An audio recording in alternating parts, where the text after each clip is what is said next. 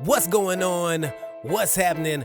Welcome back to the channel. But if this is your first time here, hit that like and subscribe on your way in before we begin, because we are about to build a team that should take us all the way to the All-Pro Football League championship game. And I hope to see the Los Angeles Legends in that game, because I got a bone to pick with them. All right, now if this is your first time here, we have to build a team because that's pretty much what we do. So they give you gold star players, silver star players, and bronze star players. Obviously, you're gonna have more bronze than you will silver, and you're gonna have more silver than you will gold, because they're not just gonna let you come in here and dominate. All right, this game is full of Hall of Fame legends, and it's also full of who?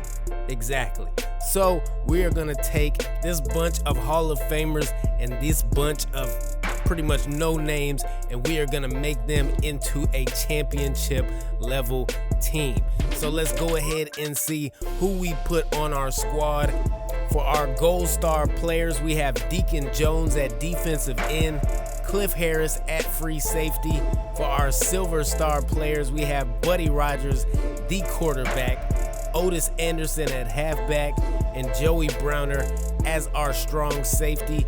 For our bronze star players, we have John Taylor at wide receiver, Corey Stringer at tackle, Joe Jacoby at tackle, Rob Moore at wide receiver, Tom Rathman as our fullback, and Leonard Marshall as our defensive end. And I really like that pick.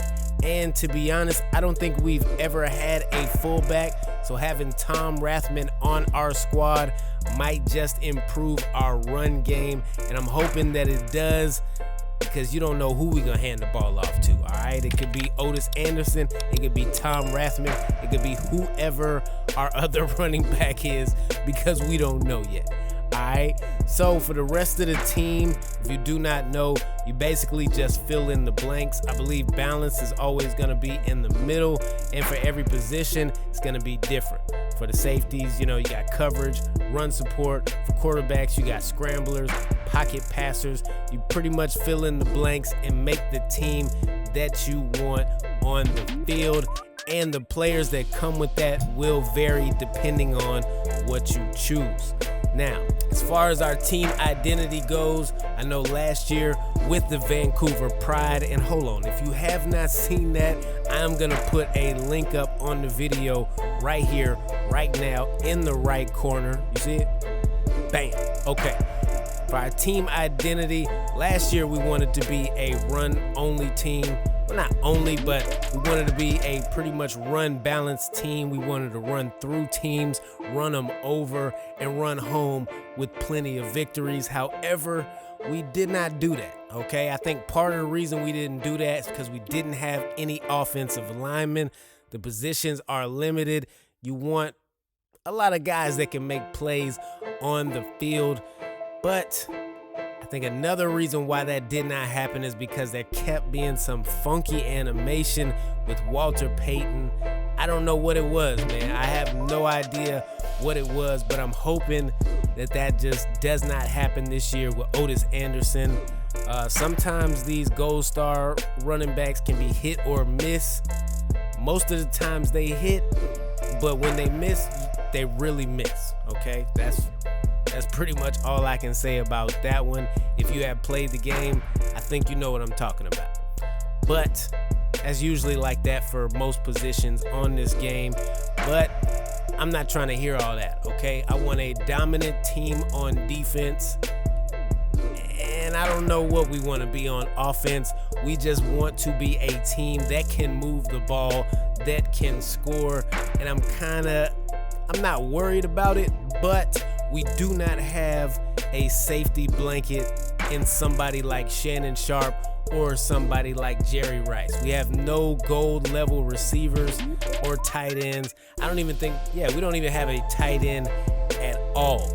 So I'm hoping whoever we get as our tight end will be able to hold us down, because we got Rob Moore and John Taylor, and I think those guys will do well with our quarterback, Buddy Rogers. We did pick up 2 tackles this year, and I think that will help out a lot because we don't want people creeping from either sides. There are some really good defensive ends on this game.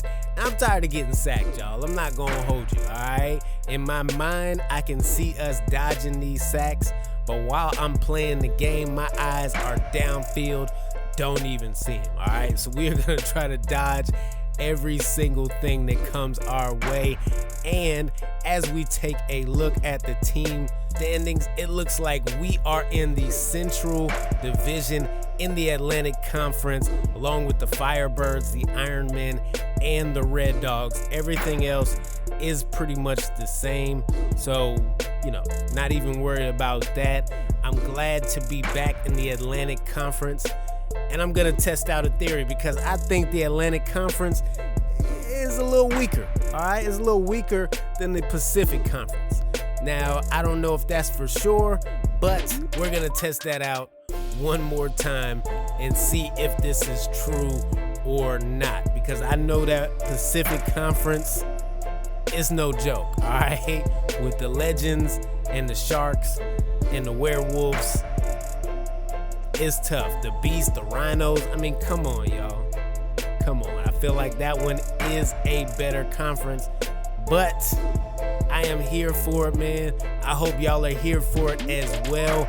And all in all, I think it should be a good season. Now, I am going to leave you guys with the schedule, and I'm also going to put the schedule in the very first episode that we will be playing in as well. That one will be uploaded on Thursday. So without further ado, man, I've been me, you been you, and until the next time we speak, which should be Thursday at 7:58 Eastern Standard Time, I'm out, y'all.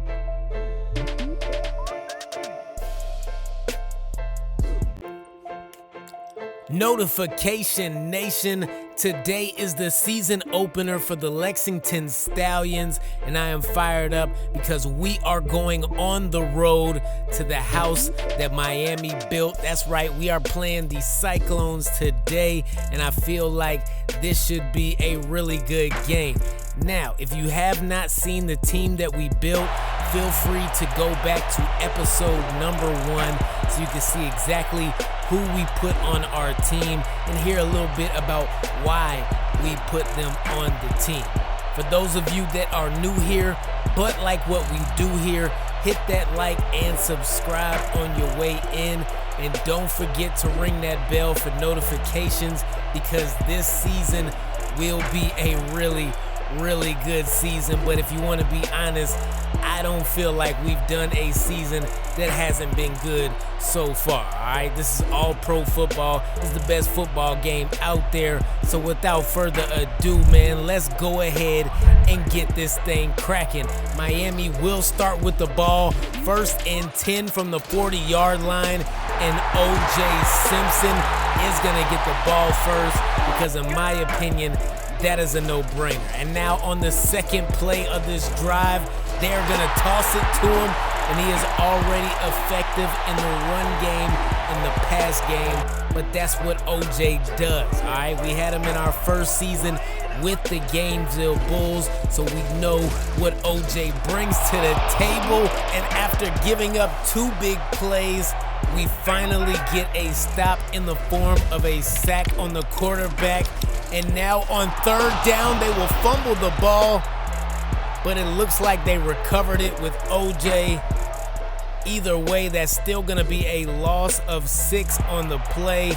Randall Cunningham did not want that to happen. That pretty much took them out of field goal range, and we will start our first drive with my man in a whole $100,000, Otis Anderson, as he takes that for a gain of 5 yards. 2nd down and 5. Rodgers dropping back, and we got our tight end, Moose Hagan, over the middle as he catches that one for a 1st down. We will move up to the 44-yard line. 1st and 10. We're giving it right back to Otis Anderson, who has the workhorse ability. That means the more carries he gets, the more effective he will be. So if you think we are not going to get the ball to him, you're wrong. All right, that pass is complete to Otis Anderson. He will take it into Miami territory from the 40 now. And that is probably going to be pass interference. But we will wait on the ref to see exactly what it is. And that's exactly what it is. Of course, we will accept, and we will move up to the 32-yard line. 3rd down and 8 now. And we've got Abdullah downfield, and Abdullah will take us to the 8-yard line. 2nd down and goal now. Rodgers dropping back, and Rodgers is getting sacked. Jerome Brown came through the middle, untouched almost, and gets to Buddy Rodgers. Big loss of 8 on the play. And we go right back looking for a touchdown, and we cannot get it with John Taylor. We will set up for a field goal. Kick is up, and the kick is good as Stephen Griffin will pin that one to the back of the net.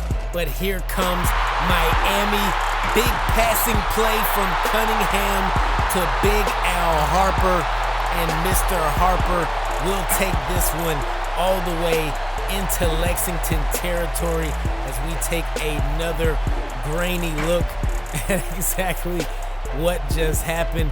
Man, the replays in this rain are not good unless they are zoomed in. They are not zoomed in. Sometimes I don't even know what I'm looking at. Handoff goes to OJ, and OJ goes into the end zone, 24 yards and a touchdown. And just like that, the Miami Cyclones have gained the lead. It is 7-3, and I felt like we were going to hold on to that 3-point lead at least for a little bit. We did not. And for the 2nd time of this game, we get sacked by Jerome Brown, and that is a huge loss on the play. Miami will get the ball back now. Cunningham looking for OJ, and while he did make the catch, his momentum took him out of bounds, and that's going to be a loss of 4 on the play. 2nd down and 14 now, and it's a handoff to OJ, and he runs right into Deacon Jones, and you will not win that battle today, sir. All right, 3rd down and 17 from the Miami 27-yard line. Cunningham loads up and almost tosses it to the wrong team as Cliff Harris was right there. Right there. That should have been an interception. It's all good. I'm sure he'll catch one sometime soon this season. Pass is complete. We will move the ball as there is 2 minutes left to go here in the first half. And we are completing passes, and it looks like we're stepping out of bounds as well. But unless they did not challenge it. I was going to say unless they challenge it, it doesn't matter. Guess what? It doesn't matter. Otis Anderson takes the handoff, and that's going to be good for a gain of 8 on the play. 2nd down and 2. And that was a weird-looking pass. It got where it needed to be, but it was not enough for a touchdown. 1st down nonetheless, and we got Taylor, and Taylor drops it. A surefire touchdown, and my man dropped it in the end zone. Not a good look. 2nd down and 10. We're going screen to Otis Anderson. Catch is made. That's going to be a gain of 9. 3rd down and 2 now, and we will call a timeout with 37 seconds left to go. Gonna switch up our play here. We had it as a run play. We have now audibled for a passing play, and that is what we like to call a touchdown as we regain the lead and take this one into the half with the score of 10-7. First half thoughts: we have got to keep the ball on the ground a little more. It's wet out here. These guys' hands are not catching the ball like they should be, as illustrated with that touchdown. Well, what should have been that touchdown by John Taylor. So if we keep the ball on the ground, I think it'll be a lot better for us. Now here we go with the start of the second half. And their kicker will slip, and my man slips as he gets the ball. Everybody is slipping right now, all right? It is wet out here. Conditions aren't so great. Look at my man. What is this? It looks like a good stretch. That's all I can say. I like the way that he still gets up and acts like he is going to try and make some kind of play. But he didn't even move. He just stood there after slipping. I'm glad we didn't even lose that ball. And it got us great field position, but we could not do anything with it. Not a near nutter. Now we will punt the ball, and this punt will sit at the 1 yard line. Great play by us. First down and 10 for Miami as they start this drive from the 1 yard line. And Randall Cunningham has slipped as well. Gotta take another look. I believe that's the third slip that we've seen in about less than a minute. Cunningham slips. He is frustrated, as illustrated by that pound on the ground. But hey, I'm not mad at it at all. First down and 10 from the 40. And that handoff will go to Tom Rathman as he picks up 8 yards, going straight up the middle of the field. Now this handoff goes to Otis Anderson. And I'm glad we are starting to get this run game going, because that's what I had just said during halftime. These guys aren't catching the ball like they should, so let's just run. Otis Anderson now picks up another block and will take this one to the Miami 27-yard line. Great run by him. I believe his longest run of the game so far. We're going to give it right back to him. This time it's only a gain of 4, but it's a gain nonetheless. Second down and 6 now. Rodgers will drop back, looking left, and guess who it is? One more time, it is Otis Anderson. This time picking up some receiving yards. Rodgers will drop back now. Pressure was starting to get there. We do get the pass off.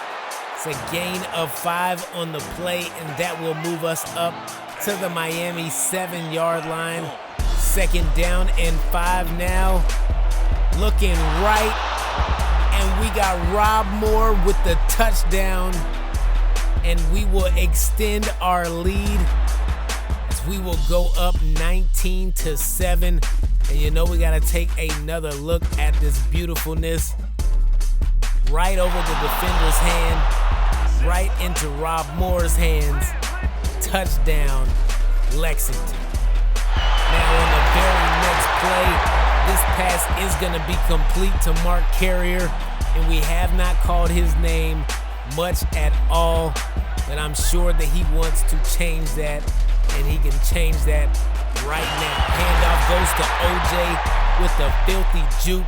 He will pick up 6 yards on the run, and they're going right back to him. If it ain't broke, you don't fix it. It's another gain. This time it's a gain of 3, and it's third down and 1. And if I had to guess, yes, that's exactly what I was going to say. Another run play, but this time it is very broke. It will not work. We get the stop, and I'm so glad that we did, because that man, as well as Earl Campbell, can be the closest thing to unstoppable at certain points of this game. All right, now we will take this into the fourth quarter with the lead. We are up 12, but there is still 7 minutes to go, so we are going to run, and run. All right, as much as we can. Handoff goes to Otis Anderson, and now we are going back on our word. but I'm kind of glad we did because Jim White makes the reception and will take this one for a first down. But we are looking at 3rd down and 10 after being stopped and stopped and stopped, and we will get stopped again. 2nd down and 10. Handoff goes to OJ, and OJ will go to the 40-yard line with a gain of 6. We got to Cunningham, got some hands on him, but he still got the ball off, pass complete. That will be a first down as they go into the no huddle. Now working from the 48-yard line. Filthy juke again by OJ. Shakes off another tackle. Will get taken out of bounds by Cliff Harris at the 33-yard line. 1st down and 10. Just under 4 minutes to go, and we get a sack on Randall Cunningham. 2nd down and 17. And they are looking for OJ. And OJ can't do much of anything on that play. It's only a gain of 1. 3rd down and 16 now. They're gonna need a big play here to keep this drive alive, and wow. 3 defenders in the area, and the ball lands between all of them in the receiver's hands. 1st down, Miami, and now we got a flag on this play, and I'm pretty sure they're gonna get us back for that pass interference call earlier, and that's exactly what that is. I felt like that play earlier was not pass interference, and I feel like right now that wasn't pass interference as well. But nonetheless, they will keep it moving. Gain of 9 on the play. It is 2nd down and 1, and they are knocking on the door at this point. Pass is complete, and now they are at the 5. This is not good. It is not good at all. Cunningham drops back, looks over the middle, had a man open, but he has no hands whatsoever. 2nd down and goal.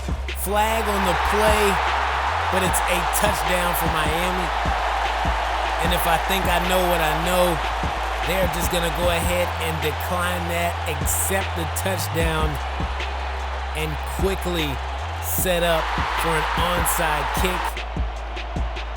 And that is exactly what will happen here. And we will recover. Man, this first game is not going the way that we expected at all. And we are looking at 3rd down and 8 now. And Moose Hagen cannot bring it in. Wow. 4th down and 8. And at this point, we have to go for it. I lied. There's no way that we were going for that at all. Rodgers sets up with the punt, and that will pin them at the 4-yard line. That's right, our quarterback can punt as well.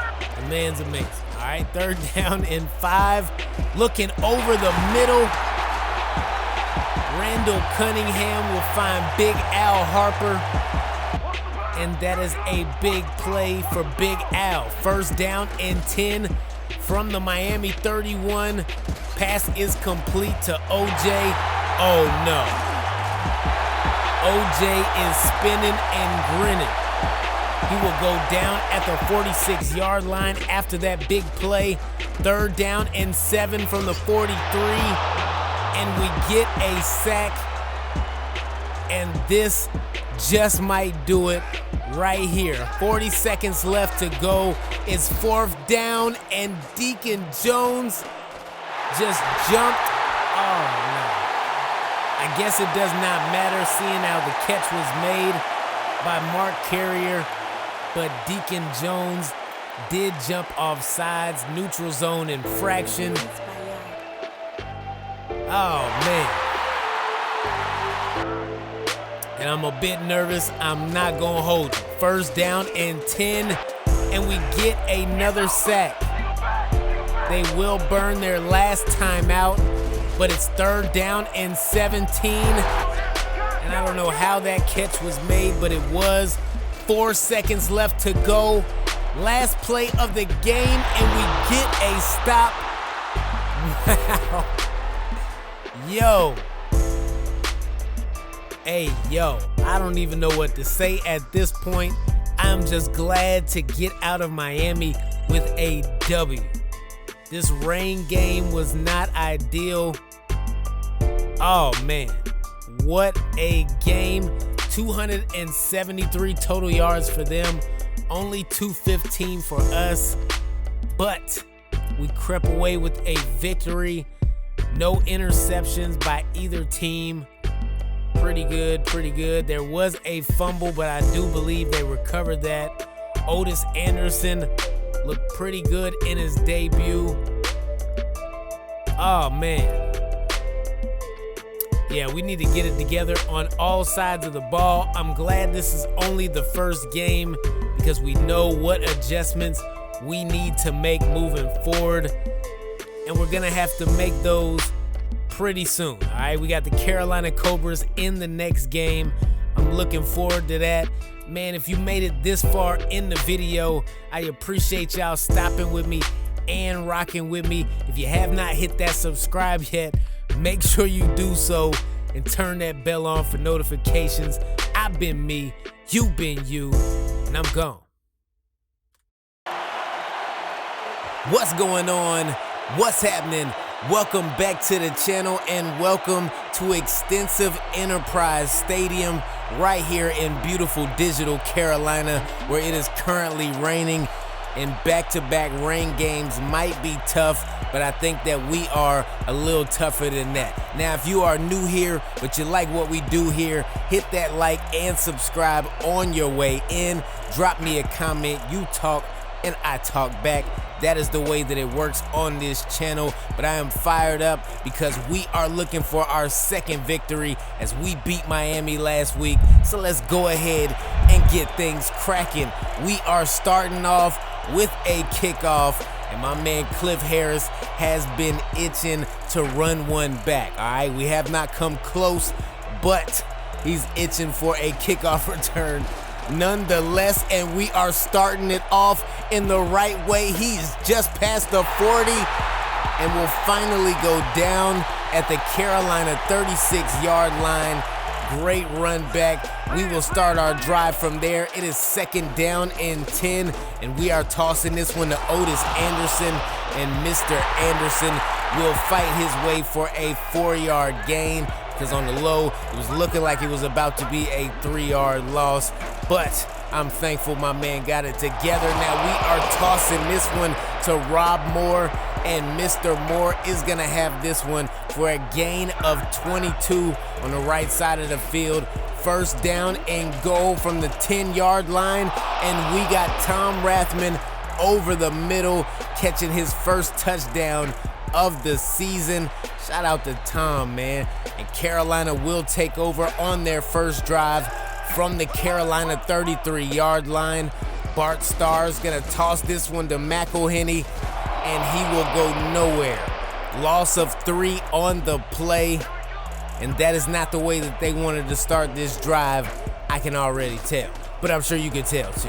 That pass is gonna be intercepted, and we are going the other way with it. They were looking for their safety blanket, Andre Reed, and they could not find him at all because they found Green, right? We will take over in their territory, pretty similar to where we started on our first drive of the game. Right now, we are at the 37. It is 2nd down and 8, and we just sent John Taylor in motion, and we are gonna throw it right to him, and he's gonna take it into the end zone for our 2nd touchdown of the game, and that is gonna be his first as the Lexington Stallions take the lead 14-0. You see the replay, man. It is a thing of beauty. John Taylor came to play today. Shout out to him, and now there's a fumble. The Cobras have recovered. McElhenney jumps on top of it, but there is a flag on the play. I'm not exactly sure what that could be. Looks like it's gonna be clipping, and that is gonna go against the offense. Wow, first down and 26 for the Cobras. I honestly was thinking that we had declined because, you know, it was second down and 17, but we did not decline at all, all right? Second down and 14 now after that pass to McElhenney, taking that for 12 yards. From the 22, Bart Starr dropping back, and he is gonna throw it to the right for another gain of 8. As Bart Starr is trying to redeem himself for that last drive. Looks like he's doing a good job at the moment, and this time he is gonna find Andre Reed and not one of our defenders, as he takes that one for a first down and goes out of bounds at the Carolina 41-yard line. Now dropping back and getting sacked. Deacon Jones comes in the backfield and hits Bart Starr like he has not been hit all game, all right? Second down and 13 now. After that loss, pass is caught, and this one is gonna be taken for a first down, as Bart Starr is not taking no for an answer on this drive, all right? He is doing his thing right now, and he is gonna find Big Pete from up the street on third down. They will move up to the 20-yard line. Second down and 9 now. Starr stumbled a bit, gets his footing back, and finds Andre Reed for a touchdown, and that is a beautiful play. All right, the Cobras are now on the board. It is 14-7, and we are on our next drive, going backwards already as Otis Anderson lost about 3 on that play. But we are at the end of the first quarter, still 14-7. Lexington Stallions are on top. And now Rogers dropping back, way back, and wow, had to fit that one into the window to get to Rob Moore. That was very, very sketchy, not gonna hold you. First down and 10, Rogers rolling out, finding Rob Moore. And Rob Moore will take this one to the Carolina 28-yard line. We are having a really good day with Rogers so far, and we got to keep that going all season long. Oh, no. Wrong cutback for Otis. We did not get as many yards as we could have. I was looking at the end zone. I thought we were going to make it to the end zone, but that did not happen. We'll give the ball right back to him, and this time he will pick up a gain of 8 yards on the run. Second down and 11 now from the Carolina 17-yard line. And we are looking to make something happen, and look no further than John Taylor as he catches his second touchdown of the game on the left side of the field. The man was on an island, all right? There was nobody there at all, okay? We get into the end zone. Rogers with the dot, and we will start with a kickoff here. And this one looks like, and it does, takes him out of bounds. Andre Reed's momentum, I don't know, I guess drifted him out of bounds. Beautiful kick for us. Third down and 6 from the Carolina 5-yard line, and they are going backwards again. Loss of 3 on the play, and as we start this drive from the 35-yard line, we have pretty much been controlling this game, keeping the ball on their side of the field for the majority of the game, and right now is no different. Second down and 5 from the 30-yard line, and it's a shovel pass to Otis Anderson, and those shovel passes are great, but when they are not, they really are not, all right? I've been intercepted on shovel passes, and I don't like it. Pass is complete to John Taylor, who catches that one with one hand and goes into the end zone for his third touchdown of the first half. Yes, the first half. It is 27-7 As you have noticed, we did miss the extra point, but it's all good. I ain't tripping. 2nd down and 6. Bart Starr will pass this one to the right. That is caught, and they are now at the 46-yard line. 1st and 10, and it's Deacon Jones once again, his 2nd sack of the game. I felt like that first sack was not gonna be enough. It wasn't gonna be the only one he was gonna get. I was right in my mind, okay? Pass is complete. Tackle made by Browner as he takes down Andre Reed. And we know all about Andre Reed, one of the best Silver Star receivers on this game. Not gonna hold you. All right, the kick is up, the kick is good, and that is gonna take us to the end of the first half as the Carolina Cobras are getting beat down in their own house. That's right, we came in, put our shoes on the couch. We're not worried about anything they got to say, all right? What's in the refrigerator? 27-10. It is a 17-point lead, and I am looking to keep it that way all game. 175 total yards to their 133.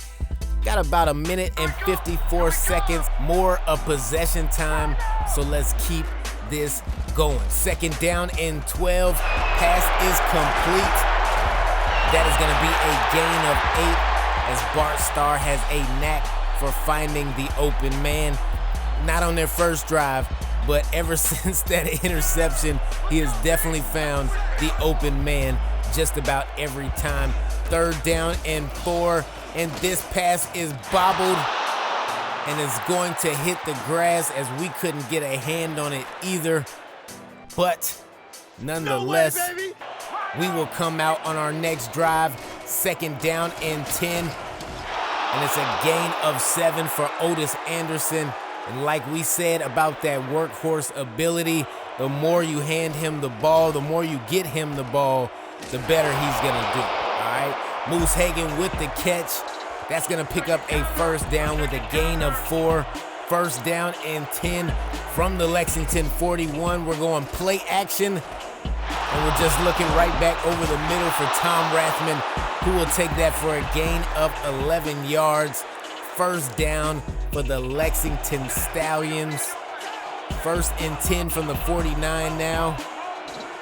Rogers gonna hand this one off to Otis Anderson, and it's a steady dose of the run, pretty much walking them down at this point. That pass was wild, all right? I don't want to do that anymore. That looked like it could have been easily intercepted by pretty much anybody. A little too slow for my taste, man. 2nd down and 6.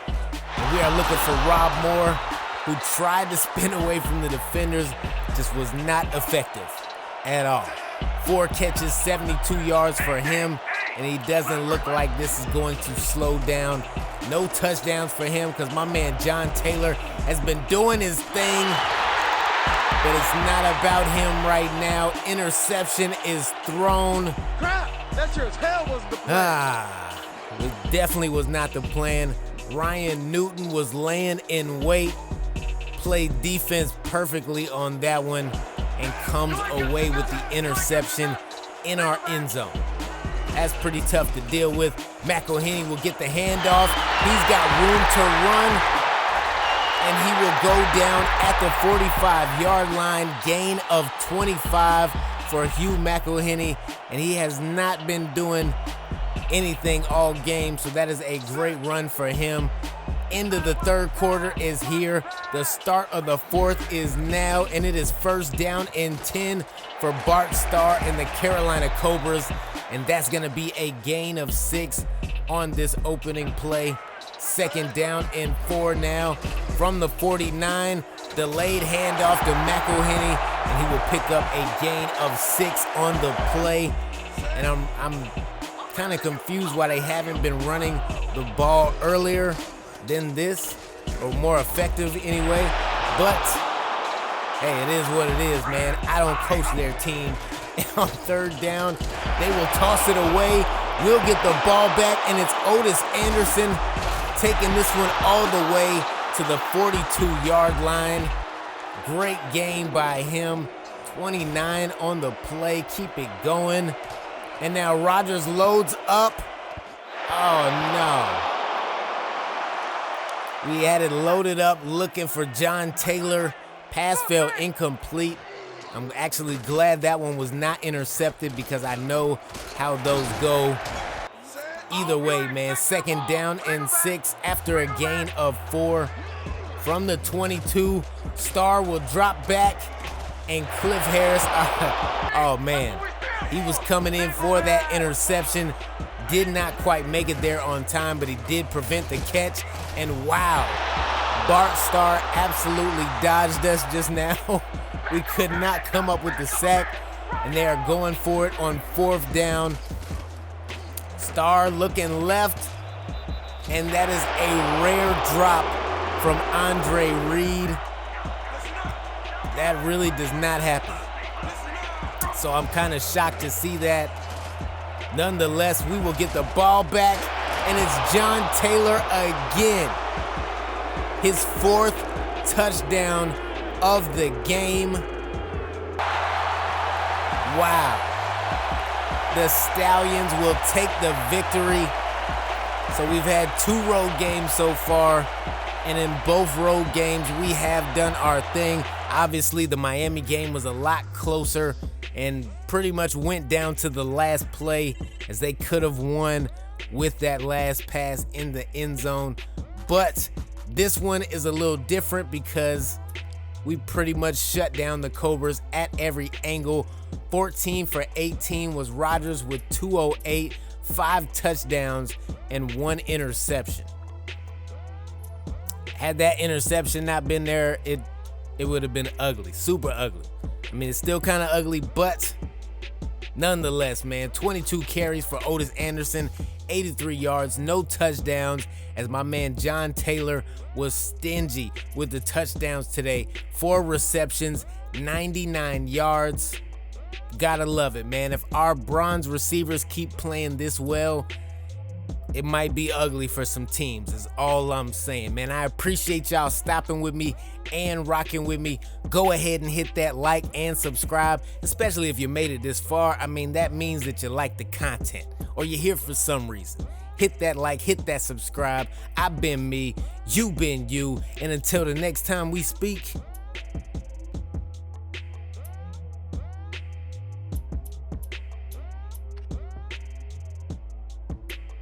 I'm out. What's going on? What's happening? It is game day, and you know we are prepared, okay? We are 2-0 on this early season, and we are checking out the Detroit Firebirds and seeing exactly what they do best and what they don't, all right? Now, 47% of the time, they are putting it in the air, while 53% of the time, they are keeping it on the ground, which is nothing new to us because the majority of the teams that we play, that's how they look, all right? They run the ball more than they pass the ball. It's just what happens on this game. I'm not mad at it. I'm fired up. I am ready to go, but this should be a tough team to beat because these guys will not lay down for anybody, but I'm not expecting anybody to lay down. I'm expecting to steamroll them, so let's go ahead and get things cracking. 1st down and 10 from the 38-yard line, and we are handing this one off to Otis Anderson, and the Big O will take this handoff for a gain of 8. 3rd down and 2 now, and it looks like we are switching up the play. We did have a run play selected, but I'm pretty sure that would have got shut down. So let's go ahead and see what we can do here. We got room to run, and Rodgers is going to take it himself, and this will get us across the line into Detroit territory. 3rd down and 7, and this one is going to be intercepted. Not a good look. We were looking for my man in a whole $100,000, John Taylor. We did not find him. All we found was a Detroit Firebird for an interception, and they will take over from there, but it's fumbled, and this is back-to-back turnovers. Wow, was not expecting this one at all, and it looks like, yes, Deacon Jones got in on the breakup, and the ball just floated in the air backwards. We were able to recover it, and we will start this drive from the 16-yard line. This is almost as good as passing it all the way down the field, but not that as we get sacked. 3rd down and 13 now from the 19. Rodgers rolling and finding Rob Moore for a touchdown in the corner of the end zone. Let's go. Lexington Stallions have struck first. We are on the scoreboard, and it is 7-0. 3rd down and 9 now for Detroit. And this one, I thought that was going to be batted away as well, but the pass does get off. And they will keep this drive alive as they go down at the 47-yard line. Hemmings gets his first catch of the game, and it's 1st down and 10. And that is going to be a toss play to Chris Warren, and he will go nowhere and have to like it, all right? Going backwards, loss of 6. 2nd down and 16 now. Warren gets the handoff. He will get at least 5 of those yards back. That's going to make it 3rd and long from the 47. Dropping back, looking over the middle, and wow. In between 2 defenders, this one is caught, and Jennings gets his 2nd catch of the game. And now Warren breaking tackles, but getting ran over by Browner as he gets stopped at the 22-yard line. And that is gonna do it for the 1st quarter as we are still on top, but the Detroit Firebirds are knocking on the door right now. 3rd down and 6. This pass is complete to Anthony Carter. He will go down at the 11-yard line as Detroit is keeping the momentum going. This is a hard drive, but they don't care, all right? They trying to get some points, and I feel like if they keep playing like this, they just might. Gain of 5 for Chris Warren. 2nd down and 5 now. That penalty looks like it's gonna go against us, but it does not matter because Chris Warren gets into the end zone. Lynn Dickey found him, and that is a touchdown for Detroit as this game is all tied up now. Neutral zone infraction by us. And I'm glad he caught that for a touchdown because that would have gave them a 1st down nonetheless. Rodgers rolling out, trying to connect with our tight end, and that just will not happen on that play. We will give the ball back to Detroit. Lynn Dickey is gonna find Chris Warren, and Chris Warren is running, breaking tackles, and he breaks another one and goes down, or pushed out at least, at the 3-yard line. Great run after catch by him. He has 67 in the air so far today, and he's not doing so bad on the ground either. Look at this. Just running it straight to the 3-yard line. I really thought Cliff Harris was gonna bring him down. That was not the case. Not the case at all. From the 3-yard line, they will go 3 yards back. Loss on the play. They'll set up from 6-yard line now. 2nd down and goal. Warren takes the handoff, and he just tried to muscle his way through his own teammate and a D lineman, but still picks up 5 yards on the play. 3rd down and 1. Toss play again, and he will go nowhere. I have no idea why they keep trying that run, but that one is just not working at all. Morrison breezes by the blockers, gets in the backfield, and gets Warren, takes him down for a loss. They will set up for a field goal, and from 21 yards out, they will extend their lead. It is now 10-7. We need to get something going. That was a little wild looking, but Moose Hagen comes down with it. Nonetheless, we will pick up a big 1st down as Rodgers is on the money. All right, close to being not on the money, but on the money nonetheless. And Safranik catches one in a tight window once again as we float that one to him in the middle of the field. We are now at the 30-yard line. Rodgers will drop back, looking left. He's gonna find Otis Anderson, and Otis will have a gain of 8. Not much room to run as they started to collapse that left side of the field, but still picks up 8 yards nonetheless. We'll send Moose Hagen in motion, and we cannot pick up a 1st down. Loss of 2 on the play. Stephen Griffin will set up for a field goal, and from 41 yards out, we will pin that to the back of the net, and we have now tied the game. And I'm glad that we did, because we are taking this into the half all tied up, and we need to get our stuff together, because right now it's looking a bit suspect. All right, that turnover was not a big help, and even though we turned it right back over, we're just not in the position that we want to be in right now. But we are not out of the game whatsoever. 151 total yards for the Detroit Firebirds, only 75 for the Lexington Stallions, and time of possession is not going in our favor, but nonetheless, we are still in the game, and it's time to make something happen. He's gonna kick this one on the right side of the field, and I don't know what's going on with these kicks right now, but I love it, because we keep pinning them way, way deep by the end zone, and I like that. All right, I like that for me a whole lot. First down and 10 from the Detroit 5, and Warren will take this handoff for a gain of 8. And you never, ever like to see runs like that, especially when you got them in their own 5-yard line, because now they're operating from the 13. And this one is going to be good for a first down, unless that penalty will go against them. And it did not. It did not. They declined the penalty. They will keep the ball at the 21 on second down and 10. This pass is caught by Anthony Carter, and he's got his second catch of the game. That gives them another first down. 3rd and 5 now from the Detroit 38-yard line, and I would really like to get a stop. Handoff goes to Warren, and I really thought he was gonna pick that up, but luckily we got the tackle before he got the first down. We'll get the ball back. 2nd down and 13, and John Taylor comes up with a big John Taylor catch in the middle of the field, taking us to the Lexington 47. But now we are looking at 3rd down and 10. 5 wide receivers here. Rodgers looks left, and this one will fall incomplete.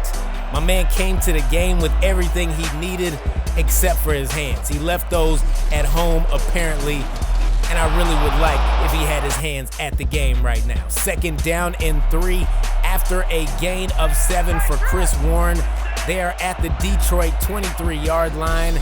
Lynn Dickey with the delayed handoff, and that handoff will be good for a gain of 5 and a first down as well. 1st down and 10 for Detroit now. 1 minute and 53 seconds left to go here in the 3rd quarter, and this is another big catch and another great run after catch, as we just cannot slow down the passing game right now. Really, we haven't been able to slow down much of anything, all right? Our first couple of drives went okay, but it's still 10-10, all right? Handoff goes for 4 yards, as Chris Warren is undoubtedly the MVP for this team so far. Pass is complete, and while it's not a first down, this will make it easier to get a first down. 3rd and short now from the Lexington 40. Lynn Dickey switching things up at the line. He will drop back, and we tried to break up the pass. It just was not possible on that play, as Anthony Carter comes with another clutch catch. They are back at 3rd down, and they really need to get something going in order to get up. Not gonna happen on this play. I don't think he would have got the first down whether he caught it or not. And they will set up for a field goal from the 26. And it looked a little wonky at first. Turns out it was not wonky at all. Field goal is good, and they will extend their lead, as it is now 13-10. And we have to put a drive together. It is now the 4th quarter, and this is caught by Rob Moore, who will go down at the 35-yard line. And I like that, and I need more of it, to be honest. Dropping back a little bit too far.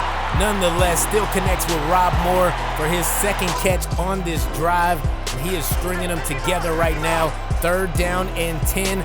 We will send White into motion. And Rodgers will drop back, surveying the field, and will find Rob Moore for a touchdown. Let's go, Lexington. We are now up 17-3, and this is the perfect time for that kind of score. We give them the ball with enough time for them to put something together, and if they get a touchdown, hopefully we'll still have enough time to rebuttal. Now, Deacon Jones misses the sack. We still end up picking up the sack. Loss of 8 on the play. Second down and 18 now. They are in no huddle mode, and I don't blame them. If I can be honest, Deacon Jones still got into that backfield pretty quick. Nonetheless, Lynn Dickey gets the pass off. It's a gain of 3 on the play. They are looking at third down and long now from the 32-yard line. All we need is a stop. We will get that stop. Gain of 5 on the play. And surprisingly, they did not go for it on fourth down. They did kick the ball back to us. Usually, that team would have went for it. Nonetheless, we get the ball back, and we will make it a first down off of that catch. Second down and 6 now from the Lexington 48. Handoff goes to Otis Anderson, who breaks a tackle, stays on his feet, but is finally taken down at the Detroit 31-yard line. We are trying to make them waste all of their timeouts, run this clock out effectively, and if we can, score again. And Otis Anderson is making that job a lot easier for us as he goes out of bounds at the Detroit 3-yard line. Now we're going right back to him, and wow. Otis Anderson gets his block knocked off. Loss on the play. Third down and goal from the 5. Pass is complete to Anderson, and he barely gets into the end zone, but he got in nonetheless. And ladies and gentlemen, that is going to do it for this game. We will stay undefeated, picking up the win over the Detroit Firebirds. And man, oh man, feels like we keep having to win late. Well, not keep having to win late. I mean, we did smoke the Carolina Cobras last week, but the first game and this game, I don't know. I don't like what's going on here. We have to be better on the field, on every side of the ball. Special teams points would help, but I'm not complaining right now, all right? We picked up the win, and now we have to look forward to the next team, and hopefully we'll pick up another win and try to stay undefeated. I have never gone undefeated on this game in any season mode. I would like to at least try. We'll see what happens, man. I see us probably winning around 10 or 11 games. So we'll see what happens. Y'all let me know what you think the record will be in the comments below. As usual, I appreciate y'all stopping with me and rocking with me. If you are new here but like what we do here, hit that like, hit that subscribe, drop me a comment. You talk, I talk back. Anyway, man, I've been me, you been you, and I'm gone.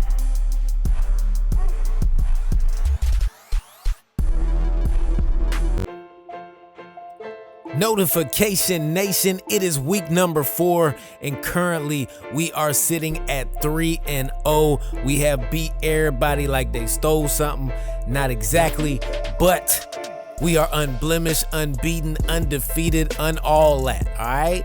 And this week we are going up against the Boston Minutemen, and from what I can tell, 57% of the time they like to run the ball, 43% of the time they like to pass the ball. So I don't expect these guys to have 300 yards passing in this game. More like the opposite, because they got Marcus Allen and Kurt Warner in the backfield, and I know that is going to be a heavy dose of the run, but I am trusting in our defensive line. I know we can get the job done, all right? Our linebackers are cool and all that, but our safeties are going to shut everything down, and we are going to get this offense rolling, or at least we're going to try to get this offense rolling. But, man, let's go ahead and get things cracking. First down and 10 for the Boston Minutemen as they will start this drive from the 29-yard line. This is a drop back for Hebert, and he will find an open receiver for a gain of 4. And we might not know your mans, but at least he brought his hands. 2nd down and 6 from the 34-yard line. Hebert dropping back and getting sacked by Deacon Jones. You love to see it. It's a beautiful thing. Getting pressure at the line is exactly what we want, and Matt Sandoval will pick up the next one. Let's go. This defense has come to play, and let's see exactly what our offense can get done. 2nd down and 10. We're going to send Moose Hagen in motion, and it's the big O with the carry. He's going to pick up a gain of 6 yards as we move up to the Lexington 48.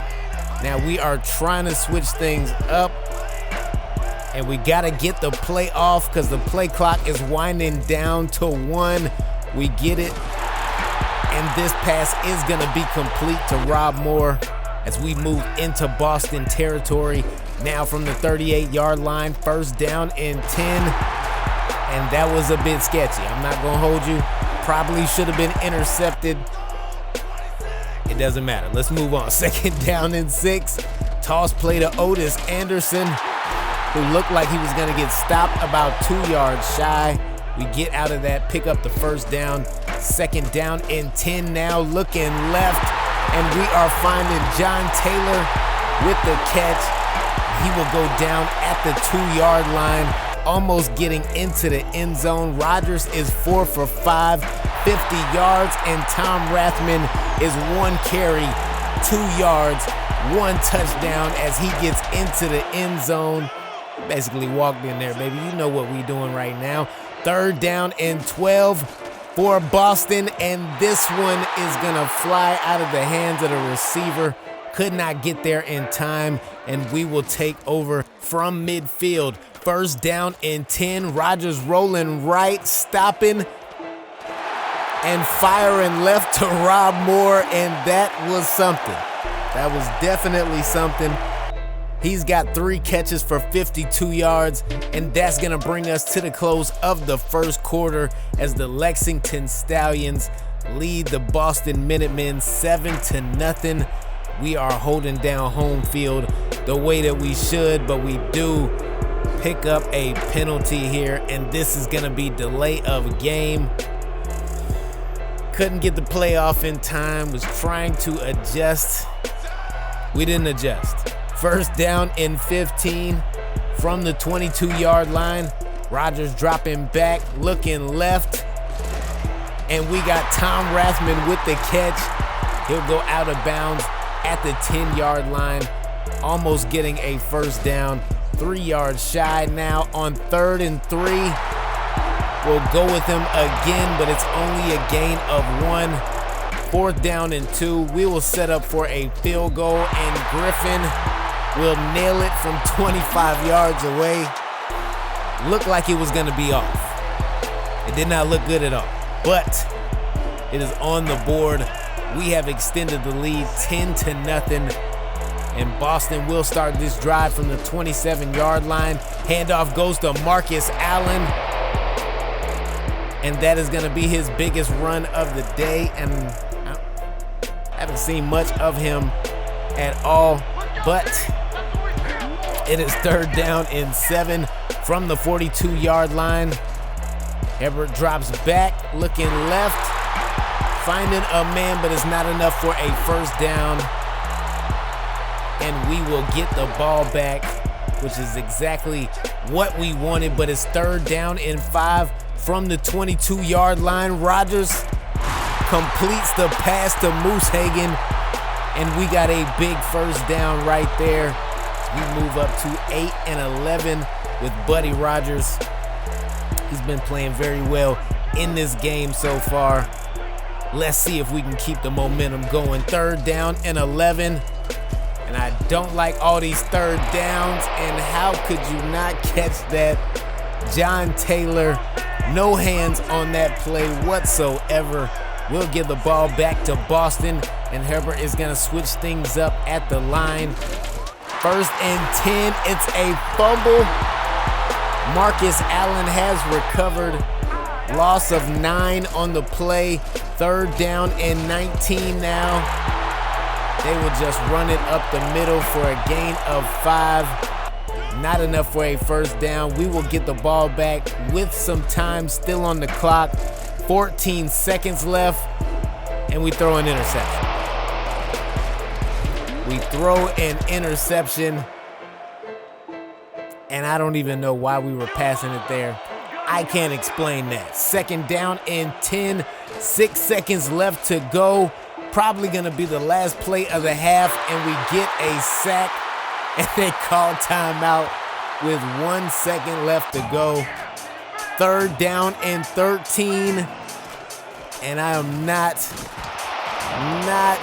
expecting this. We get an interception. All right, good. I don't know, man. That was a bit scary. Not gonna lie. We will close the half with the lead, 10-0 over the Boston Minutemen and the Lexington Stallions. We've been playing well all year, man. All year. Not the best, but very well. We will have some stats in the next game. That will be at the beginning of the video. But let's take a look at some of these halftime stats. 133 total yards for the Stallions, only 21 for the Minutemen, and we are dominating in time of possession. Both teams have 1 turnover. We're not trying to have any more. Handoff goes to Otis Anderson, and I really wish we were faster on that play because we would have got probably a touchdown. 3rd down and 1. We'll run that one up the middle. We will pick up a 1st down. 2nd down and 10. We are flipping the play, trying to get some yards on this screen. Noah's going to the big O. He makes the grab, and there's going to be a gain of 7 on the play as Rodgers moves up to 122 yards through the air. 3rd down and 3. Rodgers dropping back and finding Otis Anderson, and Otis Anderson will find us a 1st down once again. The man is almost like a 1st down magnet. I'm trying to tell you, all right? I just know what I know. Pass is complete, and that is going to be Jermaine Safranek with a gain of 9 on the play. 2nd down and 1. And it's Otis Anderson picking up yet another 1st down. And we will keep the chains moving, but it's 3rd down and 5 here. Can we keep the drive alive? The pass should have been caught, but it is not. We'll give the ball back to the Minutemen, and they will immediately hand this one off to Marcus Allen. Gain of 4 on the play. 3rd down and 5. Pass is complete. And that is going to be a 1st down for Boston as they move up to their 48-yard line. They have been good in that intermediate pass, I am telling you. All right, we couldn't have stopped it. No deep passes yet, but everything under like that right there to Marcus Allen, who breaks a tackle and moves into Lexington territory at the 37-yard line. Stuff like that has been flying all day. That's all I'm saying. 2nd down and 8. Moving in the pocket, keeping his eyes downfield and completing the pass. Trevor Jensen making the catch. I don't know, man. Heber is looking good on this drive. Real good on this drive. That is going to bring us to the close of the 3rd quarter, though. 1 more quarter, and we stay undefeated if we can keep these guys from scoring, because I don't know about our chances if they do, all right? I've been known to drop 1 or 2, and Marcus Allen just broke about 2 or 3 tackles to get into the end zone, and I don't know. I know the pressure is on from here, and they could have been doing this all game. Luckily for us, they haven't been. We'll get the ball back at the Lexington 35-yard line. 1st down and 10. We're gonna toss this one to Otis Anderson, who has excellent block on this play. And he will go down at the 40-yard line. 53 yards so far in the game. And you know we cannot stop there. Gonna toss it to him. Loss on the play, but there is a flag. I'm guessing that might be false start on us. No, that is gonna be holding on us. 3rd down and 20 from midfield. We are gonna need something, and we are gonna need something fast, and we are gonna send Moore in motion on the left side of the field. Probably gonna throw it his way. We do, and it's incomplete. Not good at all. 4th down and 20. We will punt this, and this is a great punt, pinning them back at their own 2-yard line. And I feel like we can make this a scoring opportunity. I am wrong, but we do get an interception nonetheless with 4 minutes and 27 seconds left to go. Bobby Hebert throws an interception. The pressure was there. The throw did not look terrible, but it was overthrown just slightly. 1st down and 10, and it's Otis Anderson with a gain of 10 on the play, going down at the 17-yard line. 3rd down and 8.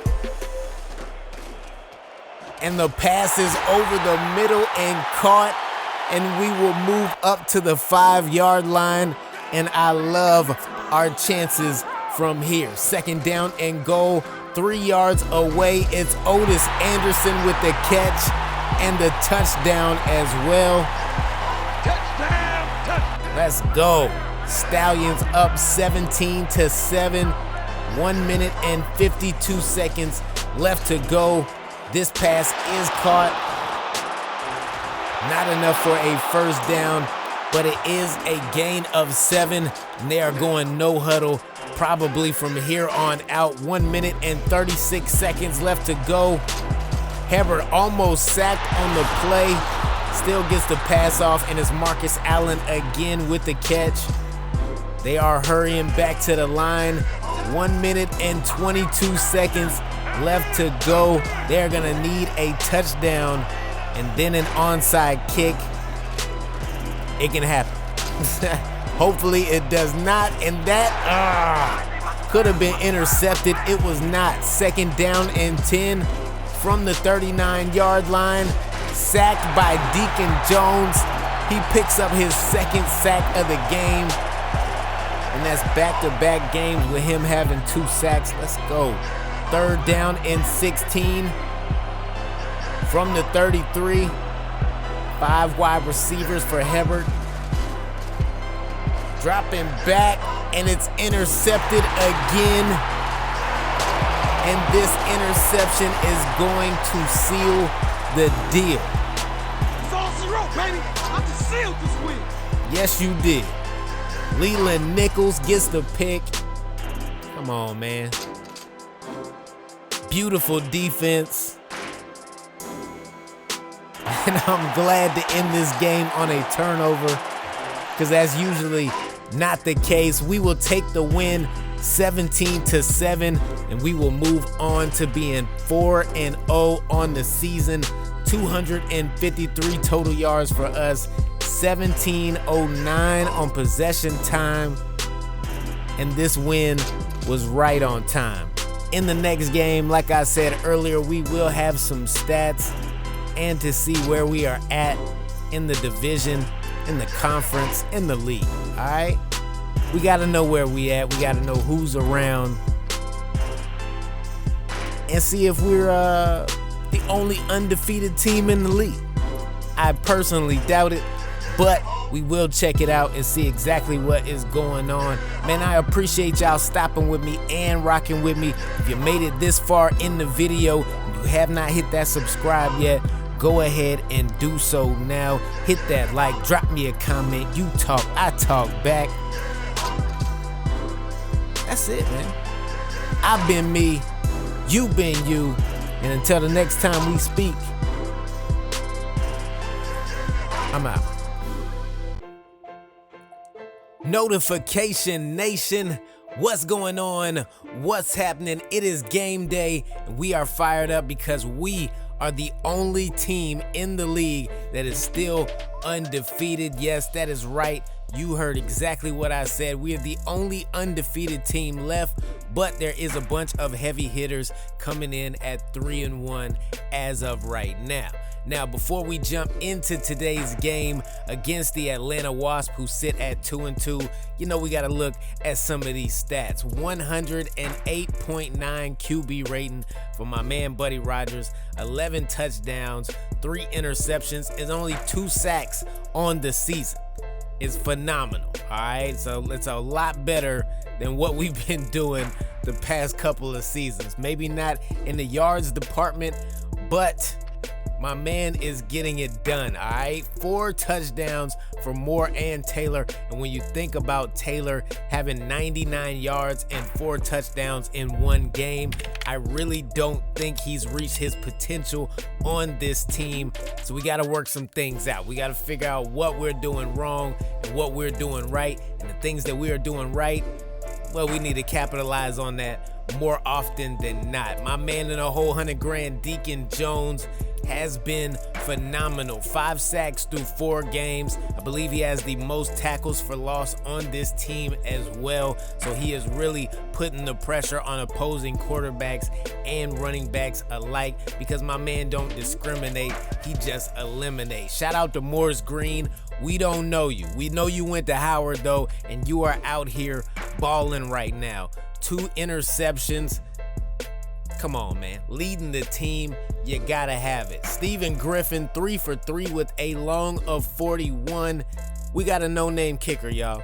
And I'm not gonna hold you, I was worried, all right? I was concerned because last time we had a no-name kicker, we couldn't kick anything, okay? It was terrible. It really ruined the season, all right? That's all I gotta say. But that is not happening currently, and today we are in beautiful digital Atlanta, Georgia, at the home of the Atlanta Wasps, and I'm excited to see how this team plays, because I don't know if you noticed it or not, but we did not look at the scouting report, so all we can do is look at their squad and judge from that, all right? To me, it looks like it's going to be a passing unit, but let's go ahead and get things cracking. 3rd down and 7, and Hostler will drop back, looking for an open receiver, and oh my. Drew Pearson had his hands on the ball, but that one was not gonna be caught as Cliff Harris straight ran through my man's chest, okay? He has no more chest. Handoff goes to Otis Anderson as we get the ball. He will take that for a 1st down. We are now at the 37-yard line. It is 3rd down and 6, and Buddy Rogers is dropping back, and no, not at all. Looking for Cal. That was something. 1st down and 10 for the Wasp, and this handoff is gonna go to Roger Craig, who will take it for a gain of 6 on his first carry of the game, and on his very next carry, he's gonna take it for a gain of 5. 11 yards on 2 carries is the way to start off the game. All right, it's pretty good. Not gonna hold you. 3rd down and 7. Hostler dropping back. Had his eyes downfield for a little bit too long, and Matt Sandoval will get into the backfield and get his first sack of the game. We are gonna give this one to Otis Anderson, because as you know, we gotta keep him going, man. He is a workhorse. We gotta feed him the ball, and we gotta make sure that we do that, and we do that often. 2nd down and 5, and I just switched it from a running play to a passing play. And my man Moose Hagan takes that for a 1st down. One-handed catch, by the way, all right? My man is a no-name tight end, and he's doing one-handed catches. I don't know, but I like it. End of the 1st quarter is here. It is 0-0, and we are now at the Atlanta 41-yard line. Time to make something happen, and we got to make it happen pretty soon. Not on this play, though.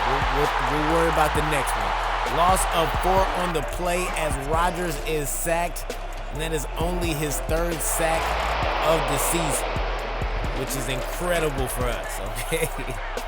Catches made, taking a chunk of yards off of our 3rd down. It is 3rd and 4. We will hand this one off to Otis Anderson, and my man Otis Anderson gets 4 and 1 centimeter, okay? That was close. Nonetheless, we get the 1st down. 1st and 10 from the 31-yard line.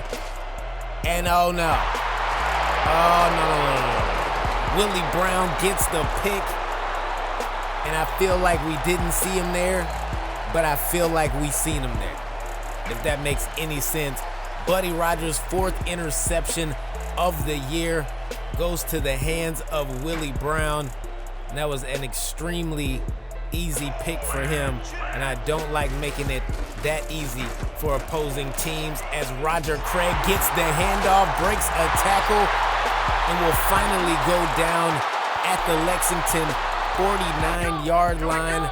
Roger Craig having some success on the ground, and I'm pretty sure he will have some through the air before this game is over.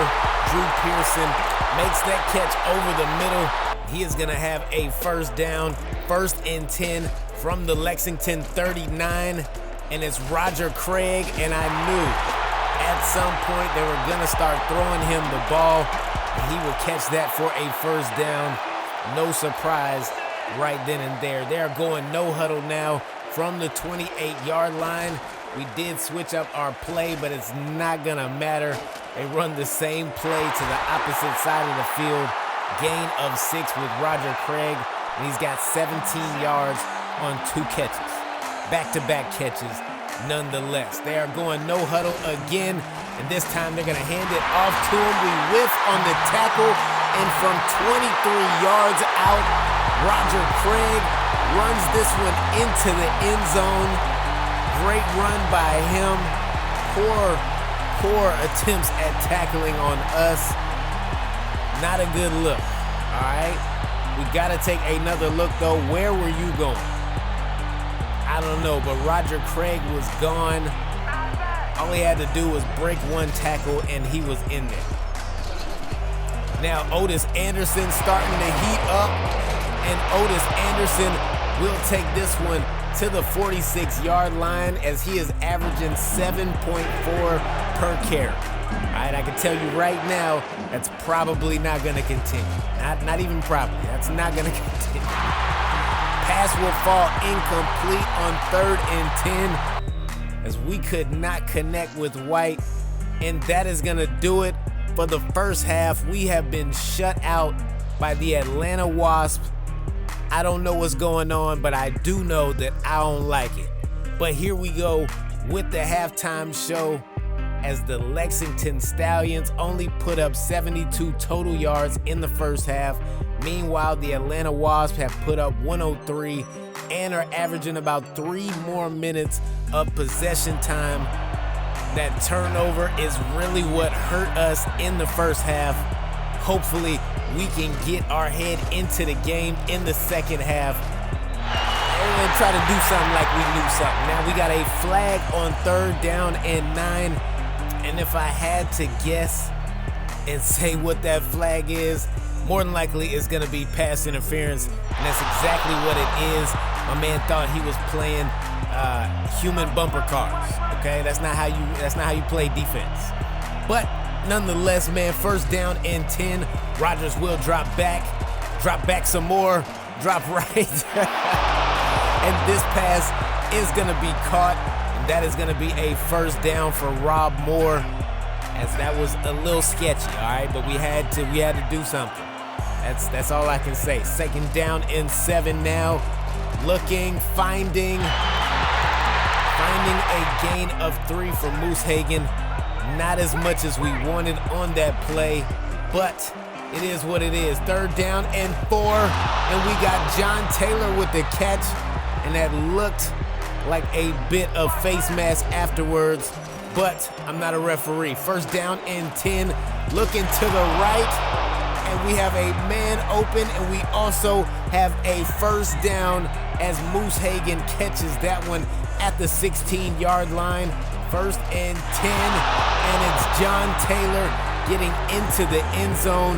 We were just talking about him earlier, trying to find out how to get him more involved, seeing how he can catch the ball, you understand? And he does right then and there for a touchdown. Easy work. Let's go, Lexington. We are now all tied up right here in beautiful digital Atlanta, and it is first down and 10 for the Wasp. Handoff goes to Roger Craig. He's got blocked, and he also has an 8-yard gain on the play. 87 yards on the ground so far with 1 touchdown as well. You know he's got some in the receiving game as well. And on 3rd and short, he cannot get the first down. Our defense was ready. You understand what I'm telling you? First down and 10. We are going play action, and we are holding on to the ball for way too long. Way too long. Philpott gets the sack. Second down and 15 after a loss of 5. We were almost sacked again, but this one is caught, dropped right into the basket, and Rob Moore has a big gain on his hands. First down and 10 from the 29-yard line. We are going to send Moore into motion, and this is going to be perfect because nobody is around him, and he will go down at the 9-yard line.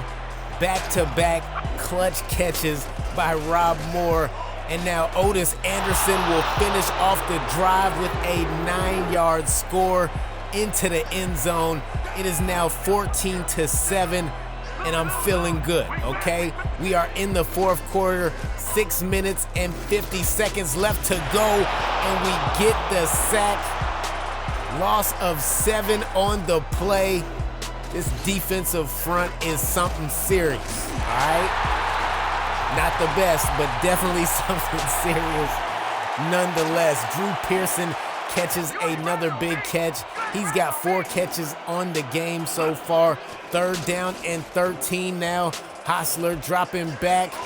Gonna dump it off to Roger Craig, and that was questionable. Loss of 2 on the play. We will get the ball back, and we're gonna hand it off to Otis Anderson. Oh no. Oh no. This is what happens when you accidentally hit the pitch. And he pitched it to nobody.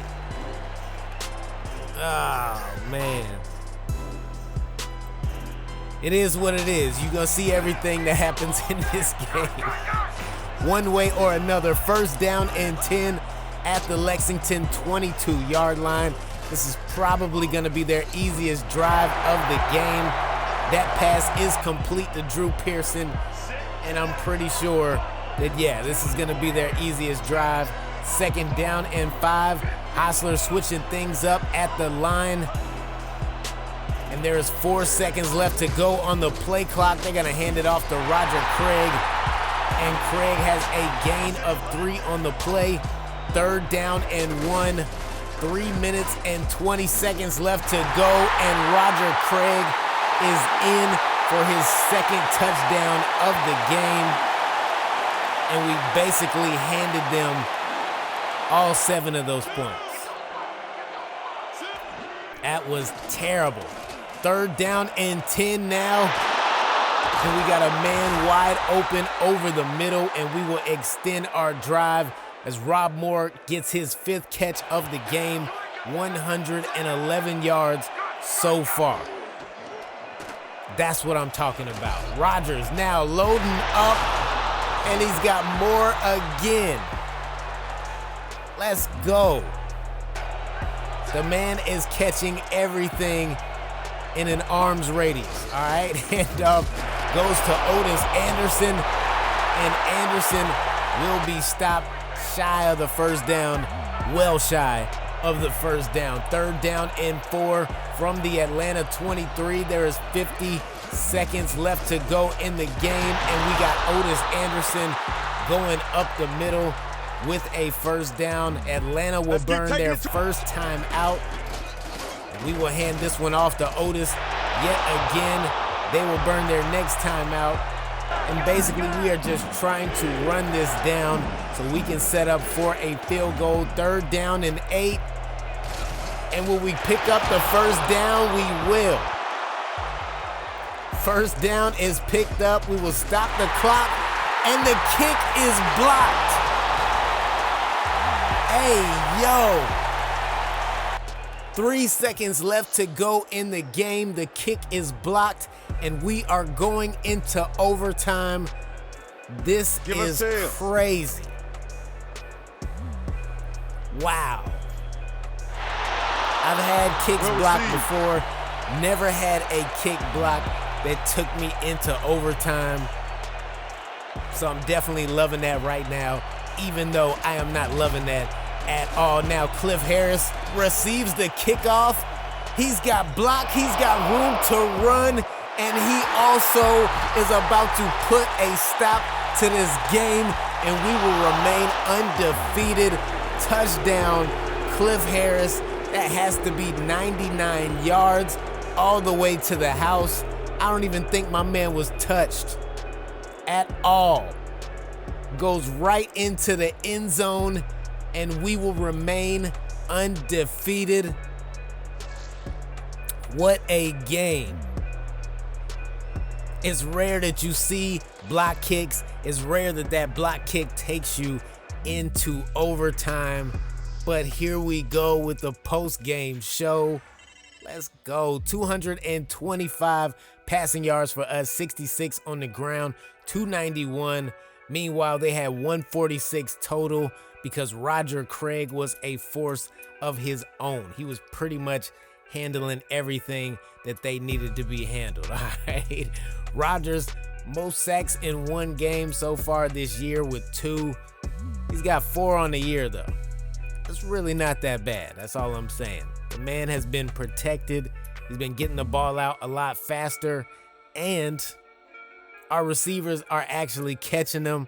6 targets for Rob Moore, 6 catches as well, 133 yards. And even though he did not have a touchdown, the man did his thing, all right? John Taylor caught our only touchdown through the air because Otis Anderson did his thing. And not only did Otis, my man Cliff Harris did his thing as well. Every side of the ball was phenomenal today.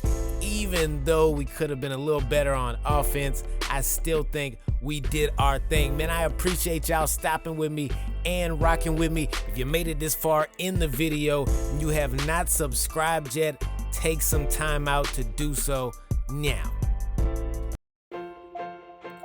What's going on? What's happening? Welcome back to the channel and welcome to another episode of All Pro Football 2K8 featuring my team, your team, same dream, the Lexington Stallions. Now today we are going up against the Pittsburgh Iron, but before we jump into that, we have to look at the scouting report. And judging by this scouting report, I'm a bit confused, y'all, and I'm gonna tell you why. This Pittsburgh Iron team is led by Dan the Man Marino, all right? Dan the Man is the quarterback, and you're telling me that 41% of the time these Iron Men are passing the ball, and 59% of the time these guys are running the ball? I mean, I believe it because they have a really good offensive line. However, I don't believe it because they have no star running back whatsoever. But that's neither here nor there, man. Let's go ahead and get things cracking. It is 1st down and 10 from the 36-yard line, and they hand it off. They hand it off on the very first play of the game, and it's good for a gain of 19. And these guys are not stopping. They are going no huddle on the first drive, okay? I don't know if my team was prepared to go no huddle.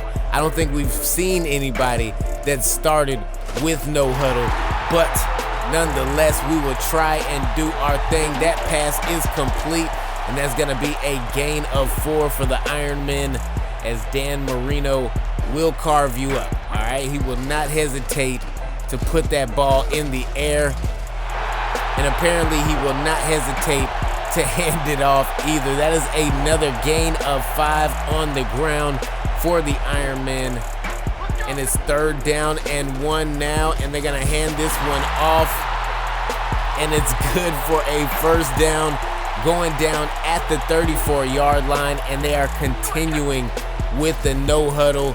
It is not stopping. Gary Clark with another catch, his 2nd of the game.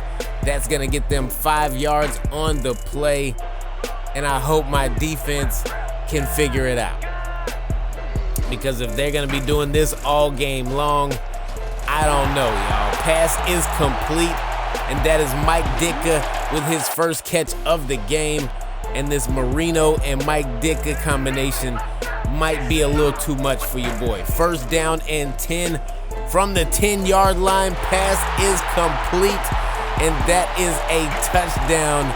Willie Galt gets his 1st of the game, and just like that, the Pittsburgh Ironmen have struck first. 1st down and 10 now, and we're handing this one off to Otis Anderson. Gain of 7 on the play. You can't let these guys outrush you when they don't even have a star running back. All right, the Big O is not here for that today. 3rd down and 4. We are looking and finding Tom Rathman on the right side of the field. He's got that catch, and he also has a 1st down as he goes down at the Lexington 49. But we are now at the Pittsburgh 48. It is 3rd down and 6, and we need a 1st down because we got to strike back.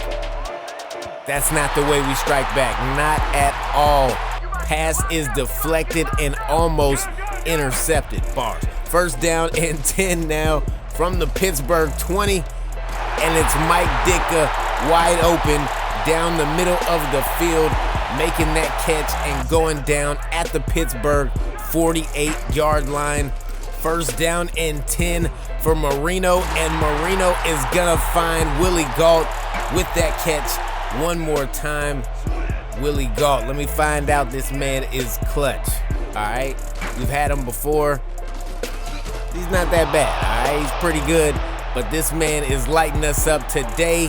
And shout out to Leonard Marshall, because he is lighting up Dan Marino, getting that sack as we come to the close of the 1st quarter.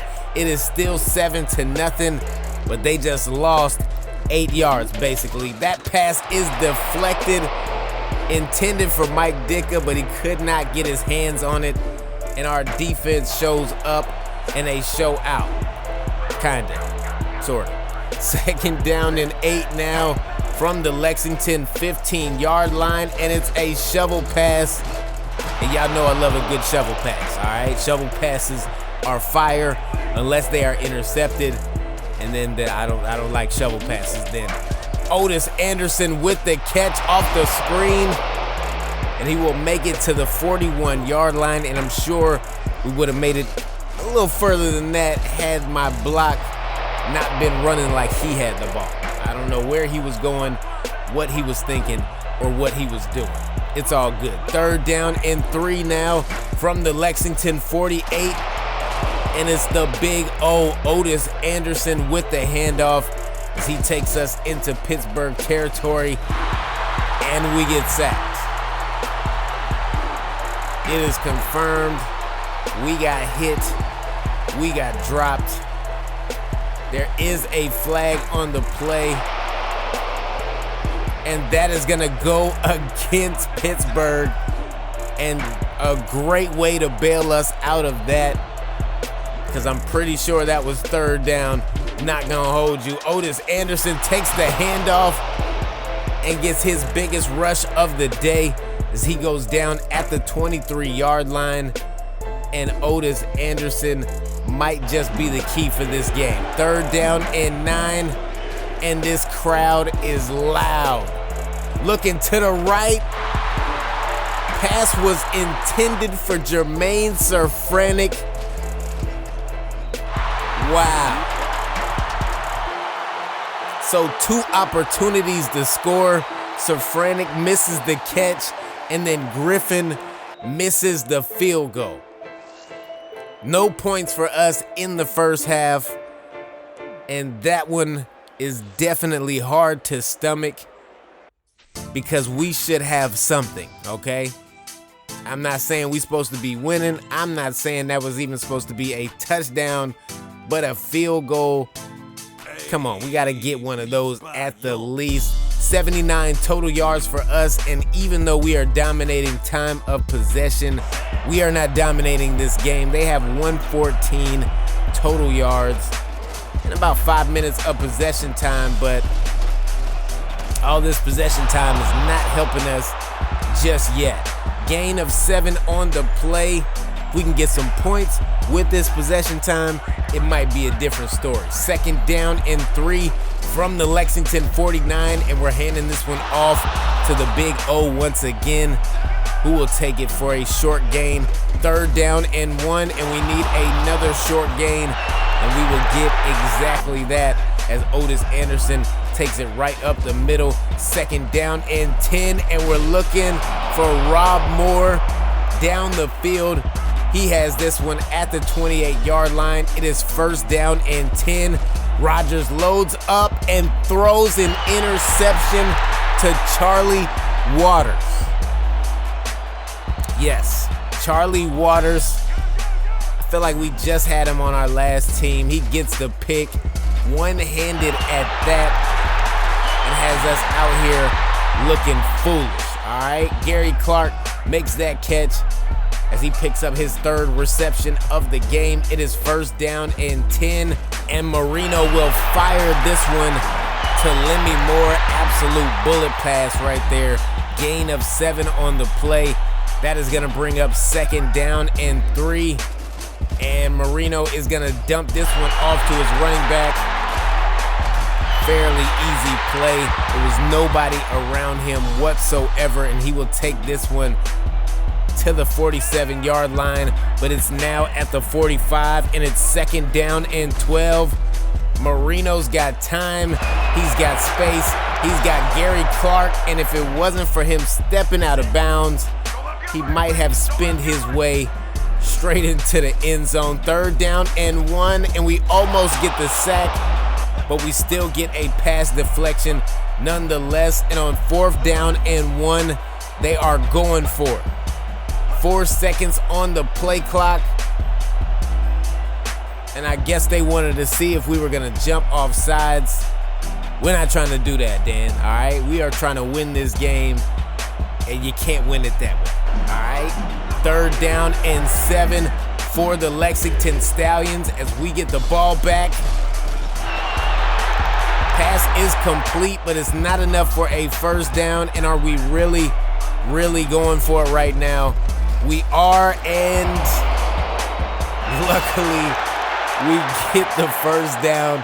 Tom Rathman was tied up for a second there, and it had me worried. I'm not gonna hold you. We are now entering the 4th quarter as the 3rd is over and done with, and these Iron Men are currently leading right now. It is 7-0 still. We have not scored a point all game, but my man Otis Anderson,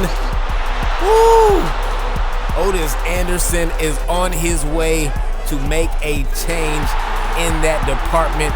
Great run by him, and now we pick up a flag right after that play. That's gonna make it 2nd down and 15 for delay of game. We were trying to get our hot routes out. We could not get the hot routes out in time. Take a penalty. 13 yards nonetheless on the very next play, and it's 3rd down and 2.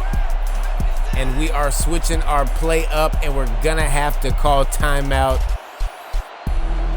Wish we would have done that the first time, but we did it now. Rodgers rolling out and cannot get rid of the ball. Takes a sack. 4th down and 3, and we are punting the ball. And this punt looks pretty good. That's gonna hold them up at the Pittsburgh 5-yard line. And on first down and 10, they go with a toss play. And that's going to be a loss of 3. Second down and 13 from the Pittsburgh 2-yard line. They're tossing it again. And we get the stop at the goal line. Third down and 15 from the Pittsburgh 1-yard line. Dan will not put it in the air, and we will pick up our first points of the game. Leonard Marshall gets in on the stop. Whew.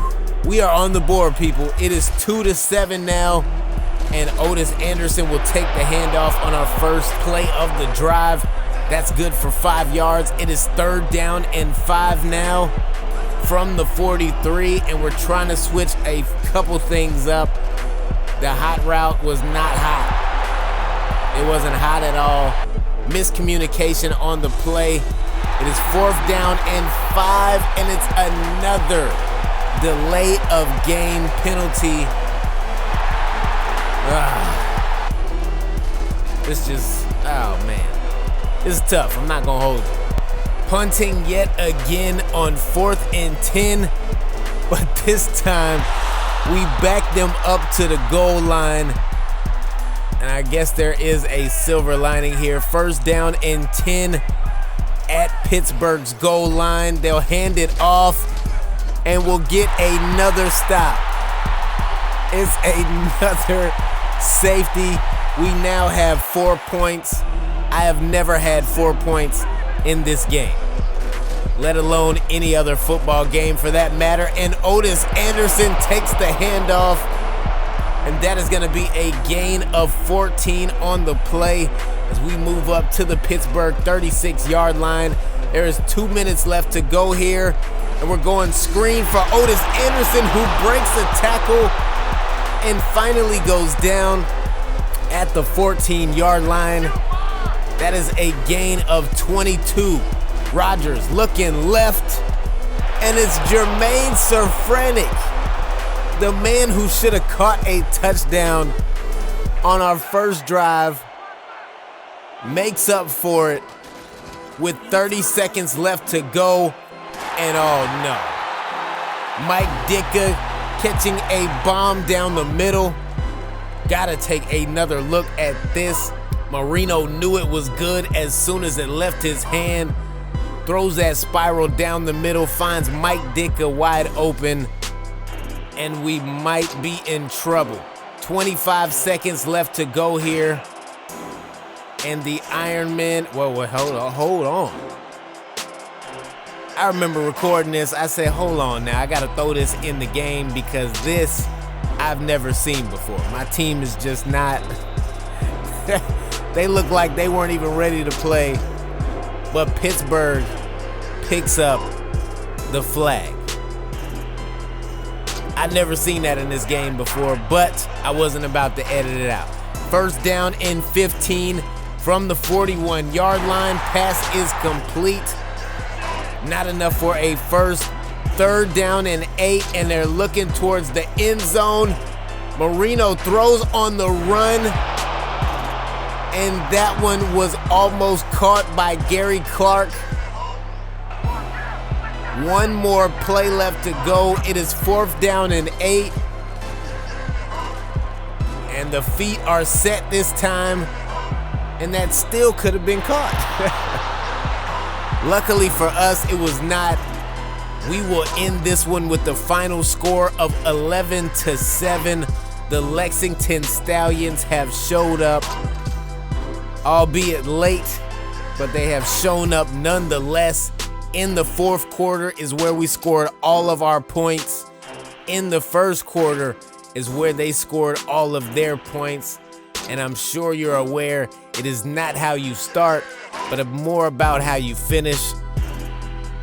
Whew. Man, this was tough, all right? I don't know what we are going to do in the next game because if I'm not mistaken, we are probably going to be playing the Washington Federals in the next game or two. And judging by this game, we are not ready to see that team whatsoever. All right, we gave up way too many rushing yards to a team that doesn't even have star running backs. Just imagine Earl Campbell going up against my defense. I promise you, it won't be pretty, man. If you made it this far in the video and you have not subscribed yet, feel free to do so right now. Yeah, right now. Hit that like, hit that subscribe, ring that bell for notifications, and make sure you turn them all on so you can stay up to date with your boy and what I got going on at the channel. Man, I appreciate y'all stopping with me and rocking with me, because I've been me, you been you, and until the next time we speak, I'm out. Notification Nation, today is the day. I am kind of fired up, but at the same time, I'm a little bit worried. I'm not gonna hold you. Today, we are going up against the Washington Federals, and honestly, I did not even need to look at that game plan to know what's going on with this team, because Earl Campbell is a cheat code, all right? These are the Washington Earl Campbells. There is nobody else to worry about other than Earl Campbell. Have I said his name enough? I feel like I haven't, and I feel like I'm gonna be saying his name a lot in this game, but our defense is ready. Our offense is they're present, okay? I feel like we can win this game because currently we are undefeated, so let's keep it going and let's get things cracking. 2nd down and 13 for the Federals. This pass is gonna be caught, and Otto Graham is on point so far. Ernest Givens gets his first catch of the game. 2nd down and 8 now. Otto Graham gets knocked down. Okay, Leonard Marshall gets in the backfield, gets the sack. That is going to be a loss of 7. 3rd down and 15. He's going to find Earl Campbell, who stiff arms, breaks 2 tackles, and gets taken down with a gain of 1. That's not going to happen too often, people. You got to take advantage while you can. 3rd down and 11 as we start our first drive, and our first drive is not driving whatsoever. We will give the ball back to Washington, and they will start this drive from the 38-yard line. 2 minutes and 44 seconds left to go in the first quarter, and oh no, it has begun. It has begun. First handoff goes to Earl Campbell, and Earl Campbell goes to our side of the field, and now Cliff Harris did not deserve that. The man got planted into the ground like a lawn dart, and Earl Campbell walks into the end zone. Touchdown for the Federals. That was 49 yards. It might be a long game, y'all. 3rd down and 8. Rodgers loads up, and we're gonna find Moose Hagan, and Moose Hagan breaks a tackle and will finally get taken down at the 15-yard line. Great run after catch by him. Now Otis Anderson. I feel like that last juke slowed us up, and we could have made it to the end zone. Nonetheless, we are now at the 22-yard. We are at the 2-yard line. Handoff goes to Otis Anderson, and Otis Anderson takes us to the promised land. And at the end of the first quarter, it is all tied up, but I don't know for how long, y'all. They have Earl Campbell. Earl Campbell takes that handoff for a gain of 11, and it's runs like that that are probably going to be his shortest runs of the day. They will give the ball back to him again. He breaks 2 tackles, and it's a house call once again. Washington is now up 14-7 with no sign of slowing down whatsoever. 3rd down and 6, and this pass is going to be batted away as it hits the ground. Great defense by Washington, and I think one thing that is overlooked when you play such a high-powered offensive team like this is that the defense really isn't that bad either. All right, they've been holding it down, but this man is the team. Earl Campbell stiff arming his way to more first downs, and now Kendall Sauter with the catch. He will take this one to about the 15-yard line.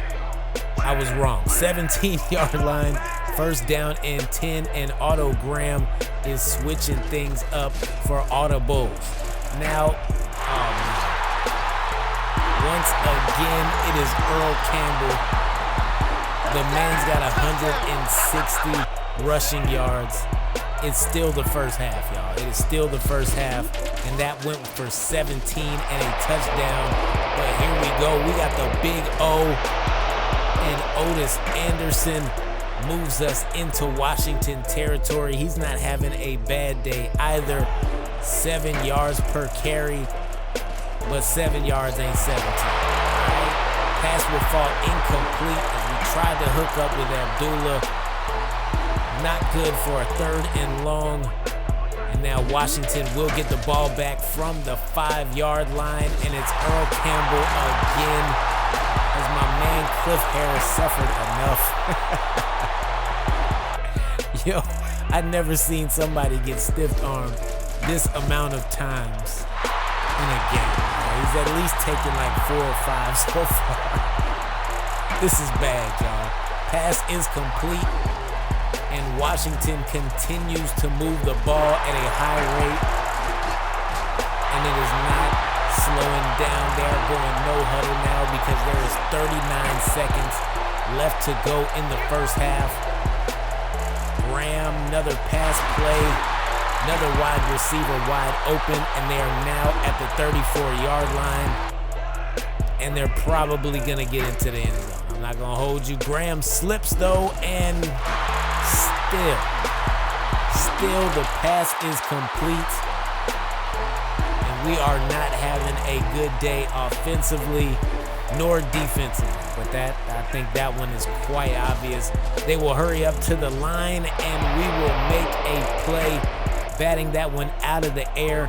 They're going to set up for a field goal from the 20-yard line, and the kick is good. I thought we had a chance for a second there that it would go off. It did not go off, okay? That is going to do it for the end of the first half. It is 7-24. Not a happy camper. They have 276 total yards. That's like a final game. That's what you. This is bad, y'all. 88 total yards for us to their 276. They put up whole game stats and a half, and I don't like it. Screen pass is good for a first down. We will continue to try and move these chains as we find Tom Rathman. He will do just that for us. Or not. 2nd down in inches. We're going to hand this one off to Otis Anderson, and our short yardage specialist will pick up what we need for a first down as we move to the 40-yard line. 1st and 10. We are going to set up some hot routes here, seeing if we can move the ball downfield. And that's not bad. That is not bad. We'll take that all day long, twice on Sundays. That one is good for 13 yards. 1st and 10 from the 27, and we got a man wide open, and that is Moore with the catch. And I want more of it. 2nd down and goal, and we're looking for more again. This time, he did not make the catch. That for sure would have been a touchdown. Rodgers moves up in the pocket, and he finds Moore, and Rob Moore has now put us in the game. We're still down 2 possessions, but we're back in the game nonetheless. But here comes Earl Campbell. And Earl Campbell will pick up 8 yards on the play. 2nd down and 2 now from the 36. And the man is unstoppable. 1, 2, 3 hits is not enough. It's either got to be a gang tackle or you just got to have everybody lined up. Wow. Kendall Saunter with another big catch. That time he had 4 defenders in the area.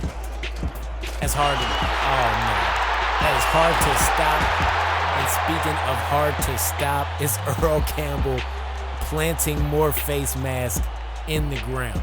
How they are not in the championship every year is beyond me, okay? Because the way that they do us every time, it just isn't right. It isn't right at all. Pass is caught. That's gonna set up a 3rd and short from the 12-yard line. Handoff goes to Earl Campbell, who's breaking tackles. Had to be about 3 or 4 on that play. He will score yet again as we take a look at this replay.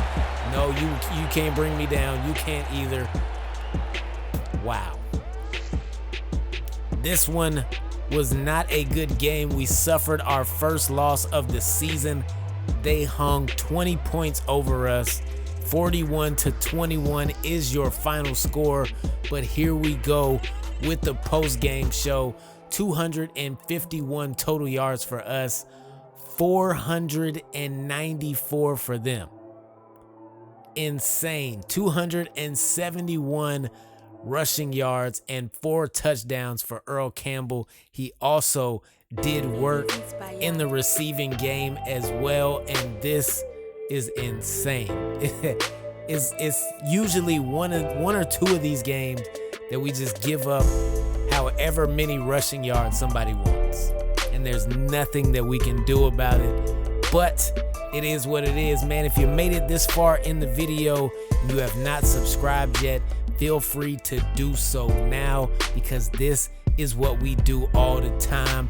I've been me, you've been you, and until the next time we speak, I'm out.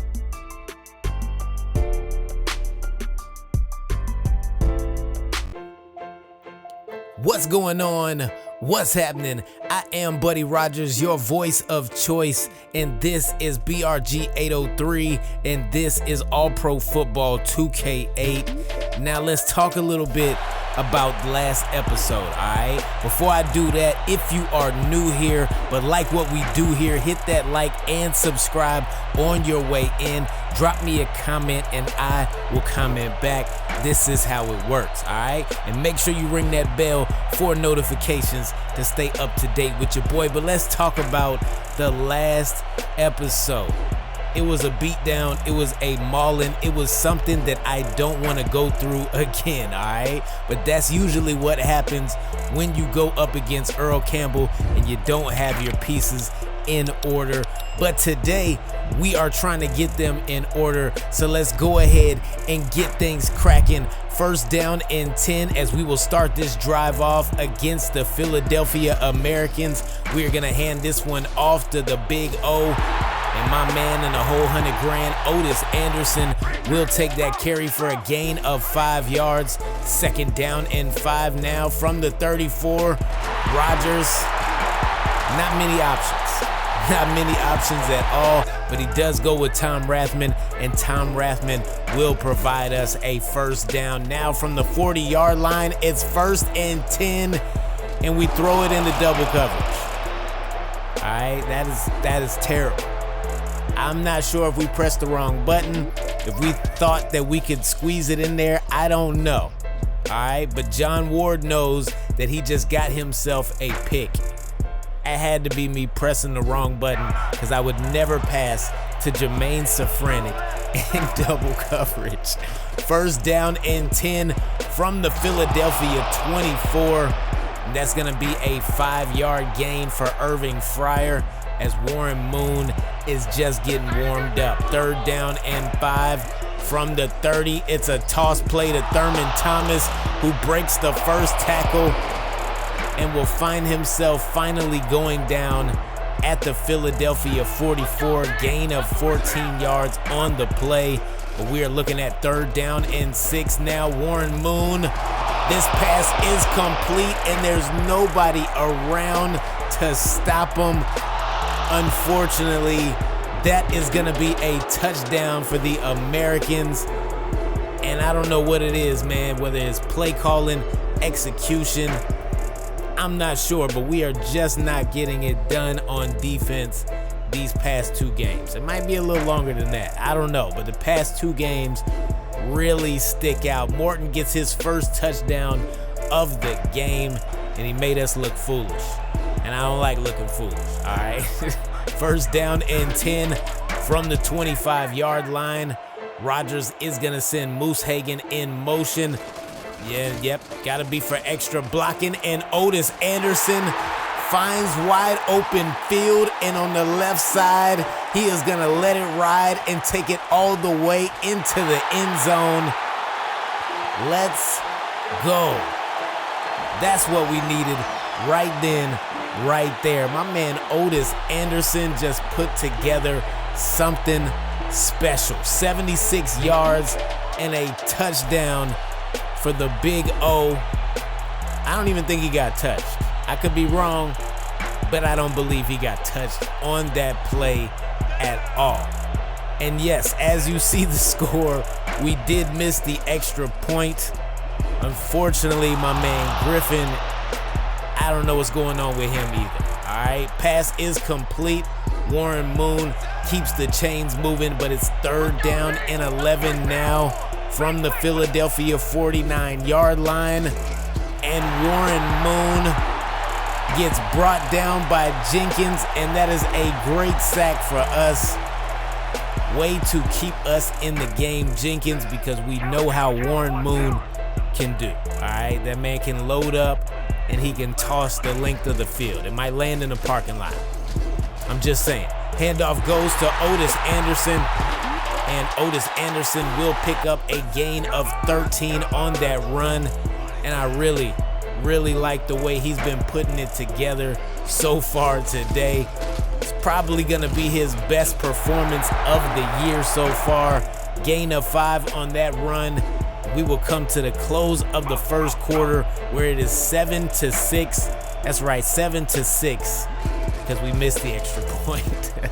Americans are on top, but the way Otis Anderson is running the football, I don't know for how long. He is averaging 21 yards per carry, but he's only had about 3 or 4 carries, so it is what it is. Pass is complete. That is going to be my man Rob Moore, who has had some pretty big games in the last couple of weeks, and we are looking to keep that alive. But the way my man Otis Anderson has been running the ball, I don't know. I'm just keeping it real with you. Third down and 13. Rodgers is throwing somewhere that he shouldn't be. I don't know what that was, y'all. It looked like we were going to scramble, and then we just stopped. We'll set up for a field goal, and it's wide left. And my man Griffin has missed everything today. Extra points, field goal attempt. We will try to get it together at some point with our kicker, but this is why having a star kicker on your team is important. You're basically rolling the dice if you don't. You don't know what you're gonna get. Now this pass is complete, way downfield, and the Philadelphia Americans make it all the way to the 14-yard line. Great catch by Price. First down and 10. Handoff goes to Thurman Thomas, who breaks 3 tackles on his way to success. Yikes. We are not looking good against opposing teams' running backs right now. Look at that. Breaks that tackle. You're going to have to catch me in the end zone, my guy. Philadelphia goes up 14-6, and I'm pretty sure that if we do not get points up before this half, it's going to get crazy. All right, speaking of getting crazy, my man Otis Anderson is keeping it going. He is pretty much keeping us in this game, if we can even say that. I mean, we're only down 1 possession, but for the sake of making it sound really important, my man is keeping us in the game. All right, first down and 10. We are looking for a wide open Jermaine Safranek, who will pick up a gain of 9 yards. Second down and 1 from the 43. And this handoff goes to Otis Anderson, who breaks a tackle and hits a nasty spin move on his way to a big first down. He's got 9 carries and 148 yards. I'm loving the production today, and I would have loved that as well. Unfortunately, it wasn't to be true. We will set up for a field goal, and look at us. We got some points before the half, and now we can try to build up some kind of momentum, but I would have much preferred a touchdown in that situation. Nonetheless, it is what it is. 14-9, the Americans are winning at halftime, but here we go with the halftime show. So far, not so good. 148 rushing yards for us. On the flip side, we have 38 passing yards, and their yardage looks very similar, all right? We are winning in time of possession, but like I've said before, it doesn't matter. You got to be winning on the scoreboard. That is where it counts, and Warren Moon is not trying to get our offense some time to get back on this field. Handoff goes to Thurman Thomas, who hits a nasty spin move, and I'm loving the spin moves in this game so far. Second down and 3 after a gain of 7, and it's gonna be Thurman Thomas making the catch and reminding everybody that he's a pretty good receiver as well. All right, now from the 28-yard line, it is first down and 10, and Warren Moon is switching things up at the line. We try to get a hand on it, but we couldn't get a man on it, and Irvin Fryer will take this one for a first down. Now from the 15-yard line, Moon is switching things up at the line again, and we're gonna catch a penalty. Because why wouldn't we? You know what I mean? Don't make things better, make it worse. We'll pick up the flag for a neutral zone infraction, and that will move them closer to where they want to be. And I'm pretty sure Thurman Thurman Thomas, juke move that brought the man out his shoes, gets into the end zone. It is now 21-9. And my man Thurman Thomas has 2 touchdowns so far. He can do it all. That's all I'm saying. Third down and 4. Pass is complete, and that's going to be Moose Hagan on the catch. He'll pick up a first down for us. Now from the 40-yard line, we're going to send a man in motion, and we got Otis Anderson breaking through again.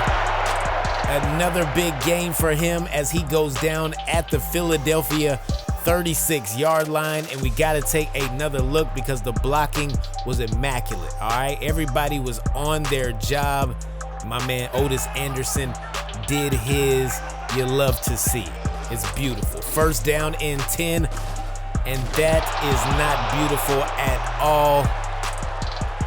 Not a good look as Marty Lyons gets through our offensive line like they weren't there and gets to our quarterback. Loss of 6, second down and 16. Rodgers, wow, is gonna find Rob Moore downfield. And actually, I believe that was Taylor, and wow.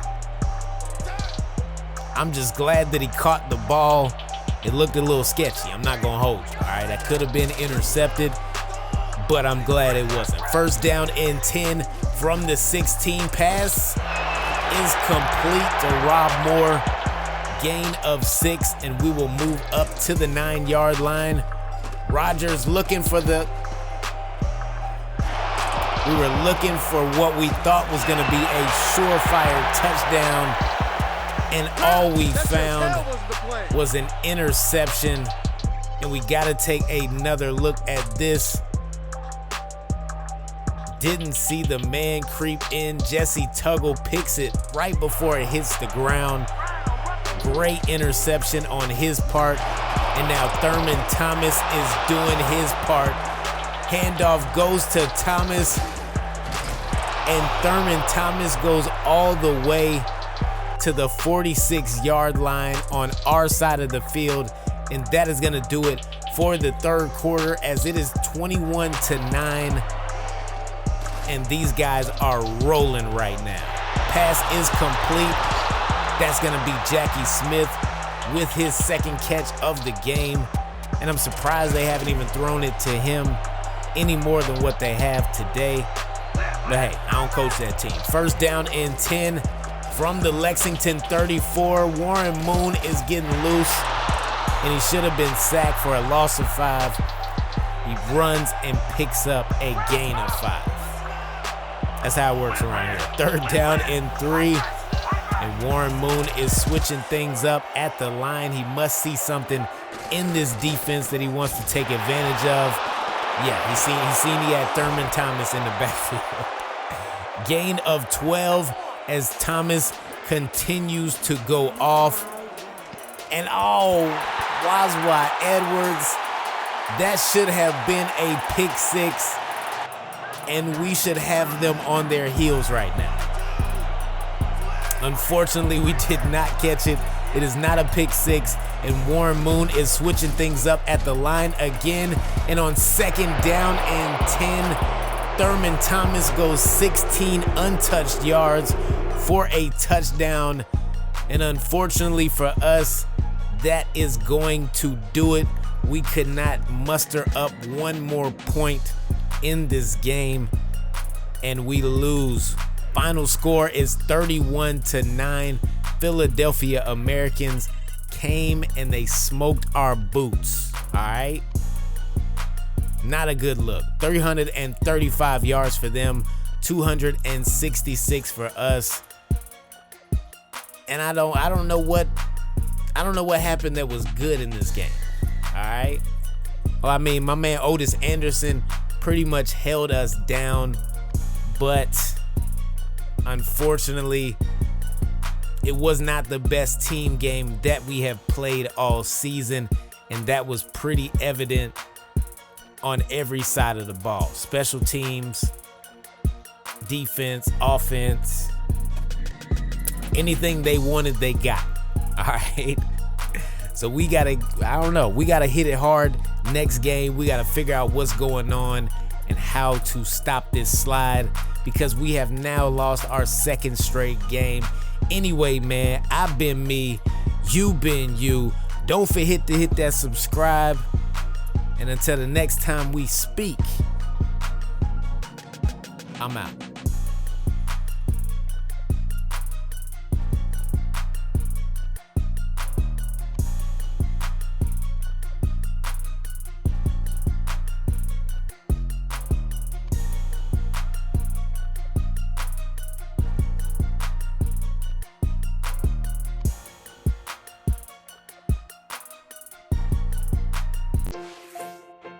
Notification Nation, it is that time, it is that day. I am who I am, and you are looking at the leaders of the Atlantic Conference. That's right, your team, my team, same dream, the Lexington Stallions. We are holding it down at 6-2, but we are currently on a losing streak, so we do have to improve. We do have to get better. And on the other side of the ball, the Legends and the Werewolves have the same record as us, which does not surprise me one bit, because the Legends are always good. And as far as the Werewolves go, they can be hit or miss, but when they are good, they are extremely good. Okay, that's all I can tell you. Now, we do have some stats on the screen for you. This is the league leaders as of right now, but as always, I'm not gonna break every single thing down. If you want to check it out and see who's doing what, feel free to slow this video down. Yeah, that's a possibility. Go ahead, do that, slow it down, see where we are. I doubt that we're leading in anything right now because, you know, but nonetheless, we might have to extend these quarters next season, to be honest. I do like playing on 7-minute quarters, but I think about 8 or 9 might work out as well. It won't be that much longer. It might have to happen. That's all I'm saying. And we do have some sliders that we are going to be playing with next season, so I'm pretty excited about that. But our focus must remain on this game. More importantly, our focus must remain on this season, because we are trying to make it to where we need to make it to. I mean, we've already made it there, what, 3 times? A fourth would be nice, and not only nice, winning it would be a whole lot better. All right, but let's go ahead and get things cracking. Tampa Bay is gonna start off with the ball, and they're gonna hand this one off to Charlie Trippy, who is gonna pick up a gain of 7 with the first handoff of the game. That is somebody that we need to look out for, and I'm pretty sure he's gonna be getting the ball a whole lot today as he gets the next handoff as well. He will take this one to the 45-yard line. Another gain of 7. He's got 2 carries, 14 yards already, and it's not gonna stop there. Charlie Trippy picks up another 6 yards, and this man knows what he's doing. This offensive line knows what they are doing, and he's gonna continue to rack up yards and just keep racking them up. 3rd down and 1 now. From the Lexington 45, they hand off to Trippy again, and there has been no passing plays so far. Straight runs, 5 of them to be exact, and a gain of 31 yards for Charlie Trippy. We have to figure out what we are doing wrong as far as the run game, because our defense, they couldn't stop a nosebleed at this point. Gain of 5 on that run. It is 3rd down and 5 now, and we might actually know.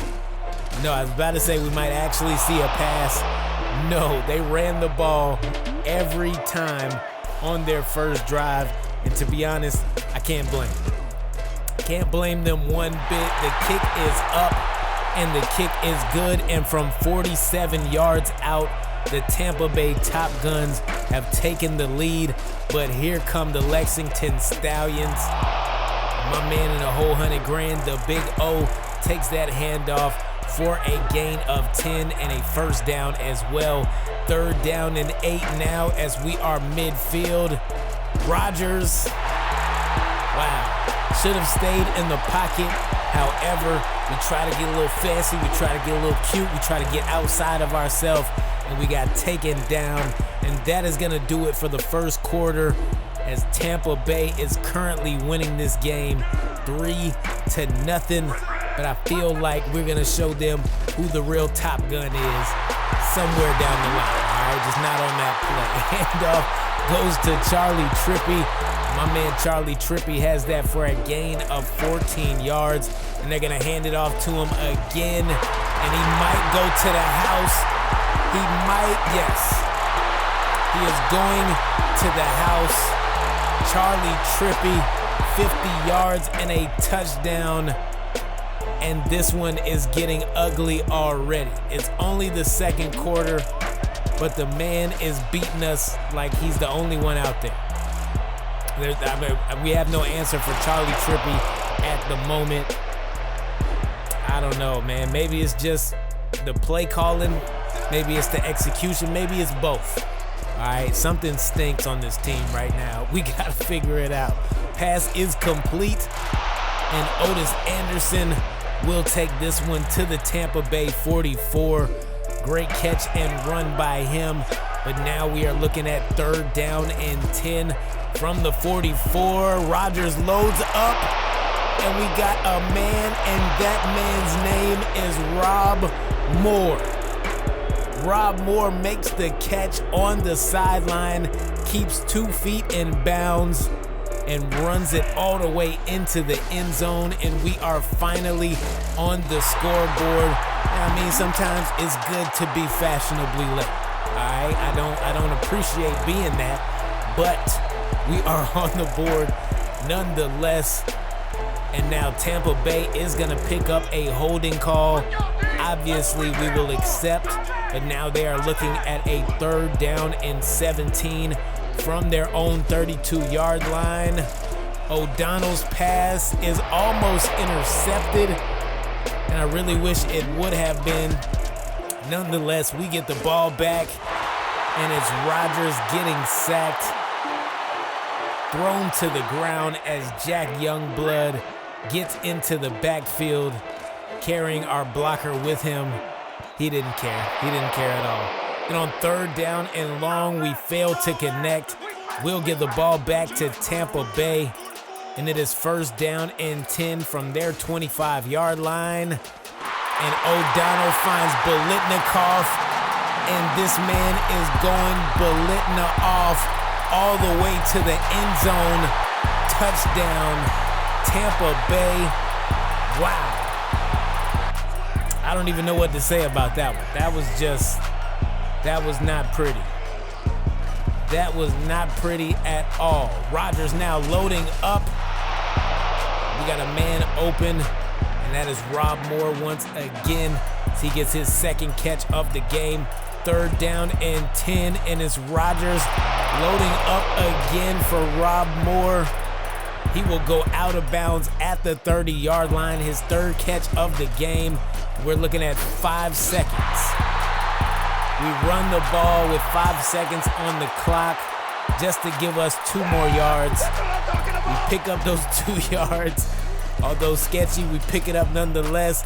We will set up for a field goal. The kick is up, and the kick is good. And Griffin helps us stay in the game from 45 yards out. And that is I wouldn't say the best way to close out the half, but it's better to leave with something than leave empty-handed. And we left with an extra 3 to close out the half as the Tampa Bay Top Guns are up 17-10. But here we go with the halftime show as we take a look at some of these numbers. Only 112 total yards for us. 7 rushing yards is not what you want to see when you have a workhorse running back. It's not what you want to see at all. They got 177 total, 96 on the ground, 81 in the air. They are doing their thing. We pick up a delay of game penalty coming out of the first half, but it does not matter because Rob Moore is catching everything right now. He picks up a gain of 16 and a first down as well. And on first down and 10, we run the ball with Otis Anderson, who takes that handoff up the middle for a gain of 8. Third down and 3 now from the Lexington 48, and it's Otis Anderson with the run. He will go down at the Tampa Bay 45-yard line. Third down and 10 now from the 46. We need to put something together, and this, I feel like, is the perfect time to do it. And it was. Shout out to my man John Taylor, whose name I don't even think we've called today, but my man can catch the ball. All you gotta do is throw it to him. Pass is complete on the other side now, and that's Rob Moore once again, proving why he is probably the best receiver on this team. But don't let my man Taylor hear that. He's been doing some numbers. We get sacked on this play by Wilcox, taken down for a loss of 5. Third down and 15 now.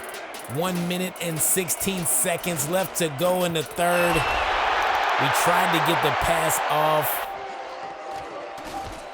Ends up hitting the ground. My man Griffin will pin it to the back of the net with a field goal, and we will stay alive. We wanted a touchdown. However, 3 is better than nothing. We are now 4 points away from having the lead. All right? We can get a touchdown. I know we can. We just have to get the ball back. Second down and 1.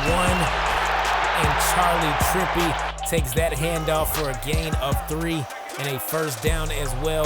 First and 10 from the Tampa Bay 39, and they are looking for Trippy, who can catch just as good as he can run, and he will do a little bit of both on that play. Gain of 12, and that is going to bring us to the close of the third quarter, and it's time to go, y'all. No more games. We must win this game. If we go on a 3-game losing streak, it might get a little dark. All right, that's all I'm saying. 2 is enough. 2 is more than enough. Not gonna hold you. Third down and 3. O'Donnell's pass is complete, but Trippy cannot pick up a first down, and that is very telling. I don't know what it's telling, but it's telling something. Now we're gonna switch up our play, call an audible, and and it does not. We'll forced to call a timeout. We did not have enough time. We had players switch. I don't know. We did not figure it out in time. We had to waste a timeout. Nonetheless, Otis Anderson is here to put in some work. That was the slowest spin I've ever seen, but it's still a gain of 6. He's got 36 yards in this game. Not the best, but hey, it's something. We get sacked on 3rd down, forced to give the ball up, but now it is 3rd and 11, and Deacon Jones just got flagged for a neutral zone infraction. And that's not what you want to see out of one of your star players. However, it happens, all right? It's not going to happen all the time, but it's going to happen eventually. And we get a stop on Charlie Trippy. They probably should have passed the ball. 4th and 6. We'll get the ball back, and immediately we're trying to switch plays again. We're trying to call an audible. We're trying to hot route. Delay of game once again. 1st down and 15 from the 7, and we have to go 93 yards on this drive in order to win in 2 minutes and 11 seconds. But we got wide receivers, and they got room to run. So shout out to that. 1st down and 10 from the 34 now. Rodgers sacked again. What is that, number 4 or number 5? It has to be one of the other. It's been too much today. The most sacks that we have taken all season have come from this game, but maybe that's okay. Shout out to Rob Moore with the catch. We are going 5 wide for the 3rd time on this drive, and that was a bit sketchy, but we got John Taylor, and John Taylor has the end zone. Let's go. We had to go 93 yards to get to that end zone, 88 total technically, but we did receive a 5-yard penalty. We went 93 all the way to the end zone in less than 2 minutes, and now they are gonna have to do the same if they wanna win.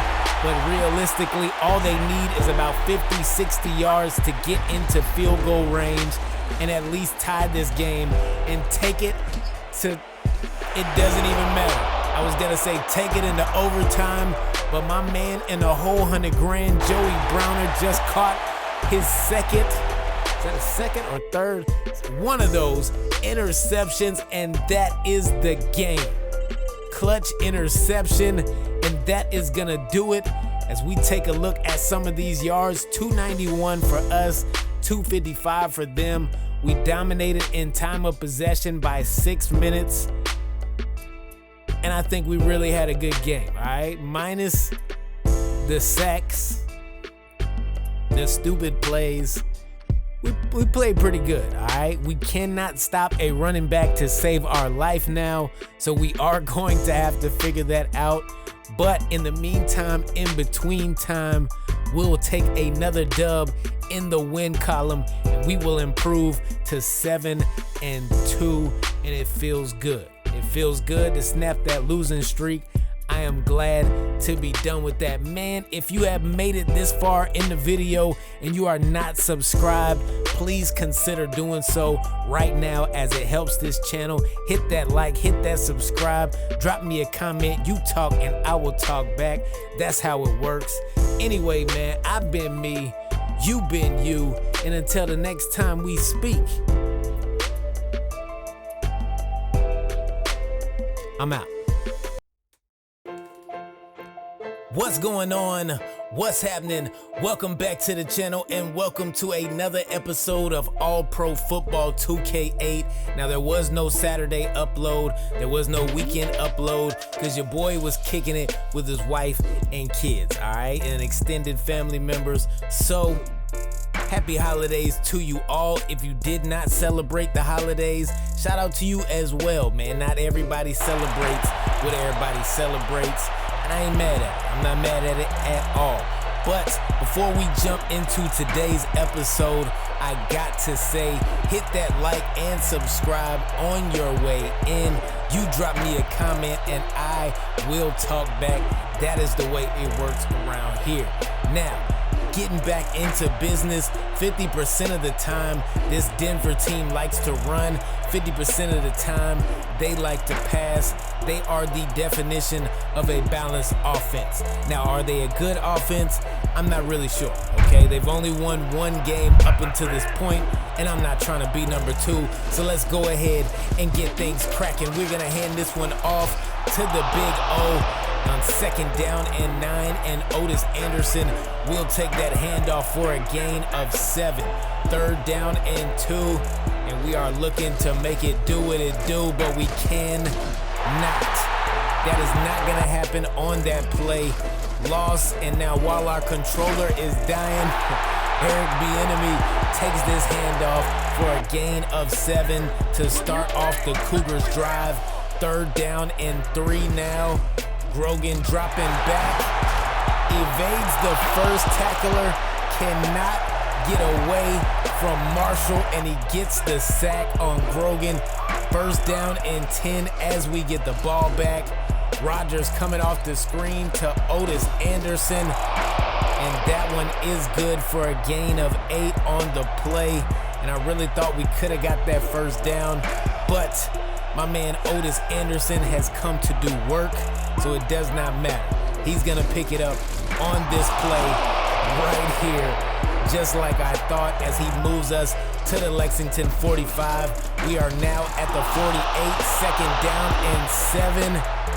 And my man is picking up yards and doing his thing as he always does. Gain of 7 on the play, 1st and 10, and we're going right back to Otis Anderson, because if it ain't broke, you don't fix it, all right? Gain of 5 on the play, toss to the Big O, and he is gonna pick up 6 yards and a 1st down again. Get used to hearing that. Now, Rodgers on 1st and 10 from the 33 finds Moose Hagen, and wow, Moose Hagen really paid for it. Huge hit by Eric Turner, but we are now at the 3-yard line behind our tight end's efforts, and that was a good catch and run, and wham, he got hit. That man thought it was a truck that hit him, all right? It was a hit and run for sure. No score here in beautiful digital Denver, Colorado, but I'm feeling like that is about to change, and that is exactly what has happened. We open up the 2nd quarter with a touchdown, and the Lexington Stallions are now up 7-0. All right, now what we've learned from the previous seasons about this Denver team is that they got a good offensive line. They can run the ball, but 9 times out of 10, we smack them. All right, we smoke their boots, we get rid of them. We're not trying to hear from them again. But this could be a different game, and hopefully not, as Tony Canedo takes the handoff, and he might go to the house. Wow. Shout out to Cliff Harris running him down at the 6-yard line. Grogan now dropping back. Got a man, but does not have a touchdown. And the Denver Cougars will set up for a field goal from the 2-yard line. Kick is up. Kick is good from 18. And now Denver is on the board. But they are going to need touchdowns. They are trying to beat us, all right? You're not going to beat us with field goals. Shout out to Cliff Harris. Wow, takes it all the way to the Lexington 49-yard line. And Harris has been lights out on special teams, all right? Well, he's been lights out on defense as well. But right now we are looking at Otis Anderson. And Otis Anderson takes that carry for a gain of 31 yards. 2nd down and 9. Looking over the middle, we thought we had Rob Moore, but we did not. could not hang on to the ball. There was 3 defenders in the area. Somebody poked the ball out. Nonetheless, on the very next play, we're gonna find John Taylor, who gets us a first down, 1st and goal from the Denver 6-yard line. Rodgers tossing it, Moose Hagan catching it. Very reminiscent of what happened in the first quarter with that big 30-yard play. I thought, to be honest, that his feet were out of bounds on that touchdown catch. However, nobody challenged it. The booth did not review it. We got away with one. Possibly. First down and 10, as the Denver Cougars have moved this one all the way to midfield. 2 minutes left to go in the half. Grogan takes it himself, and he is gonna pick up a gain of 15 yards on that run. Great job by him. Great awareness, getting out of that pocket, having nobody open, and using his legs to do what he needed to do on that play. Gain of 9 as he now passes this one out. 2nd down and 1 from the 27-yard line. It's a toss play to Canedo, and it's a first down as well. 2nd down and 10 now. Grogan looking for his star running back again. Broken tackle, spin move, and it's gonna take 2 of our defenders just to bring him out of bounds. Wow. First down and 10 from the Lexington 11. This pass will fall incomplete, and that is a rare drop for him. He doesn't do that often at all. Grogan trying to take it himself again. Beautiful juke move, gets him down to the 3-yard line. Not enough for a first down nor a touchdown. They're gonna set up for a field goal, and from 20 yards out, the field goal is good, and Denver refuses to give up. All right, they have made it inside the 5-yard line twice. However, they have only been able to come away with field goals, and like I said earlier, you are not gonna beat us with field goals, all right, unless the game is tied, and you know the scenario. Anyway, man, we are taking this one to the 24. Otis Anderson has been lights out on this drive once again. 20 seconds left to go here in the first half. Otis Anderson stepped up for a block that provided Rodgers room enough to find Rob Moore in the end zone. And we are now leading 21-6. But of course, it's shenanigans. Illegal kick, the kick was terrible. I didn't even want to show y'all guys what that looked like. It was just bad. All right, now Canedo, hold on. There is no way. 12 seconds left. This man just ran it in for a touchdown. And not only that, I had a chance to stop him, and I ran right by him. Wow. 21-13 to end the first half. And I hope and I pray that Denver does not power up off of that last play. They got 159 rushing yards in the game so far. Wow. Might need to slow them down a little bit. Otherwise, it's not going to be a pretty second half for your boy. Eric Bieniemy takes the handoff.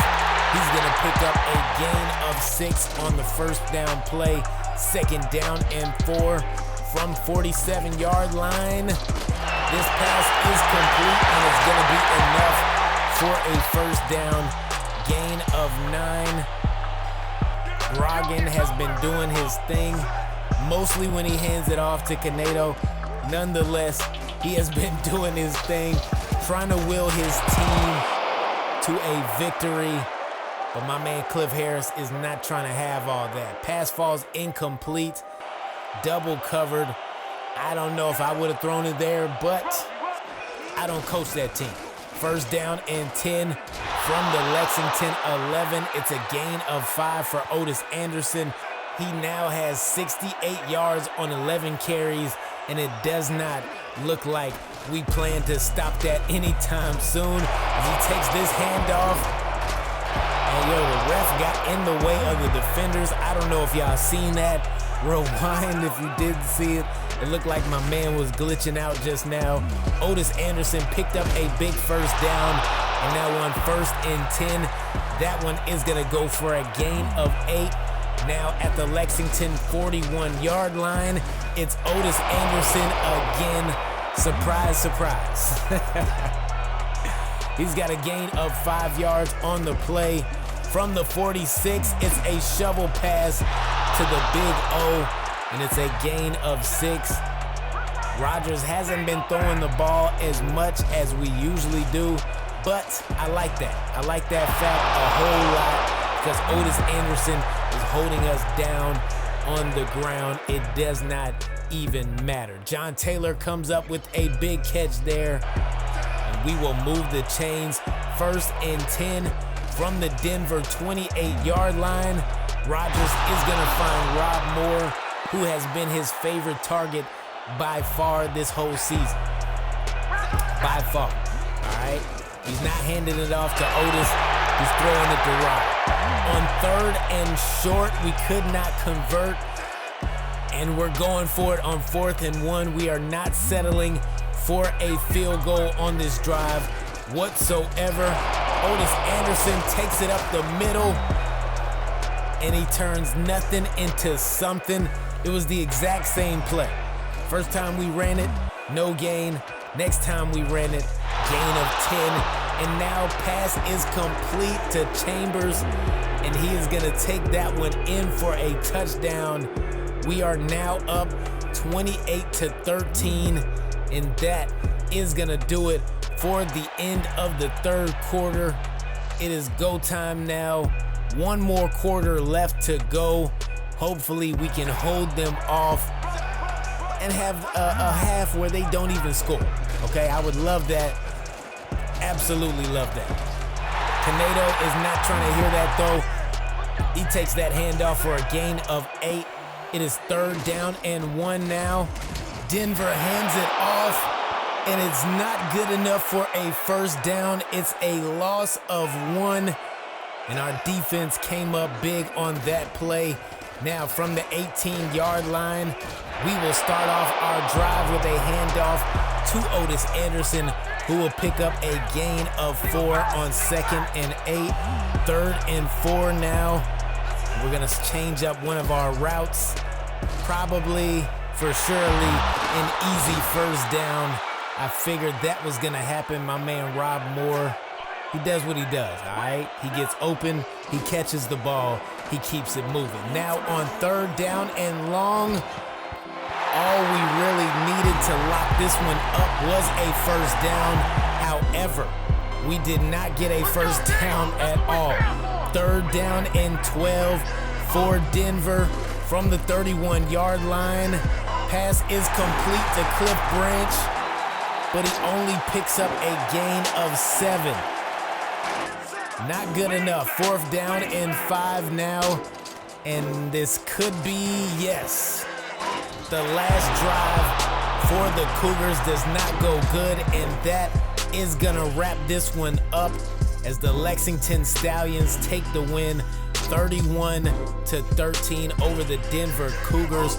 And it was a really, really good game for us because in the last 4 games, we are 2-2. All right, so this one was bouncing back for us. Rodgers had a really, really good game out there. No sacks, no interceptions, only 4 incompletions total, 77% for him with 3 touchdowns thrown as well. Otis Anderson went off as Otis Anderson should. 24 carries, 133 yards, 1 touchdown on the ground. Canedo did his thing as well. Man, it was a battle. It was a battle for the first half anyway. In the second half, we took off like Lightning McQueen, all right? Now, I appreciate y'all stopping with me and rocking with me. If you made it this far in the video and you have not hit that subscribe yet, take the time out now to do so. Ring that bell for notifications. talk to me, man, because I talk back, all right? What's going on? What's happening? Welcome back to the channel and welcome to another episode of All Pro Football 2K8 featuring my team, your team, same dream, the Lexington Stallions. Now today is the rematch between the Pittsburgh Ironmen and the Lexington Stallions. And if you've been keeping up with your boy and the channel, then you already know that we defeated this team in week 6, or what should be episode 7, and we won that game by the final score of 11-7.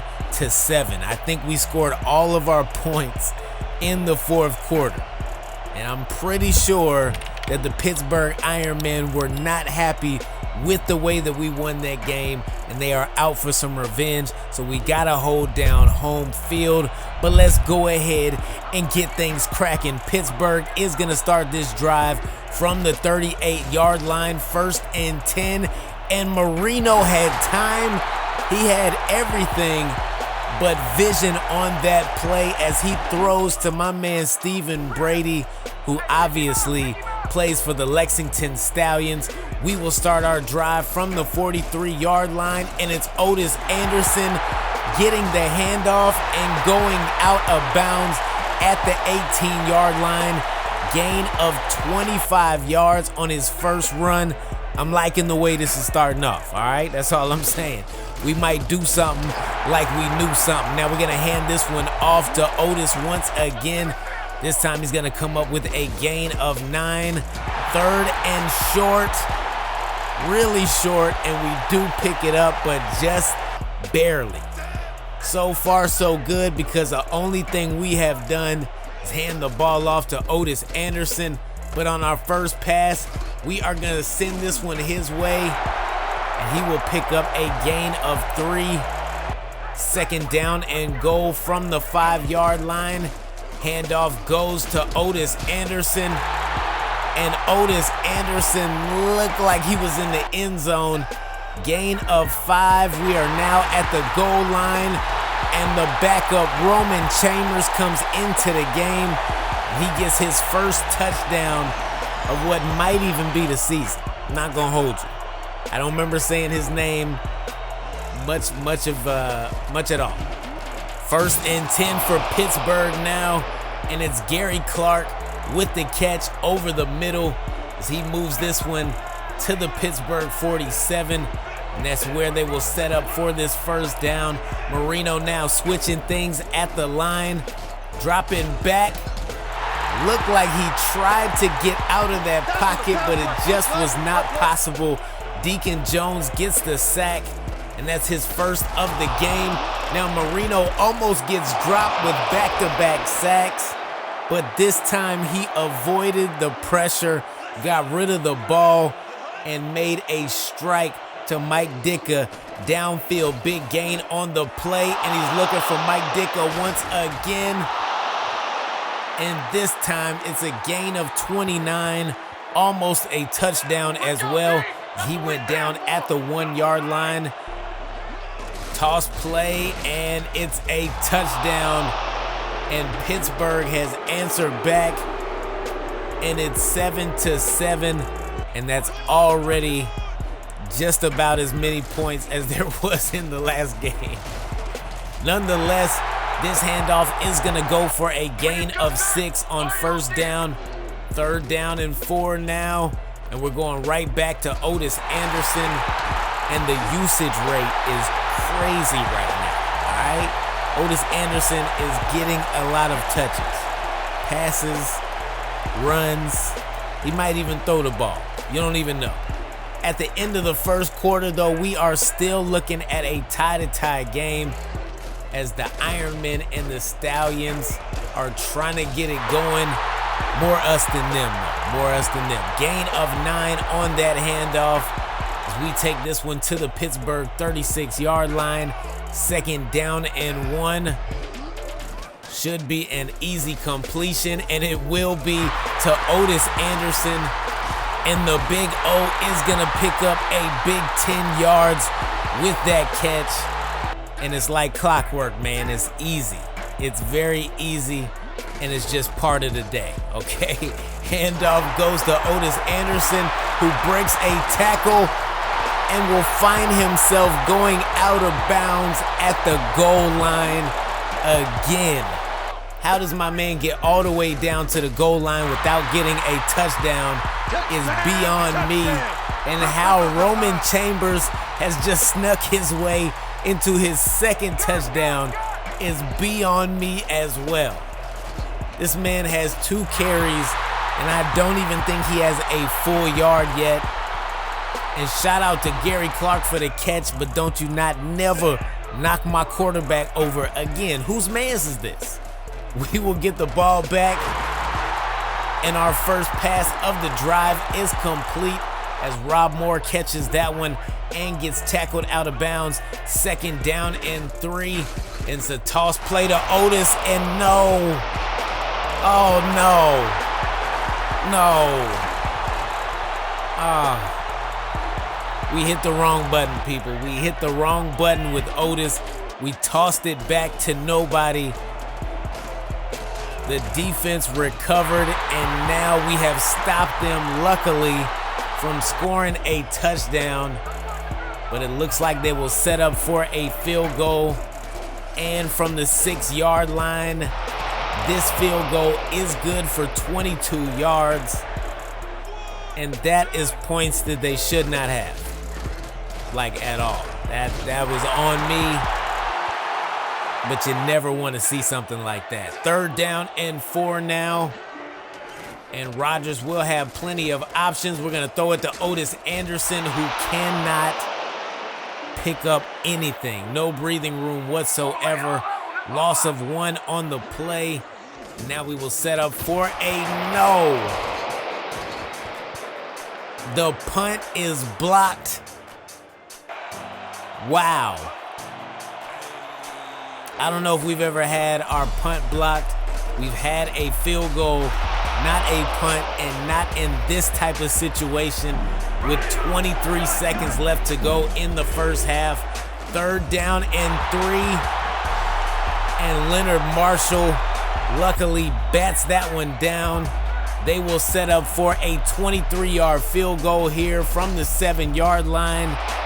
Kick is good. And Pittsburgh has closed the gap very quickly. It should have went into the halftime 7-14. It goes into the halftime 13-14 as we are only holding on to a 1-point lead. And that's on me. That is definitely on me because that was terrible. Absolutely terrible. But nonetheless, we still are leading. We have 83 rushing yards, 42 passing, 125 total to their 90. And we are also winning in time of possession.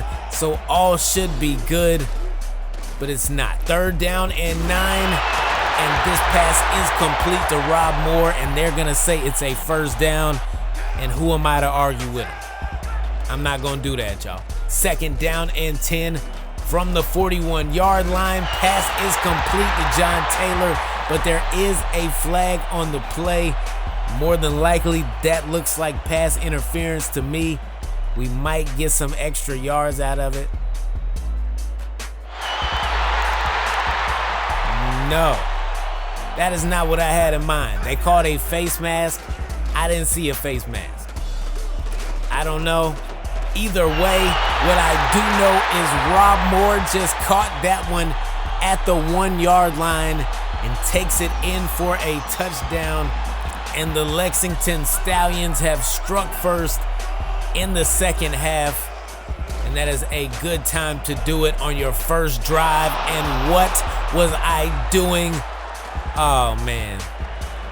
This one is on me again. We were controlling Cliff Harris, and it looked like no one was controlling Cliff Harris. Let's just put it that way. Willie Gault takes that one to the house, and we have got to stay focused. They went for a 2-point conversion. They did not get the 2-point conversion. It is a 2-point game right here, right now. Pass is complete, and Jermaine Safranek will pick up a 1st down.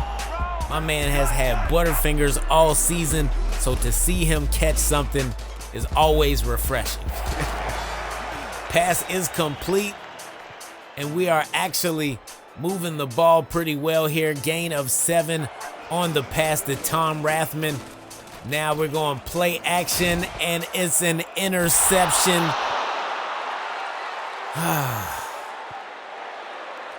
Big turnover right there, and it's exactly what Pittsburgh needed to give it some life. And on 3rd down and 5, this pass to Mike Ditka goes off up the middle, and they are now in Lexington territory. And that is the end of the 3rd quarter, where it's still a 2-point ball game. We are still winning by 2, but this team is driving right now. Pass is complete, and Gary Clark will take it to the 25-yard line. 1st down and 10. Marino dancing around just a little bit, and is gonna find Gary Clark again. 7 targets, 7 catches. He's on fire.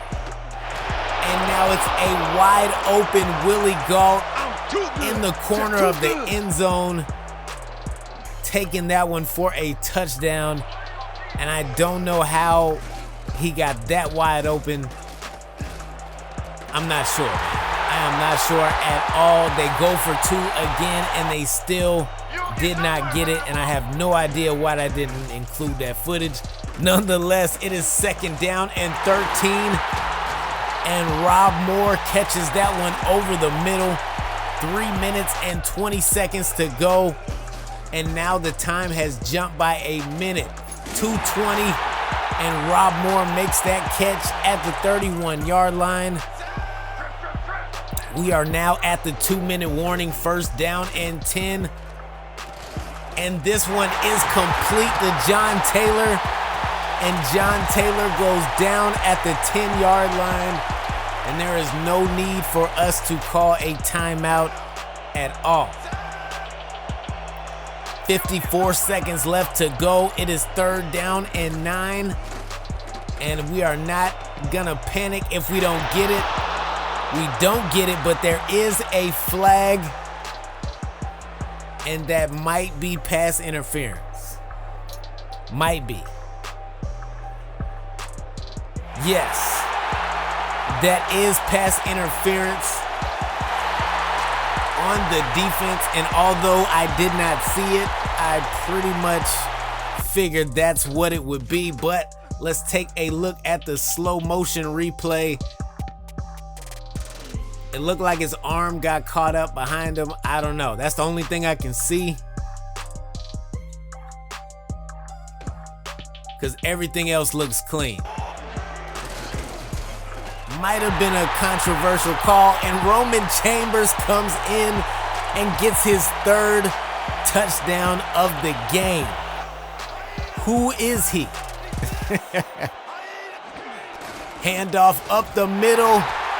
Tom Rathman gets the 2-point conversion. 47 seconds. 35 now. It's 3rd down and 10. And Gary Clark catches that one, but does not get out of bounds. Pittsburgh will burn its first timeout. 3rd down and 5, and they only have 1 timeout left. Pass is complete to Moore, and they are not taking their timeout. Looks like they're gonna spike the ball, and they do. 2nd down and 10. 7 seconds left to go in the game. And this is gonna be their last chance. Oh my God. Pass is caught by Lenny Moore, and they call timeout with 1 second left.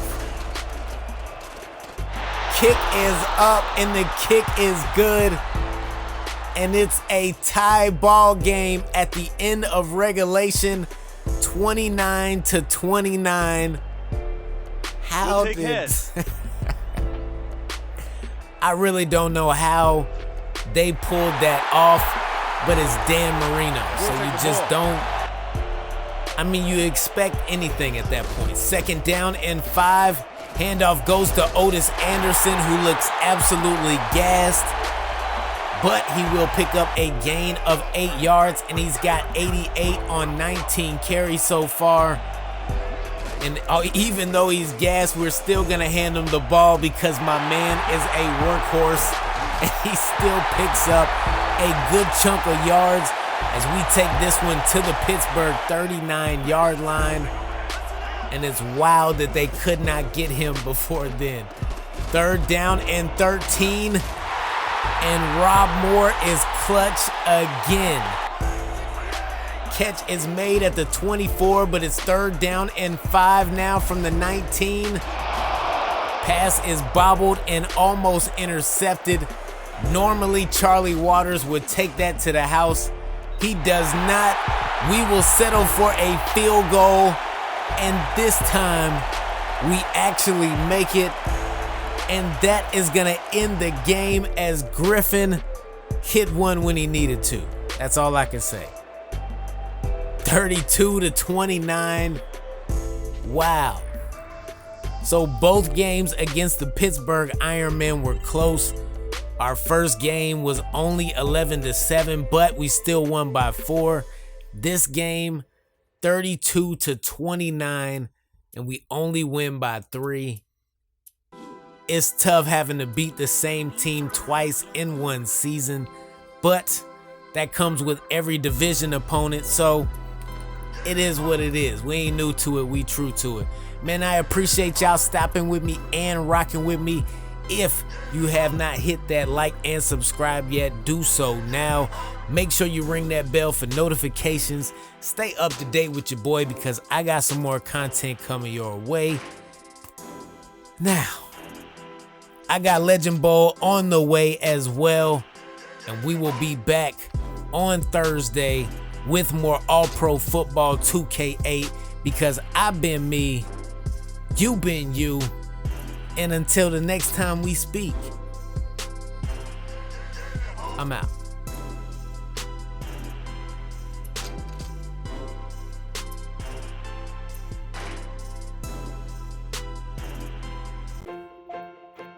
What's going on? What's happening? Welcome back to the channel and welcome to another episode of All Pro Football 2K8 featuring my team, your team, same dream, the Lexington Stallions. Now this game is going to be a rematch from week number 4 where we met the Detroit Firebirds on our home field and we gave them a smacking. All right, 24-13 was the final score, and even though we got that victory, we found things in our game that just weren't quite as polished as we would have wanted them to be. So we are back to see if our game is where it needs to be, and the Detroit Firebirds are trying to correct their mistake from the first game, but I don't think we're gonna let that happen. All right, we are here to shut down the run because that is gonna be the key to victory. So let's go ahead and get things cracking. 2nd down and 10. This pass is gonna be complete as Lynn Dickey is gonna find his star running back Chris Warren on the left side of the field. Gain of 7. 3rd down and 3 now, and it's a one-handed catch for the man, the myth, the legend, Billy Joe Dupree. 1st down and 10 from the Lexington 49-yard line. Lynn Dickey is gonna drop back, and he's got a wide receiver wide open, and he is gonna slide his way into a 1st down. 1st and 10 from the 39, and this play is going backwards. Warren gets stopped in the backfield, loss of 4, and it's not what you want to see if you are a Detroit Firebirds fan, and that is not what you want to follow up that last play either. Incomplete on 3rd and super long. We will get the ball, and we are going right towards the big O, and wow, that one tackle. Had that man not been there, that would have been a touchdown. I'm talking about 90-something yards to the house. Either way, we're handing the ball off to the big O once again. This time he's gonna pick up 9 on the play, and if it ain't broke, you don't fix it. You hand it to him once again, and it's still a positive gain. Gain of 7 on the play. 2nd down and 11 now. And we got Rodgers moving up in the pocket, finding Moosehagen downfield. And that looked like it should have been a touchdown. However, he was tackled at the goal line. So from no yards away, we are going to hand this one off. And it's Big O, Otis Anderson, running it in. And the Lexington Stallions are now up 7-0 as we struck first. And what was that? What was that? It looked like I was trying to intercept the ball, but only after he caught it. That's not how interceptions work. I don't know if y'all knew that, but I'm finding out, all right? So we're learning together. Tackle is made. Gain of 9 on the play as Chris Warren runs that to the right side of the field, and he comes right back with another handoff, and this time he takes it up the middle. He's got 19 on the day, and like I said, one of the keys to victory, or at least it was in the last game, was shutting down the run and forcing them to pass. All right? We got to remember that. At the end of the first quarter, Lexington is still up 7-0, but it doesn't seem like our plan is working because Detroit has now tied the game. It is now 7-7, but it is our turn to get the ball, and we are starting off this drive with another handoff to my man Otis Anderson.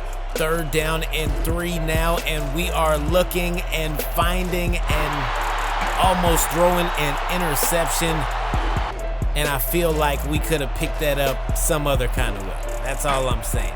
We'll be punting the ball now, and this one is gonna bounce off of Anthony Carter, and Eddie Blackwell will jump on top of it for a fumble recovery. We gotta take another look.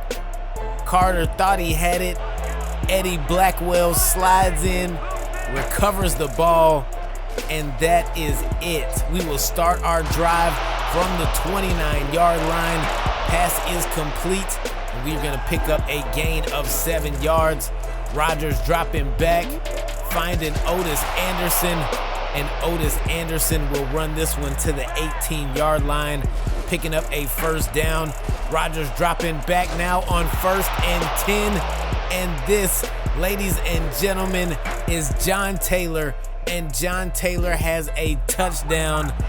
We are now winning 14-7 with 3 minutes and 53 seconds left to go in the first half, and this pass is complete to Billy Joe Dupree, and don't let him heat up, all right, because it might be a long day. But Chris Warren looks like he is the one that's about to heat up as he runs this one into Lexington territory, finally going down at the 39-yard line. And honestly, I don't want anybody on their team to heat up, all right? Lynn Dickey gets caught in between a rock and a hard place and gets sacked. Joey Browner picks up the sack, and it's 3rd down and 17. And that one almost goes the other way. That could have been a pick 6 had we got our mitts on it the way that we should have. 3rd down and 10 as we get the ball back. And the same thing that happened to Lynn Dickey just happened to our quarterback, Buddy Rodgers, slung to the ground. We will give the ball back. And now with 51 seconds left, Dickey dodges the sack, but the pressure was there, and he forced an interception to Cliff Harris. And that is going to do it for the first half. Where did he come from? And that is the perfect way for us to end that first half with an interception over my man Lynn Dickey. Look at this.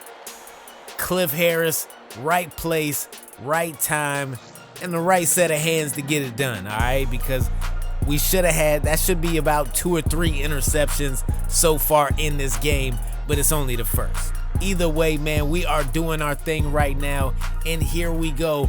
with the halftime show. 133 total yards for the Firebirds, 152 for the Lexington Stallions. We got it going in the run game and the pass game, and about equal time of possession, but we have forced a turnover as well, and that is what we need to keep our sights set on. If we can keep forcing these turnovers, it's gonna be easy work from here on out. And my man in the whole $100,000, Cliff Harris, is getting us excellent field position while I'm running my mouth. We are now at the 49-yard line, and the first handoff of the drive is gonna go to Otis Anderson, because why not? All right, the man is a workhorse, and he is gonna take the next one as well, picking up a gain of 4 yards. Third down and short, and it's Otis Anderson once again. Gain of 2 on the play. We will pick up a first down. 1st and 10 now, and now we're gonna switch it up, and we probably shouldn't have. Loss of 9 on the play. Rodgers, I don't know, man. The guy was right there. We could not avoid him for some reason. We get sacked on the play, and then we overthrow a wide open Moosehagen for whatever reason. I don't understand. But there is a flag on the play, and that is gonna go against us. Ineligible receiver downfield. I really thought that was gonna be defensive holding. Not working out in our favor right now. Rodgers loading up on 2nd down and 24, and the pass is complete to John Taylor for 24 yards exactly. 2nd down and 10 now from the 30-yard line. Rodgers rolling right, throwing the ball, and it's intercepted at the goal line. I mean, I guess if you're gonna throw an interception, you might as well throw it on the goal line, but still, come on. Now on 3rd down and 9, Chris Warren takes that handoff up the middle for a gain of 7. We will get the ball back, and we are starting this drive with excellent field position from the 35. Pass is complete, gain of 19, and we are now at the 16-yard line, but it is 3rd down and 10, and Rodgers could not get the pass off. Gets hit as he throws. That will fall incomplete, and now the field goal is no good. Griffin kicks it wide left. Detroit will take over from there. 1st and 10 from the 22, and the first handoff of the drive is going to Chris Warren, and that is going to do it for the 3rd quarter, as it is still 14-7. But Detroit looks like they are about to build up some momentum, and I can see it coming right now. And I don't want that to happen, but that is exactly what is happening right now. He is going all the way to the house. That is 71 yards and a few broken tackles along the way. It is a tie game, 6 minutes and 40 seconds left to go in the game. I don't know how we got that one complete, but it's a gain of 14 and a first down for Lexington. 2nd down and 10. We're gonna send a man in motion, and Otis Anderson is gonna follow some great blocks all the way to the Detroit 38-yard line. Great run by him, and I don't see it slowing down anytime soon. We are gonna shift White into motion on the right side of the field. 1st down and 10. Pass is complete to the Big O, and he hits a big spin move, picking up 6 yards on that catch. 2nd down and 4 from the 32-yard line. We got a man open, and it's Jermaine Sirfranik catching this one and taking it to the Detroit 19-yard line. 3rd down and 10 now. And this one, wow. Could have been intercepted, probably should have been intercepted, and what is happening? Griffin misses again. Are we that bad at kicking field goals? I don't know. I'm starting to feel like it. Warren takes that handoff for a gain of 13, going down at the Detroit 39-yard line. First down and 10. Pass is complete, and it's Billy Joe Dupree with a gain of 8 on the play. Third down and 2 now. And Detroit really needs a first down. If they don't pick it up, they might have to go for it. I'm just saying, I hope they go for it. Obviously, they did not, and I'm glad they didn't listen to me, because what? Wow. I was not expecting that at all. I don't even know if that was John Taylor or Rob Moore. One of my guys just fumbled the ball, got held up, the ball was punched out, and Detroit is starting with excellent field position from the Lexington 29.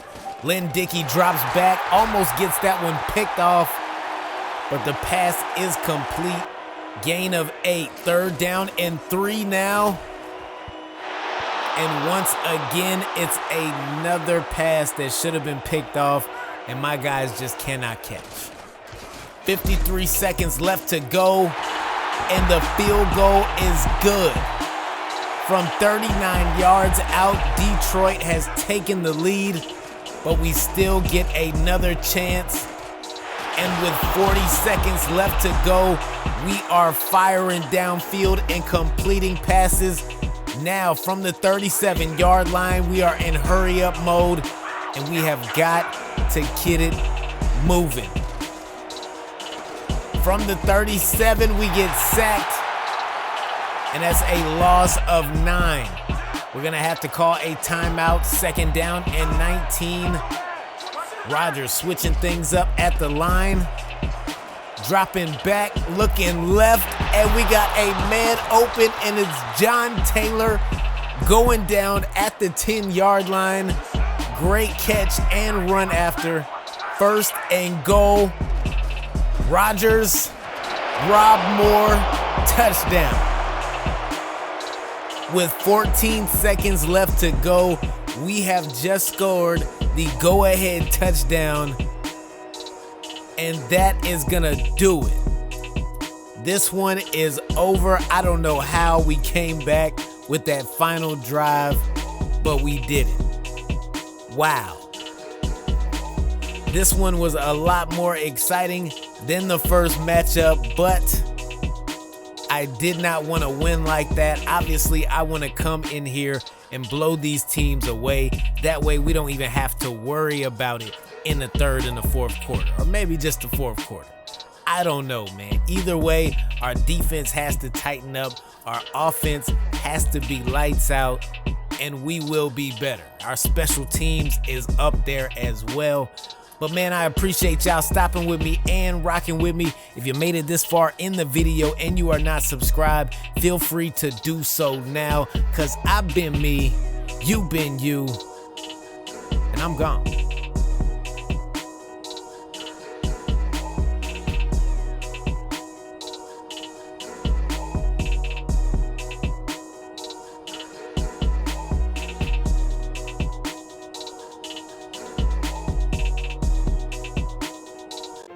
Hey, y'all come in and take a seat, because we got to speak what is going on right now.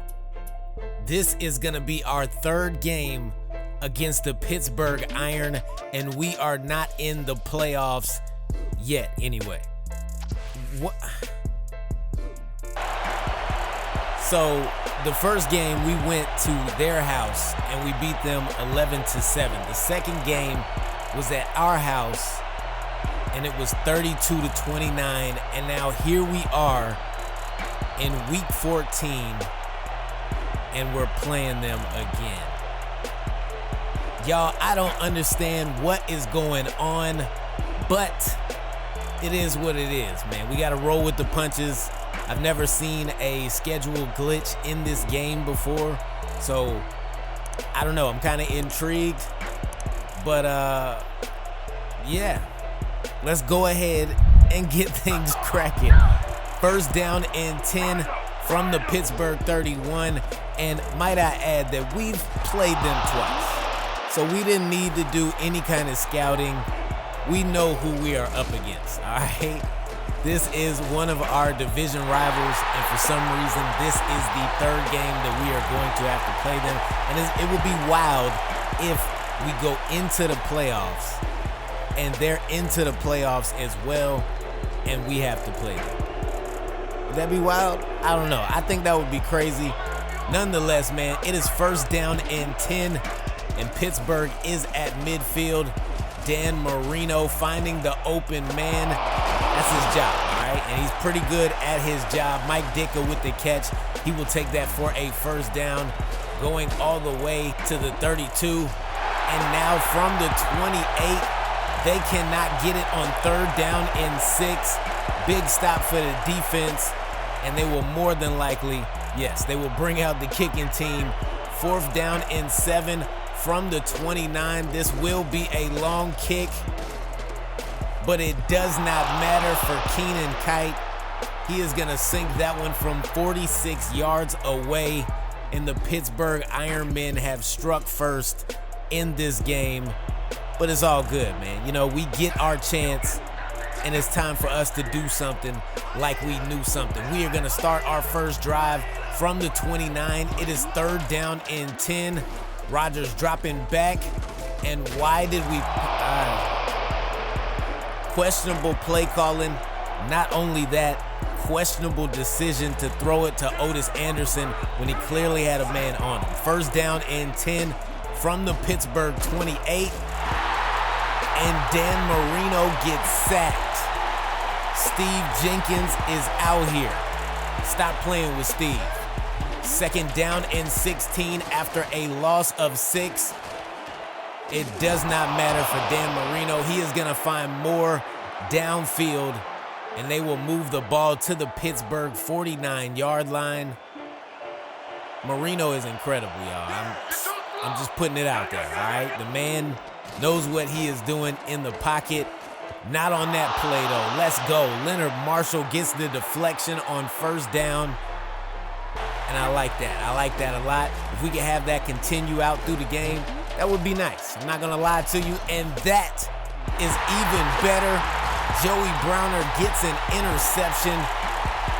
And now the Lexington Stallions will start this drive from the Lexington 17-yard line. I love it when the plan comes together. That's all I'm saying. Our defense is playing pretty well. I like what they did on that last drive. I love it. I'm not gonna lie, I want some more of it. Handoff goes for 6 yards as Otis Anderson runs this one to the left. Finally going down at the 23-yard line, and we're gonna give it to him again. And I feel like we could have got that first down. It was a little wonky, y'all. It was a little wonky.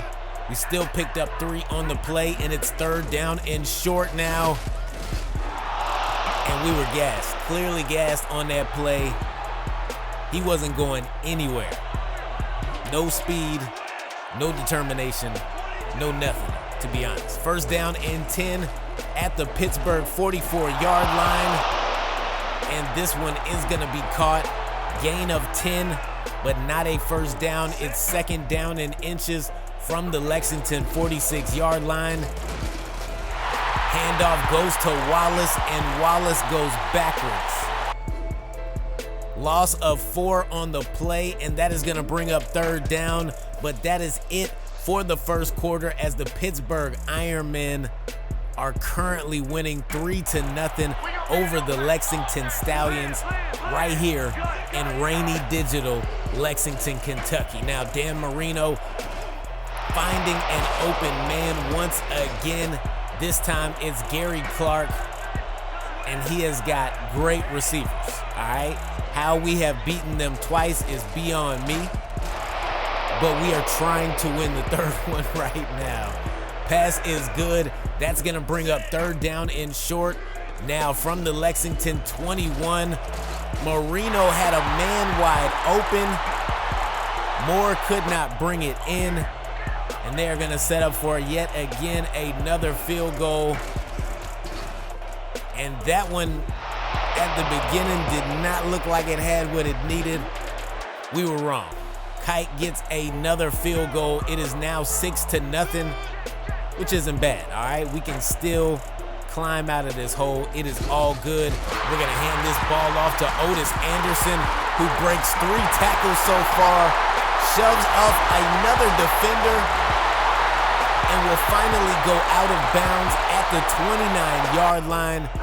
Great run by Otis, but we are looking at 3rd down and 13, and we have to connect, and we do.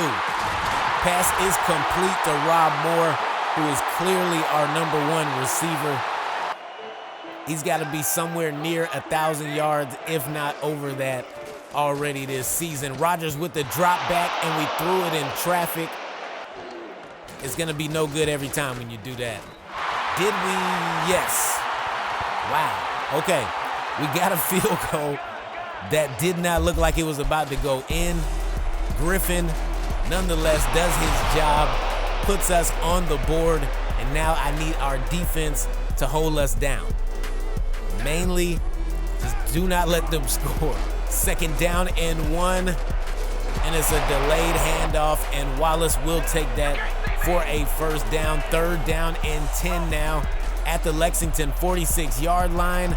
Marino has time, and he has a great set of eyes because he can see everything. Willie Gault on the catch. Oh, man. This is not looking good here, people. Pass is complete, and that is Lenny Moore downfield at the Lexington 17-yard line. Now it is 1st down, 1 minute and 27 seconds left to go, and that is Stephen Brady with an interception, and he will get tackled at the Lexington 18-yard line, and that is what I am talking about. That's what I needed my defense to do. We create a turnover, take it the other way, and even though we don't have the best field position, it is all right. We can run this clock out. We can do our thing. However, we did not run the clock out. It is now 3rd down and 7, 42 seconds left to go, and we need to not throw it to him because he was covered and smothered like a Waffle House menu item. Not the best decision. We've been making some very questionable decisions so far in this 1st half, and now there is 32 seconds left to go. And we're going up against Dan Marino and a cast of Hall of Fame wide receivers. Pass is complete. They are now at the 29-yard line, and that is another pass complete. They are now at the 10-yard line. They will hurry up and call a timeout. 23 seconds left to go. Can we hold them to a field goal? Marino gets sacked on the play. Loss of 7. And now they are hurrying up to the line. 9 seconds left to go. And it's a touchdown for Lenny Moore. And the Pittsburgh Ironmen are now leading 13-3, taking it into halftime. And that's just wild. We should have ran the clock out, at least keep it at a 3-point game. However, we got a little pass happy, all right? We got a lot of wins. We don't want to lose again, especially to a team that we've beat 2 times in a row, but you got to play it smart. Obviously, we have not done that so far. That is why they are leading 179 total yards to our 69. Looks crazy. It looks like what we've been doing to other teams the majority of the season. We are going to start this 2nd half with great field position, but we will immediately go backwards 3 yards on the first play, handing that one off to Otis Anderson, and he hasn't gone backwards many plays today, so it's surprising to see right now. Nonetheless, 2nd down and 13, and it's Otis Anderson getting the rock again.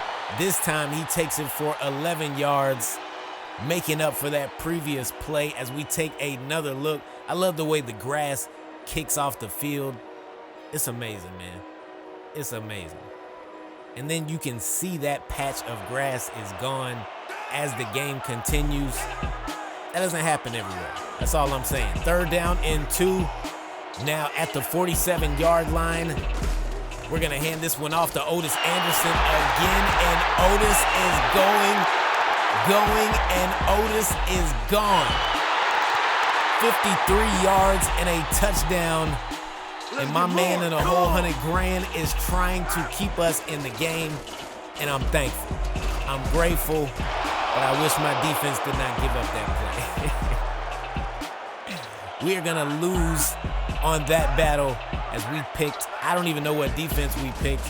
Nonetheless, the halfback delay gets there, and they pick up a 1st down, and on the next play, they will run it again for another gain of 8, and Wallace is looking like he is on fire right now, but so does Mike Ditka. Mike Ditka gets the catch, takes it to the Lexington 36-yard line, and we can't stop a nosebleed right now, y'all. Nothing. This team might have over 400 yards at the end of this game. I can see that happening. Handoff goes to Thomas. He will pick up a 1st down. Now it's 2nd down and 7, and it's Mike Ditka on the catch. And he will take that to the Lexington 1-yard line. They are knocking on the door, and it looks like they're about to kick it in. And I gotta show y'all this replay, because look what Mike Ditka does to the referee. Get out the way. I love that. This game is great, but I'm sure we all know that at this point. Handoff goes to Wallace, nasty spin, and he is in for a touchdown. And just like that, it is 20-10. 47 seconds left to go here in the 3rd quarter, and we are putting the ball in harm's way, and it ends up in the grass on 3rd down, but they are now in a 3rd down situation as well, and Deacon Jones comes through. Shout out to Deacon Jones, man. I believe that's his 8th or 9th sack on the season, which is crazy because I saw so many more happening in my mind. Nonetheless, that is the end of the 3rd quarter. It is 20-10, and we are clinging on to dear life at this point. 3rd down and 6 to start off the quarter at the Lexington 47, and this one is caught. Let's go. Rob Moore makes a big catch and will take us to the 31-yard line. 2nd down and 8 now from the 28. We are giving it to Otis Anderson, and he is gonna pick up a gain of 5 yards on the play. That's gonna bring up 3rd down and 3 at the Pittsburgh 24-yard line. 4 minutes and 20 seconds left to go. We need to score a touchdown pretty quick here. It has to be. Catch is made by Rob Moore once again. 6 targets, 3 catches, and 1 drop. Not a bad day. Not a bad day at all. And on 3rd down, Rodgers will get hit in the back as he was throwing, and that one is incomplete. We'll settle for a field goal, but no, we will not. We will not at all. Griffin misses the kick, and I'm thinking, hey, you kick the field goal. It's still 2 minutes, 46 seconds left to go. We got 3 timeouts.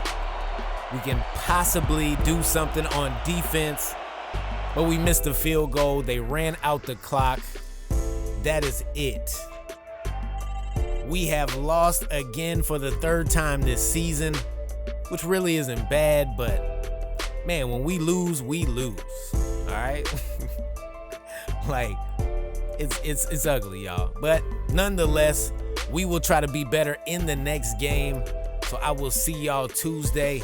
But if you are new here and you like what we do here and you made it this far in the video, feel free to hit that subscribe, hit that like as well. Join the notification nation, ring that bell for notifications, and stay up to date with your boy because we got more content coming your way. I might do more of those all-pro videos featuring more basketball players. I got a few in mind that I want to do in a couple videos, so Stay tuned, man. Y'all check that out. I will be back sooner than later, I promise you. But I've been me, you been you, and until the next time we speak, I'm out.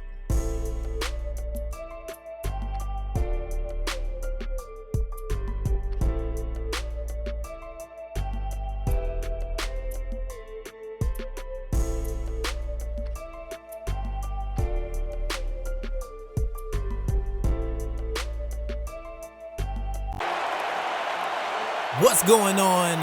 What's happening? It is time for us to bounce back because last episode we lost to the Pittsburgh Ironmen. I mean, come on now. We played them 3 times. Eventually, you know, we're not gonna hold up every single time. Stuff is bound to happen.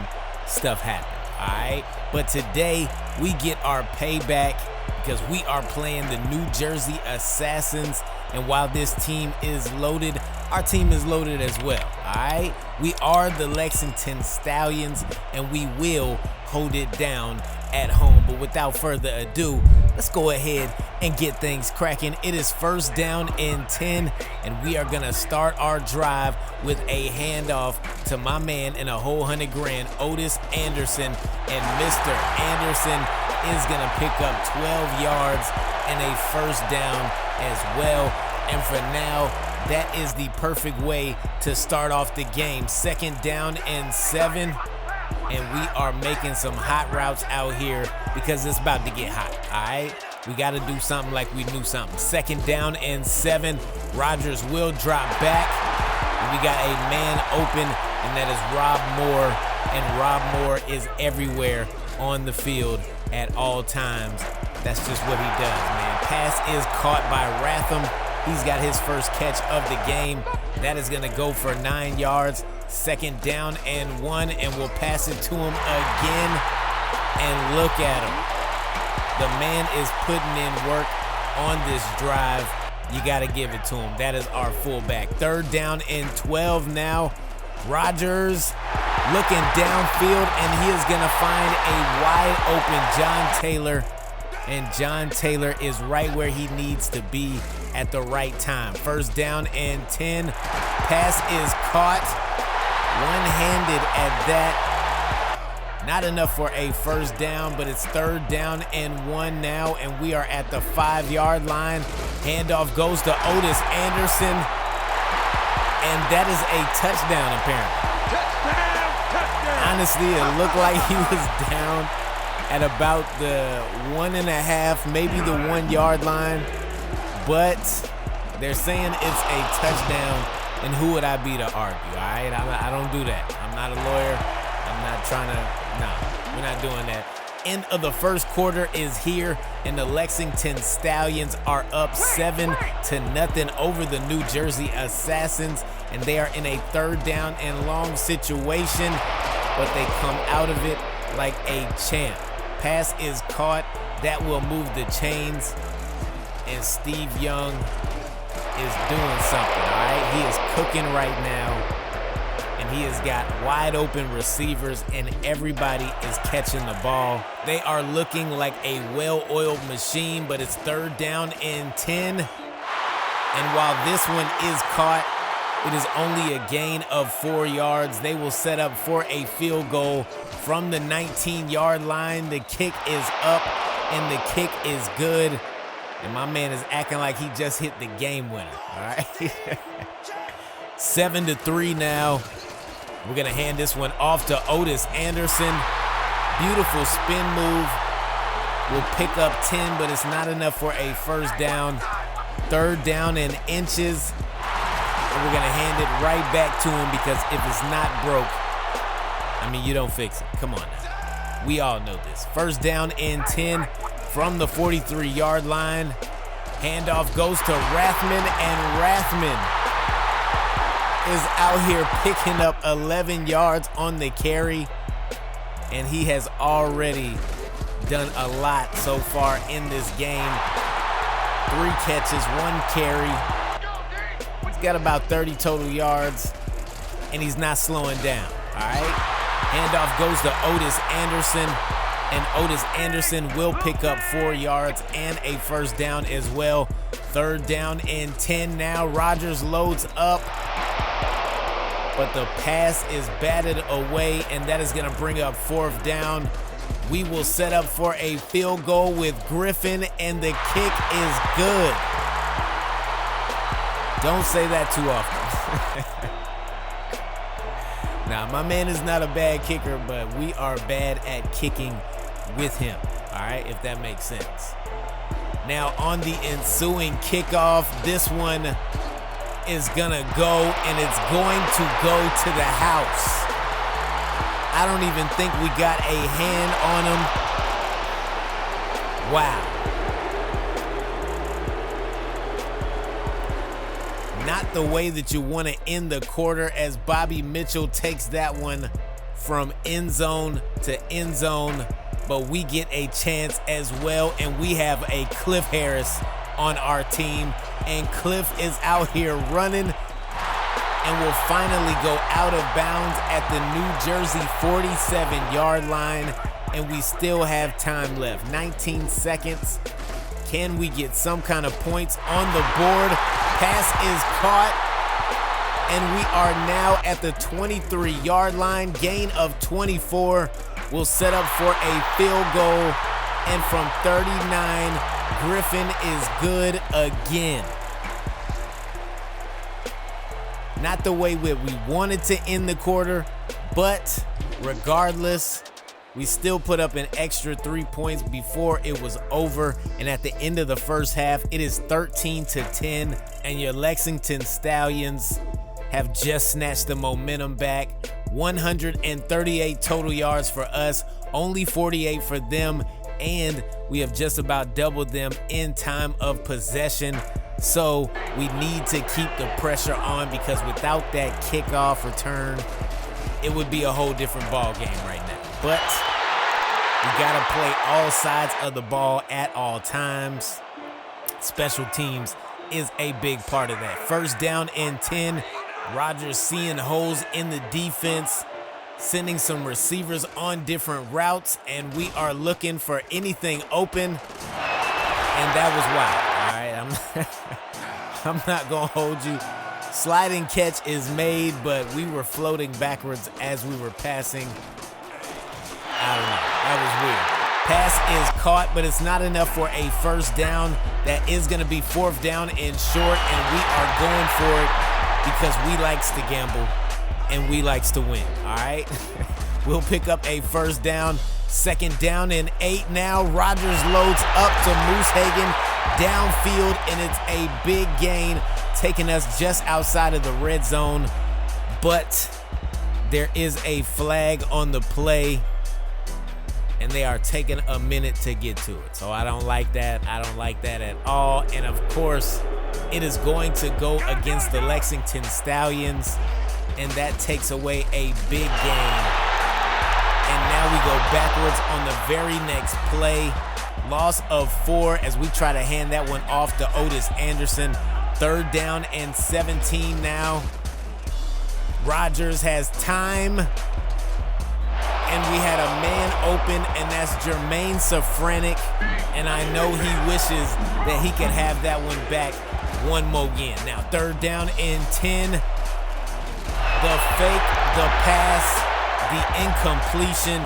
Joey Browner has been playing exceptional for us all season long, and trust me when I say that we have needed it. 2nd down and 12. Rodgers has time, but the pass is batted away and intercepted by Jack Tatum. And now New Jersey will take over from the 46-yard line. Not a good look for us at all. 1st down and 10 for New Jersey. Steve Young has Muncie wide open, and Chuck Muncie will pick up a gain of 9 yards on the play. Handoff goes to him on the next, and it's a loss of 2. That's gonna bring up 3rd down, but that is it for the 3rd quarter. Lexington Stallions still on top, 13-10 over the New Jersey Assassins, and we get a big stop on third down. That is Lexington defense, all right? I don't think I've ever said that, but that is what that is. Third down and 5 now for us. And the pass is caught by Otis Anderson, but Jack Tatum is something else. You're not gonna get away. I'm sorry, it's not gonna work out for you the way that you thought it was. David Terry will make the catch. He has been exceptional for them today. And we just caught a penalty on 3rd and 3. And that's the worst time to catch a penalty, especially when it was an incompletion and we just gave them a free first down. That penalty goes against Deacon Jones, and that was a big, big penalty. Cannot overstate that. Huge penalty at this point in the game. 4 minutes and 31 seconds left to go. And that pass is going to be caught by Bobby Mitchell. And Bobby has a lot of speed, all right? I'm not trying to get caught up again.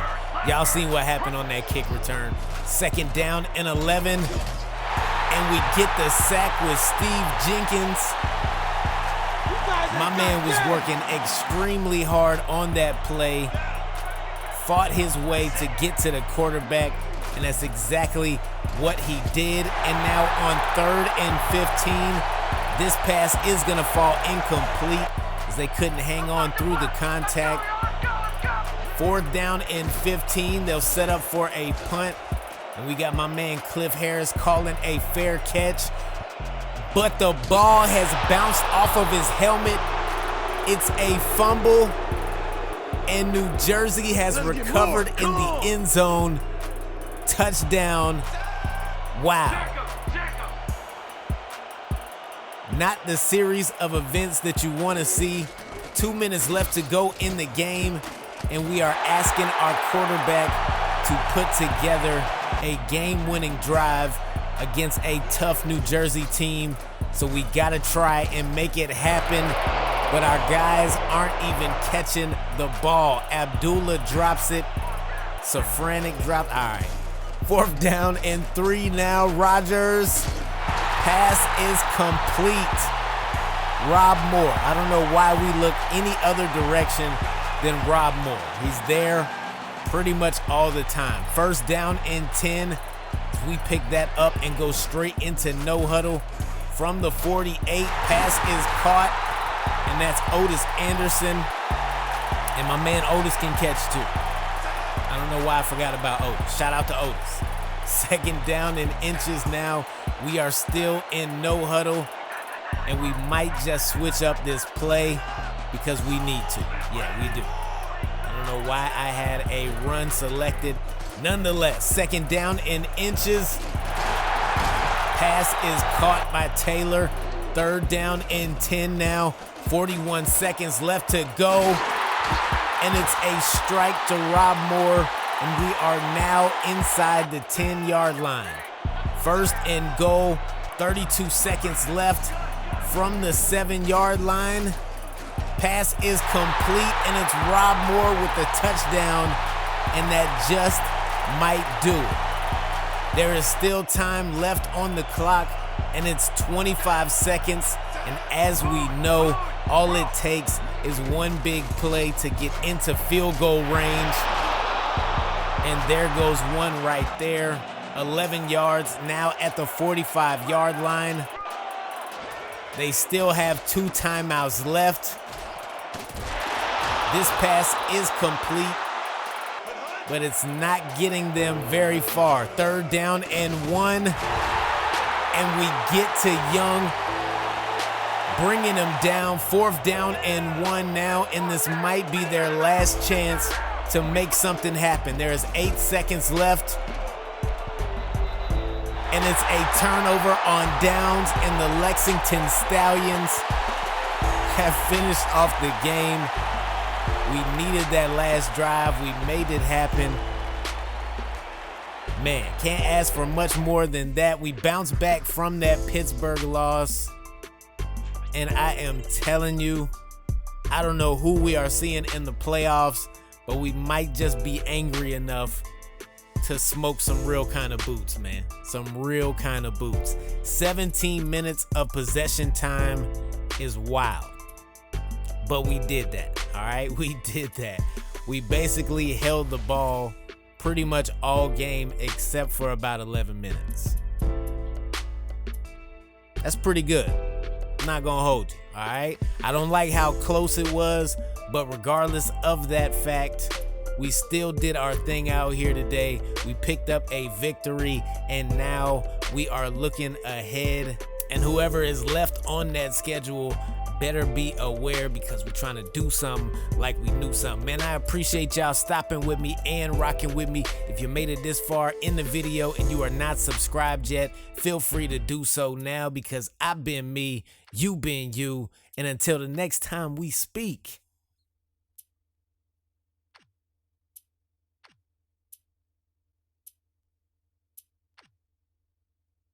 I'm out.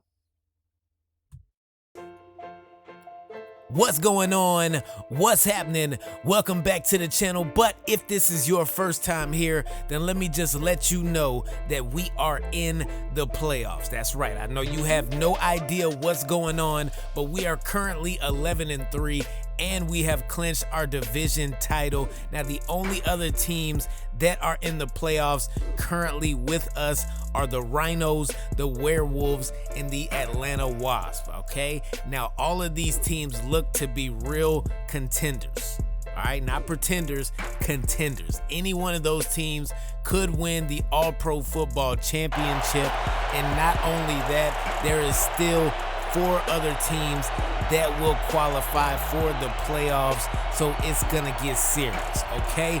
But as long as we are in the mix, we can do something like we knew something, all right? This is a team that I have built that I feel really, really good about, and I felt really good about it all season long.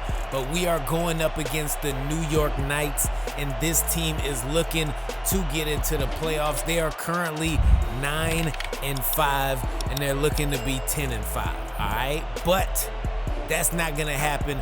We are about to hold down home field, so let's go ahead and get things cracking. We are starting this drive off at the 41-yard line, and I don't know, man. My man Rodgers does not like what he sees in that defense. We are gonna switch up our play. We're gonna hand it off to Otis Anderson, who will take this one up the middle. Gain of 7 on the run. We're gonna give it to him once again, because, you know, if it ain't broke, you don't fix it, all right? That's not what you do. Gain of 5 on the play, and Otis Anderson will pick up a first down. 1st and 10 from the New York 46-yard line.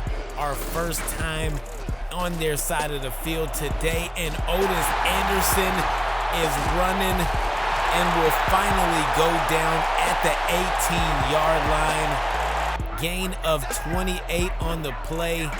2nd down and 13, and we're going play action. Rodgers looking for Rob Moore, and Rob Moore is clutch. I don't know what we have been doing on this game without him on our teams. I don't know. Might have to add him to every team. I'm just saying. We're not doing that. Pass is complete, as New York will start off their first drive, and this one is a easy passing catch. Johnny Unitas is the quarterback, and he is going to be dotting things up all day long. Pete Fios makes the catch, and he will finally go down at around the 25-yard line. 1st down and 10 now. Unitas got a man open. That is Walter Payton, who breaks the initial tackle and finally goes down after a gain of 9 yards. 2nd down and 1, and it's a toss to him. And my man in the whole $100,000, Leonard Marshall, gets the stop. You gotta love Leonard, man. He out here and he is working, okay? That is a high motor individual, and he is gonna keep floating and making these plays, all right? right, we get another stop on Walter Payton, and I love it when a plan comes together. Shout out to my man Steve Jenkins as he gets that stop.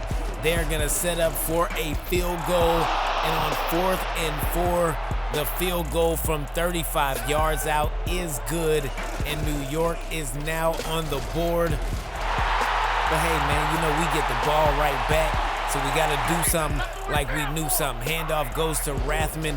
He takes it for 4. We are tossing this one to Otis Anderson. And the Big O has room to run, and run he shall. 62 yards so far here in the first quarter. And that is going to bring us to the close, as we did not get a graphic, but I still know the score. 7-3. We are still up as of right now. 3rd down and 10, and Moose Hagan had no hands whatsoever on that play, but luckily we put them in a 3rd down situation, and Matt Sandoval is gonna stand over their quarterback after he gets the sack. 1st down and 10, and it's Rob Moore again. He is a bronze star, but my man plays like a silver or a gold. I'm telling you right now. He catches everything. 1st down and 10 as the Stallions move up to the 30-yard line.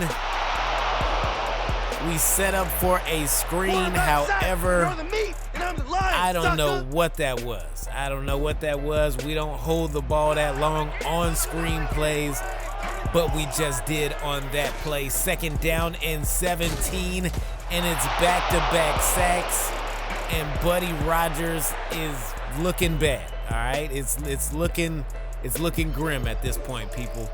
Reed Chavis gets the sack. 3rd down and 24, and we need something big here because we got sacked twice and taken out of field goal range. We will punt. They'll get the ball back, and it's 2nd down and 6. Flag on the play.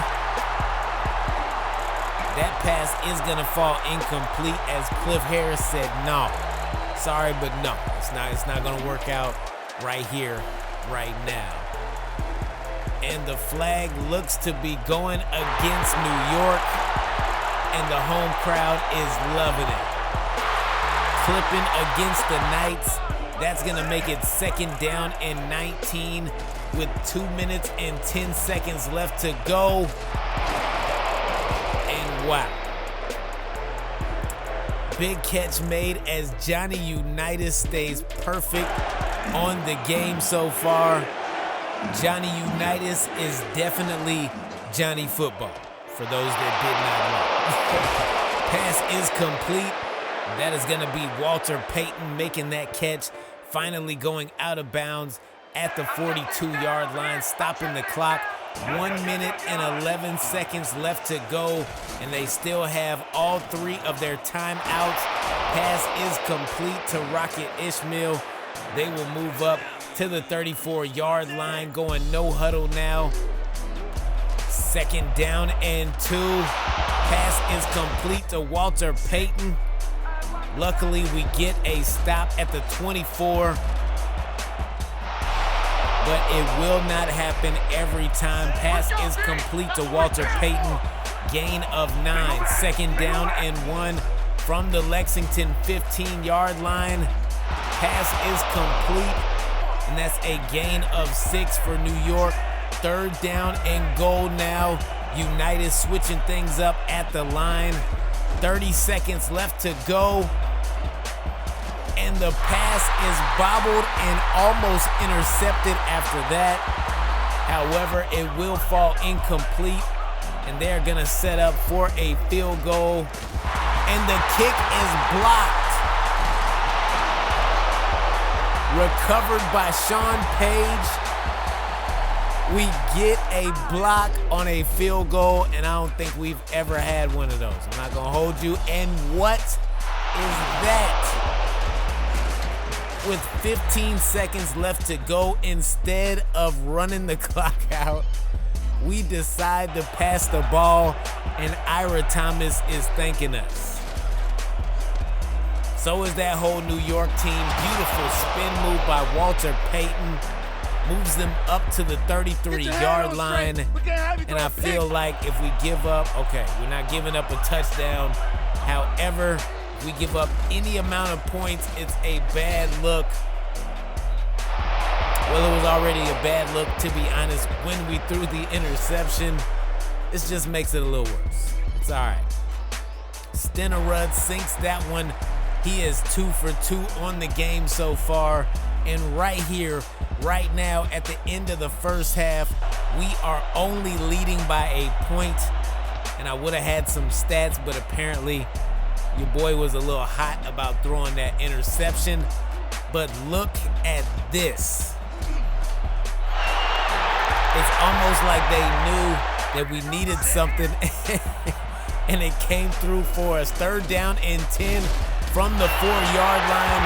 We will get the stop on Walter Payton and we will take over from the New York 39-yard line. But it's 2nd down and 9 from the 38 now.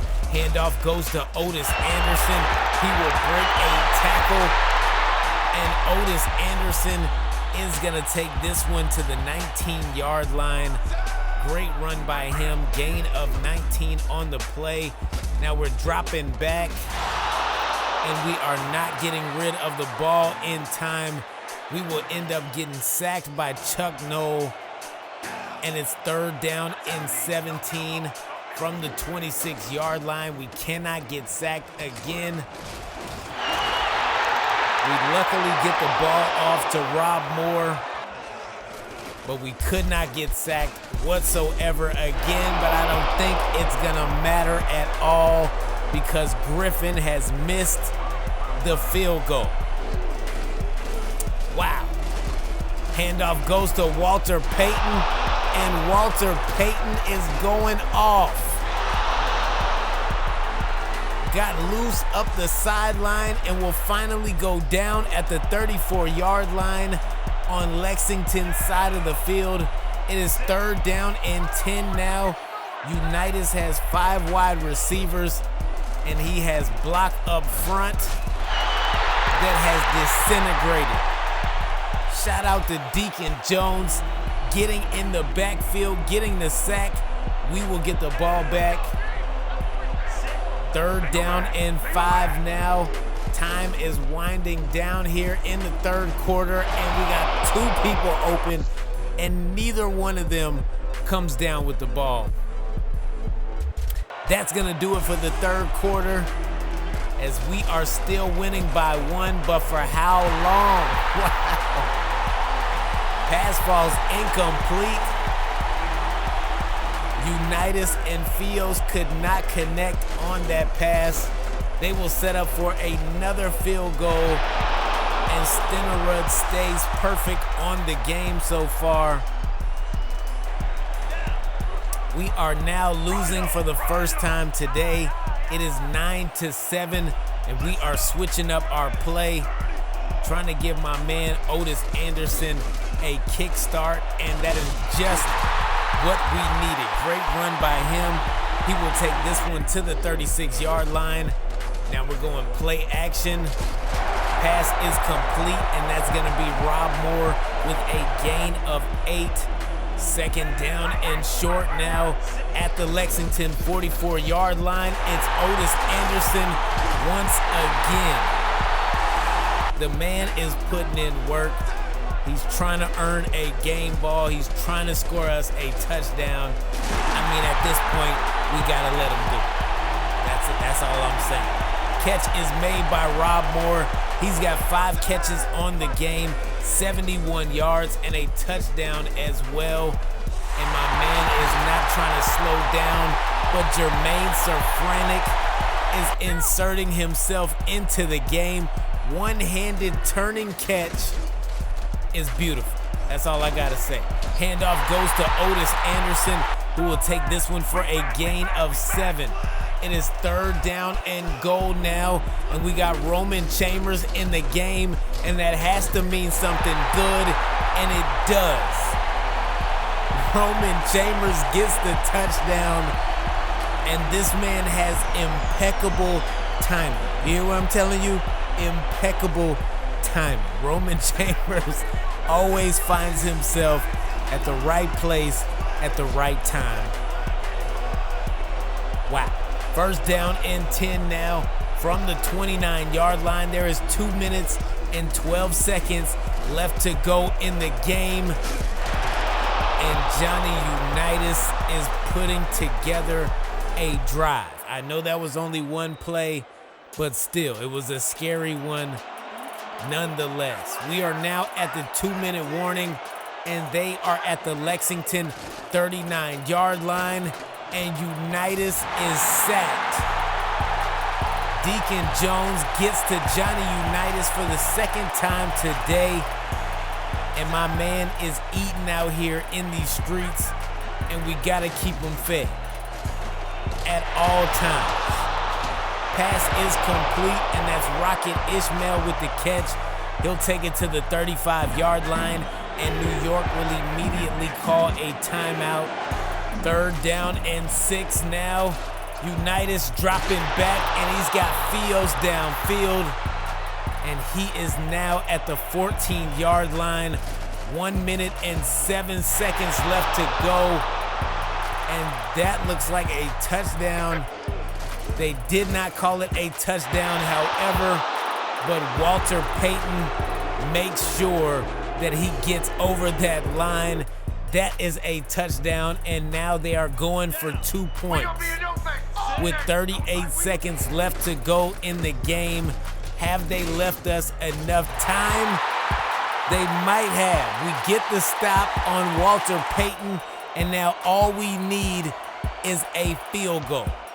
That is all we need, and I feel like my man in a whole $100,000, Cliff Harris, can get us the right kind of field position to get us there, but he might take us even further, and Cliff Harris has just scored a touchdown on the kickoff return. Hey, yo. It must be something in the water out there in Lexington, Kentucky, because these guys are serious, all right? We are rolling right now. 2-point conversion is good for Otis Anderson. And this might just be a crazy way to end this game. We are up 7 points, but there is still plenty of time left, and they do have 3 timeouts. Quick pass for Unitas. They will quickly call a timeout. 14 seconds left to go. Can our defense hold up and close this game out? Pass is complete. It's a gain of 9. 3rd down and 1. 4 seconds left to go. This is probably gonna do it. And yes, we get the interception, and the game is over. Are we taking it back? We are not taking it back. That is it, man. What a crazy finish to that game. What a crazy finish to the first half, to be honest. But it is what it is, man. We got the win, and there's actual stats here. I did not speed through it. We had 91 total passing yards to their 250, so they smoked our boots in that department. But I think on the ground, we did a little more than they did, and that was probably the difference because we ran their team tired all game long, all right? That's pretty much the recipe for success. Also, having a touchdown on special teams does not hurt at all. Shout out to Cliff Harris. We really needed a score just when we thought all we need to do is get into field goal position to try and tie the game. My man said, hold my beer, I'm gonna go and win the game. And that's exactly what we did. An exciting way to cap that game off, and I am looking forward to the next one, which should be against the Washington Federals. Man, I appreciate y'all stopping with me and rocking with me. If you made it this far in the video and you have not subscribed yet, feel free to do so now, because I've been me, you've been you, and until the next time we speak,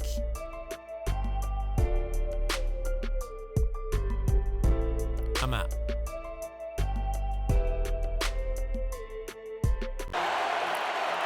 What's going on? What's happening? Welcome back to the channel and welcome to another episode of All Pro Football 2K8. Today is the last game of the season and we are going into the playoffs with one of the best records in the whole league. So win, lose, or draw, I don't think it matters right now because we are headed to the playoffs. But let's go ahead and get things cracking. First down and 10. They're going to hand this one off to Earl Campbell, and Earl Campbell is going to get started early with a 4-yard gain. Third down and 4, and Otto Graham cannot find anybody to connect with. We will get the ball for our first drive, but it's 3rd and 12, and we have a Rob Moore. And when you have a Rob Moore, you pass the ball to him, and Rob gets you more.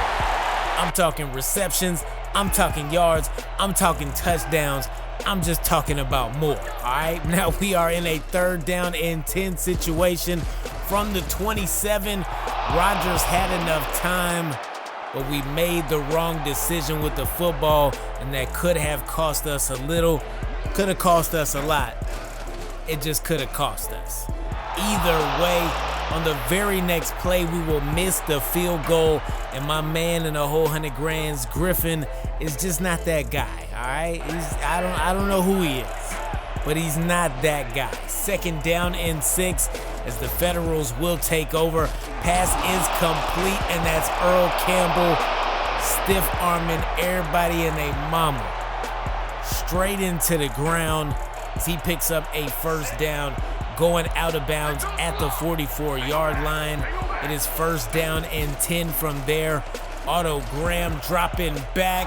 He's got a man wide open, and that man is about 2 yards shy of a touchdown. He was almost there, and that is a huge gain for this Washington offense. And it's Earl Campbell with another stiff arm. This time he's into the end zone. Touchdown Federals, and they will strike first as they are now on the board, and we are still trying to find a way to even get there. All right, 7-0. Rodgers is gonna load up and toss it to the other team.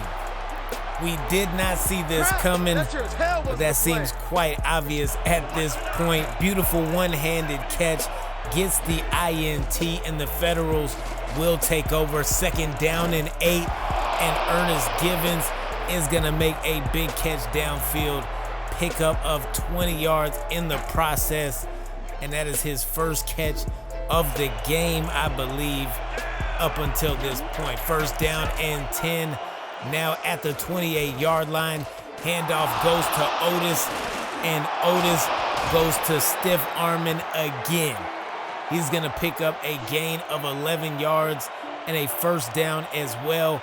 And that is gonna do it for the first quarter as they are still winning 7-0 over our Lexington Stallions. And we are committing penalties, but they're throwing interceptions, and I'm pretty sure they are going to decline our neutral zone infraction. That's exactly what they will do. They hit that decline button, and Ernest Givens picks up his first touchdown of the game. And just like that, it is 14-0 early on in the 2nd quarter, and there is a flag on this play as my man in the whole 100 grand, Rob Moore, managed to catch that ball, but it is going to be holding. Luckily for us, it's going to be holding against them. We will decline.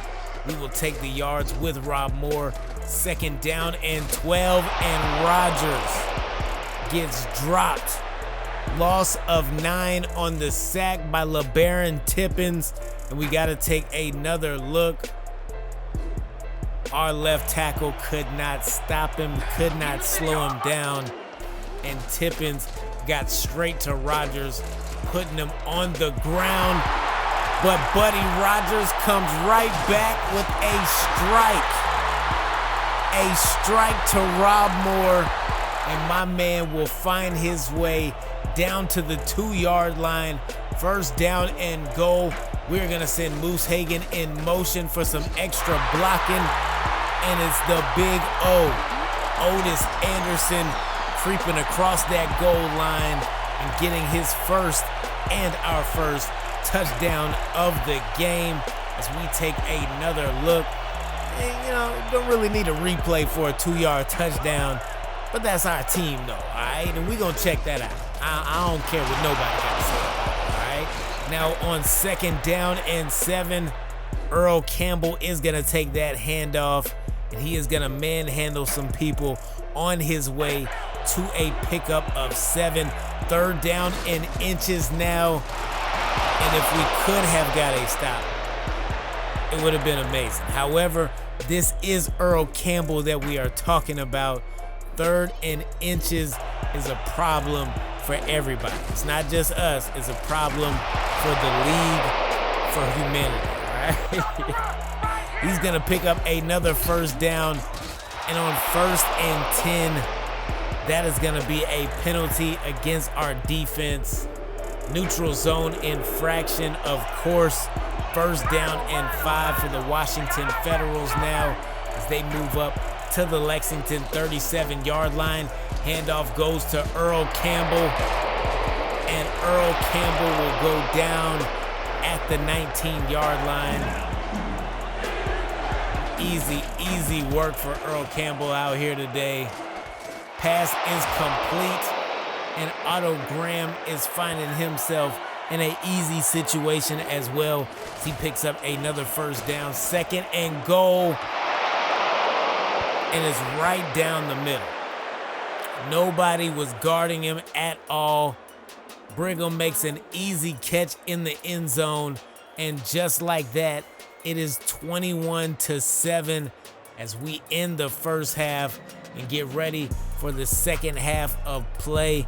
I am not sure what is going on in this last game, but if this is the way that we are going into the playoffs, it will not be a long playoff run at all. I can see that right here, right now. We got 149 total yards.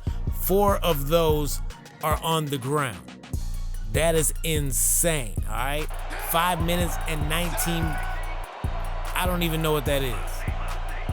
We are losing time of possession by 3 minutes, and we are also getting sacked at a high rate. We gave up 4 sacks in that first half, so everybody has to be better at this point. And we are going to start this one off by handing off the ball to Otis Anderson, and I'm glad that we did because my man had 4 rushing yards. I don't understand how that happens, but I understand that it does. 2nd down and 9. Handoff goes to Otis once again. He is trying to break tackles en route to a 1st down. He will pick up 8 though on the way. 3rd down and short from the 40-yard line, and it's Otis Anderson taking that handoff for a gain of 8. We will move up to the 32. We are now at the 31 now. 2nd down and 8.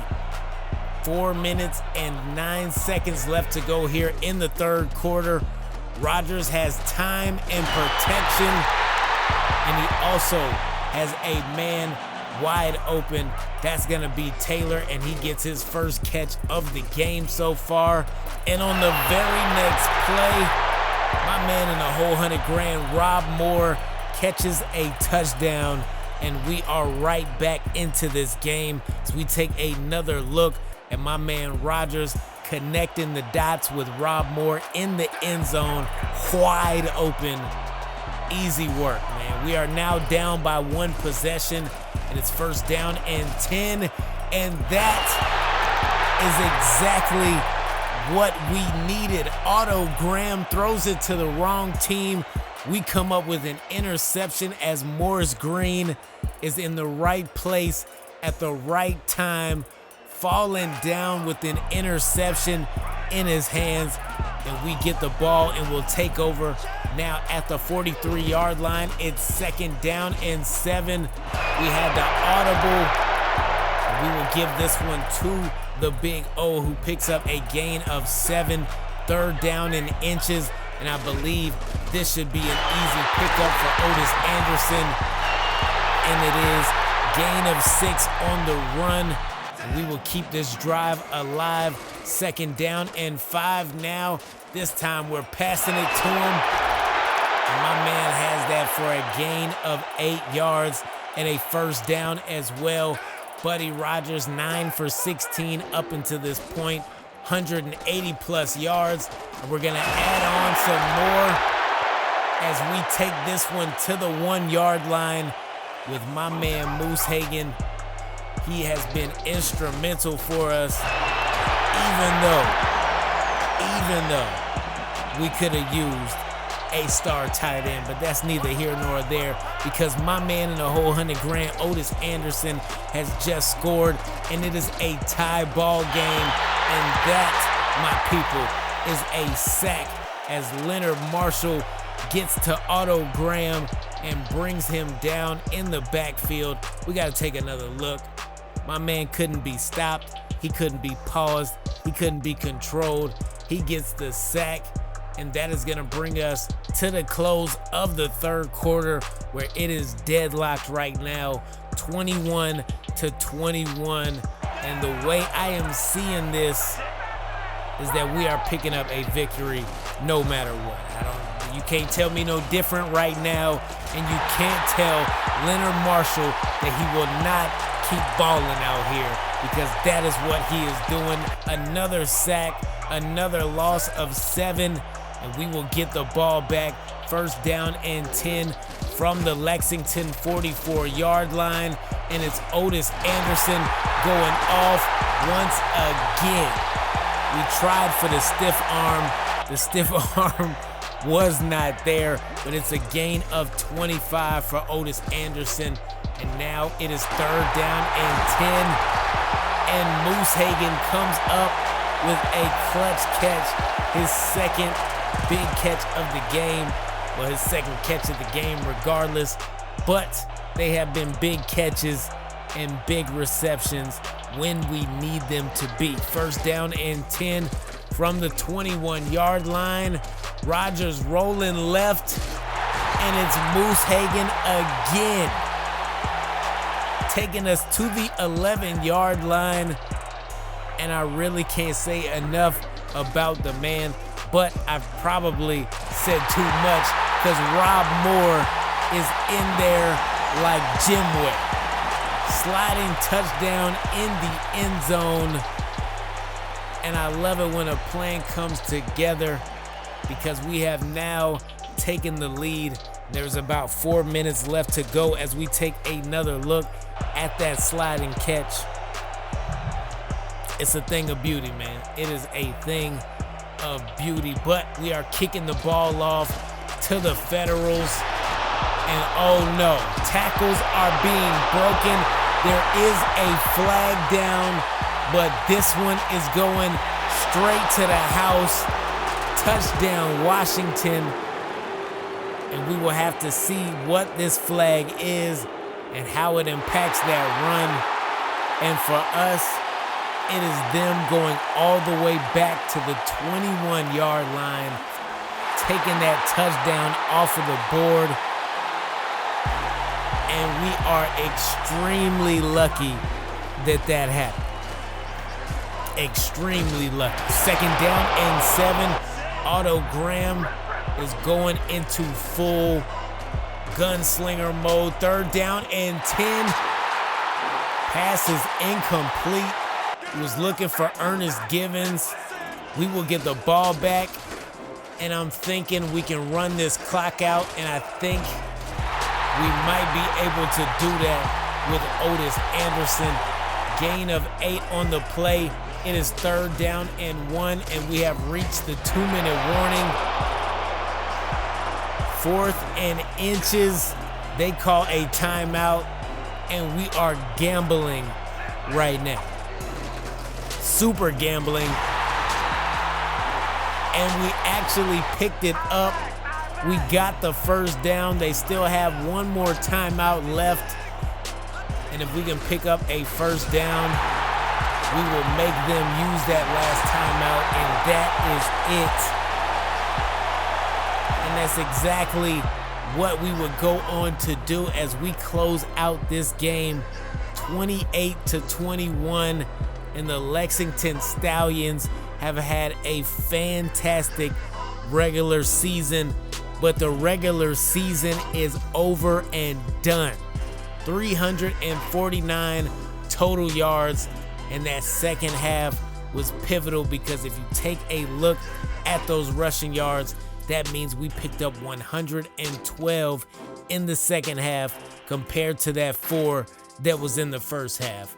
Very, very important that we got our stuff together, and we did at the nick of time. Man, I appreciate y'all stopping with me and rocking with me throughout this season. I have had a blast every single game, but it is time to get focused. It is time to get serious, because in the next episode, we will be in the playoffs, and I have no idea who we will be facing, so we will have to keep our eyes peeled for that. If you are new here but like what we do here, hit that like and subscribe. Drop me a comment. You talk and I talk back. That's how it works over here. Alright, I've been me, you been you. Till the next time we speak, I'm out. Notification Nation, what's going on? What's happening? It is that time of the season. That is right. You know what I'm talking about. We are in the playoffs. We had a really good regular season. We went 13-3, and I feel like, yes, I feel like we have put together a team that is going to take us all the way. But I have mixed emotions, because while I am so excited, while my confidence is soaring through the roof about this team, for the fourth time we have to play the Pittsburgh Ironmen. So while I am ecstatic, I'm through the roof, I am also extremely annoyed, because I don't want to face a team 3 times in one season. I don't even want to face a team 4 times in one season, but that is what is happening right now. So we are gonna roll with the punches, and we are going to knock the Pittsburgh Ironmen out of the playoffs. That's right, I said it.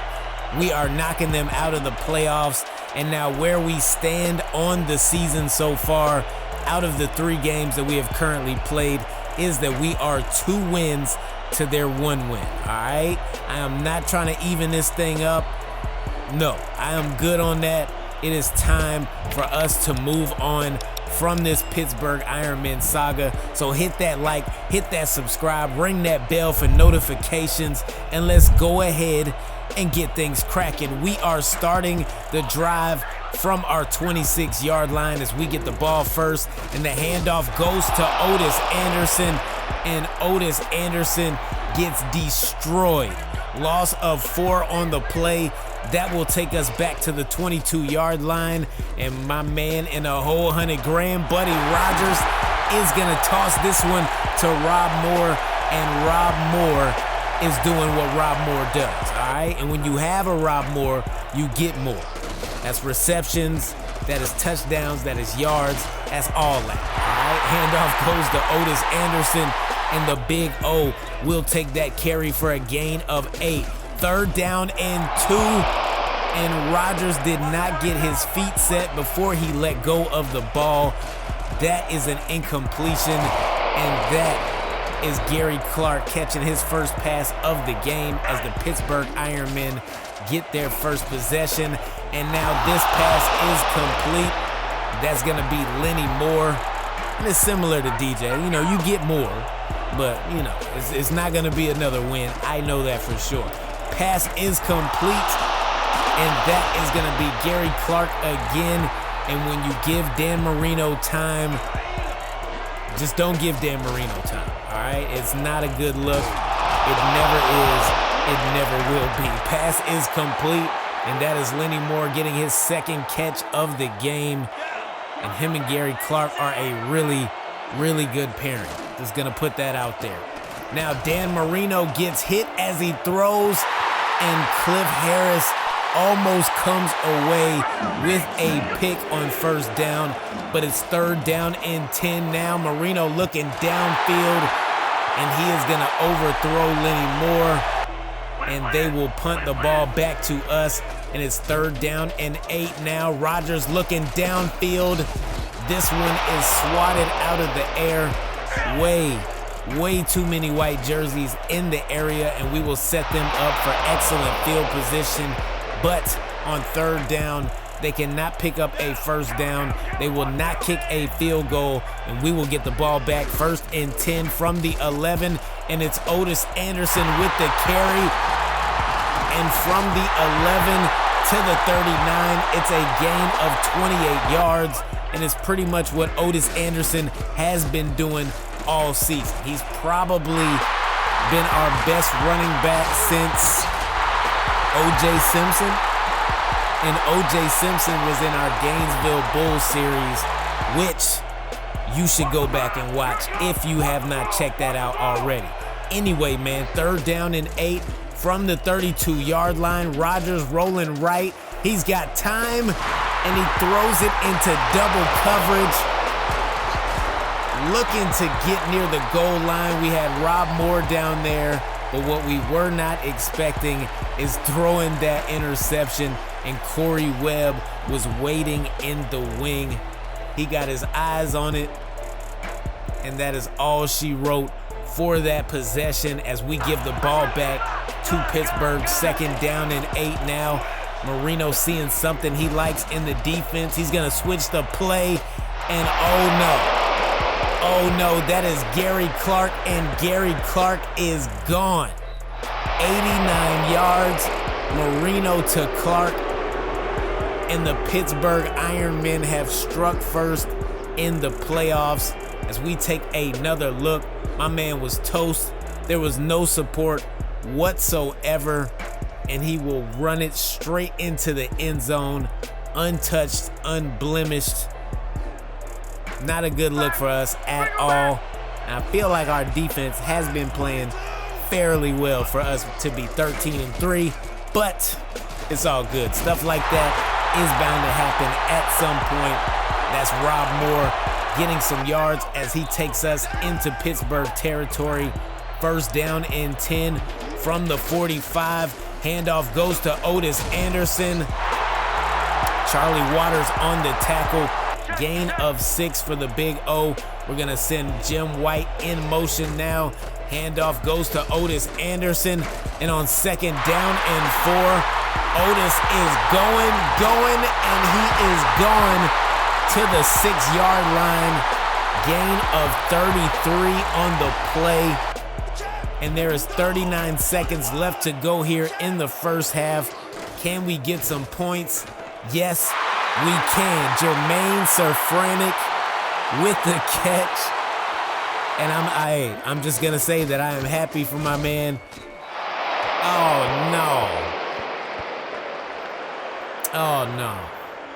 no. Griffin misses the extra point, and we will end the first half down by 1 as the Pittsburgh Ironmen lead 7-6 over the Lexington Stallions, and that is crushing. I don't care what you say, that is not good at all. At the end of the first half, we are controlling the tempo of the game. 153 total yards for us, 7 minutes and 58 seconds of possession time, but that turnover sticks out like a sore thumb, and I don't like it. I don't like it at all. I really thought we would have been passing the ball more, but I mean, we got Otis Anderson.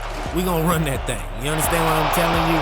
Pass is gonna be incomplete as Pittsburgh will start off the second half with the ball, but we get our chance as well, and it's 1st down and 10. Pass is complete to the Big O, and Otis Anderson will take that for a gain of 8 yards on the play. 3rd down and 2 now, empty backfield. Rodgers firing, and we got Moose Hagan for an easy catch and an easy 1st down as well. He goes to the Lexington 48-yard line. 3rd down and 10 now. Rodgers, great blocking on that play, and Rodgers found a wide open Rod Moore with the pass, and Rob Moore picks up another 1st down for us. Now the handoff goes to Roman Chambers on 1st down, and Roman Chambers, my man, had about 5 carries for 4 touchdowns before that run. Now it's a shovel pass to Roman Chambers, and he is going to take us to the 11-yard line. Great play call right there. The middle of the field was wide open for that shovel pass, and now we're going to hand it off to Otis Anderson. And for the first time in a long time, Roman Chambers will do the heavy lifting, and then Otis Anderson will come into the game and pick up the touchdown. We are now leading 13-7, but Lenny Moore is not trying to keep it that way. He catches his 3rd. He's got 43 in the game so far. And that pass is complete. That's going to be Lenny Moore once again as he gets his 4th catch of the game. 3rd and short now. They're going to hand this one off, and it goes nowhere. Absolutely nowhere. Loss of 1 on the play as Smart gets the tackle for loss.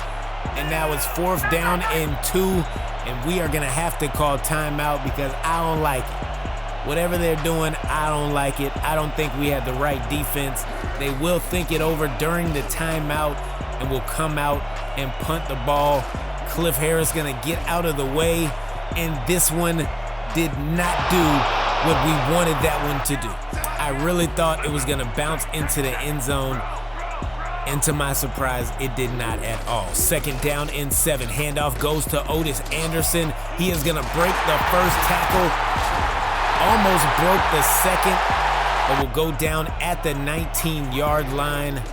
1st down for the Lexington Stallions. Pass is complete, and it's Rob Moore with the catch.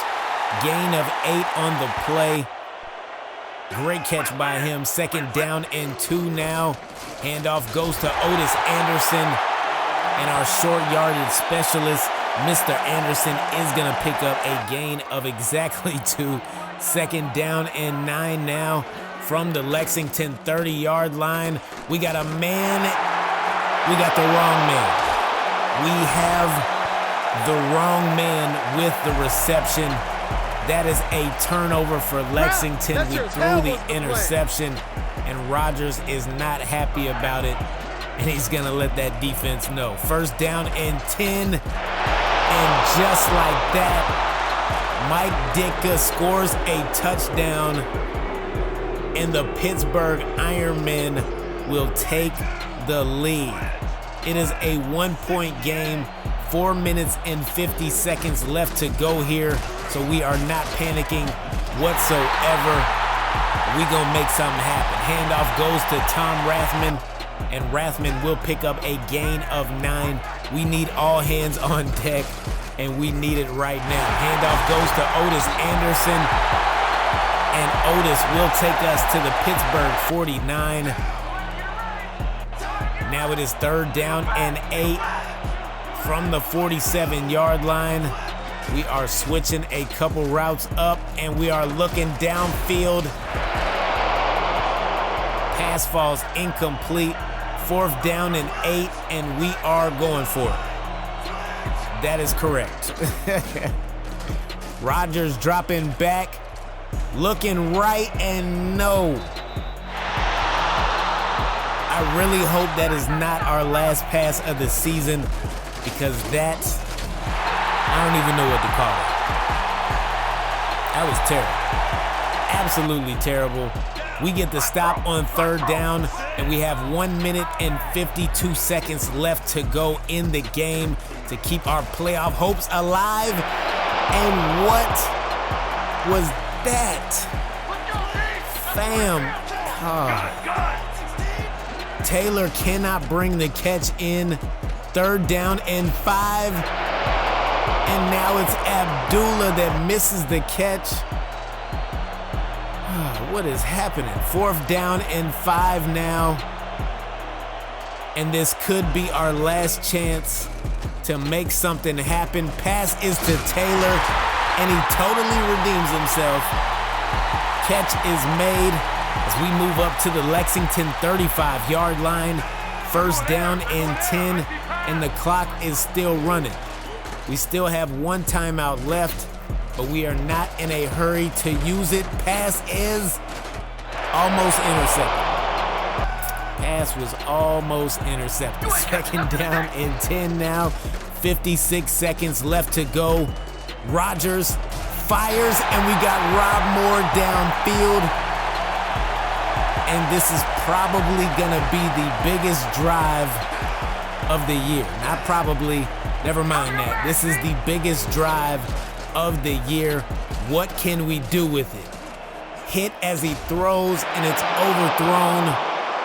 Not a good look on 1st down. 27 seconds left to go, and it's 3rd down and 10. All we need to do, never mind, scratch that as well. I was gonna say all we need to do is get in field goal range, but we missed an extra point earlier, y'all. I'm not that confident, but come on, Abdullah. Oh, no. Can't get his hands on it once again. This could be our final chance. 4th down and 10. We are not going out like that. Yes. Yes, we are. Allen couldn't bring it in. And I feel like we trusted one too many receivers that don't have stars. That's all I'm saying. As good as those guys have played during this season, they left their hands somewhere else. Nobody brought hands to the game but Rob Moore. That's all I know. That's all I seen all game, man. That was a terrible reflection of how our season played out, because we really had a great season. Otis Anderson, 143 yards this game. Did his thing, but it just was not to be. I mean, how many times can you beat a team in one season if you have to play them 4 times? Now, if it's the Denver Cougars, I like our chances. I'm not gonna hold you. I like our chances, but it just did not happen. And your winners of the APL championship is the Los Angeles Legends. Man, I appreciate y'all stopping with me and rocking with me. We will have more All-Pro Football 2K8 very soon. I can guarantee that.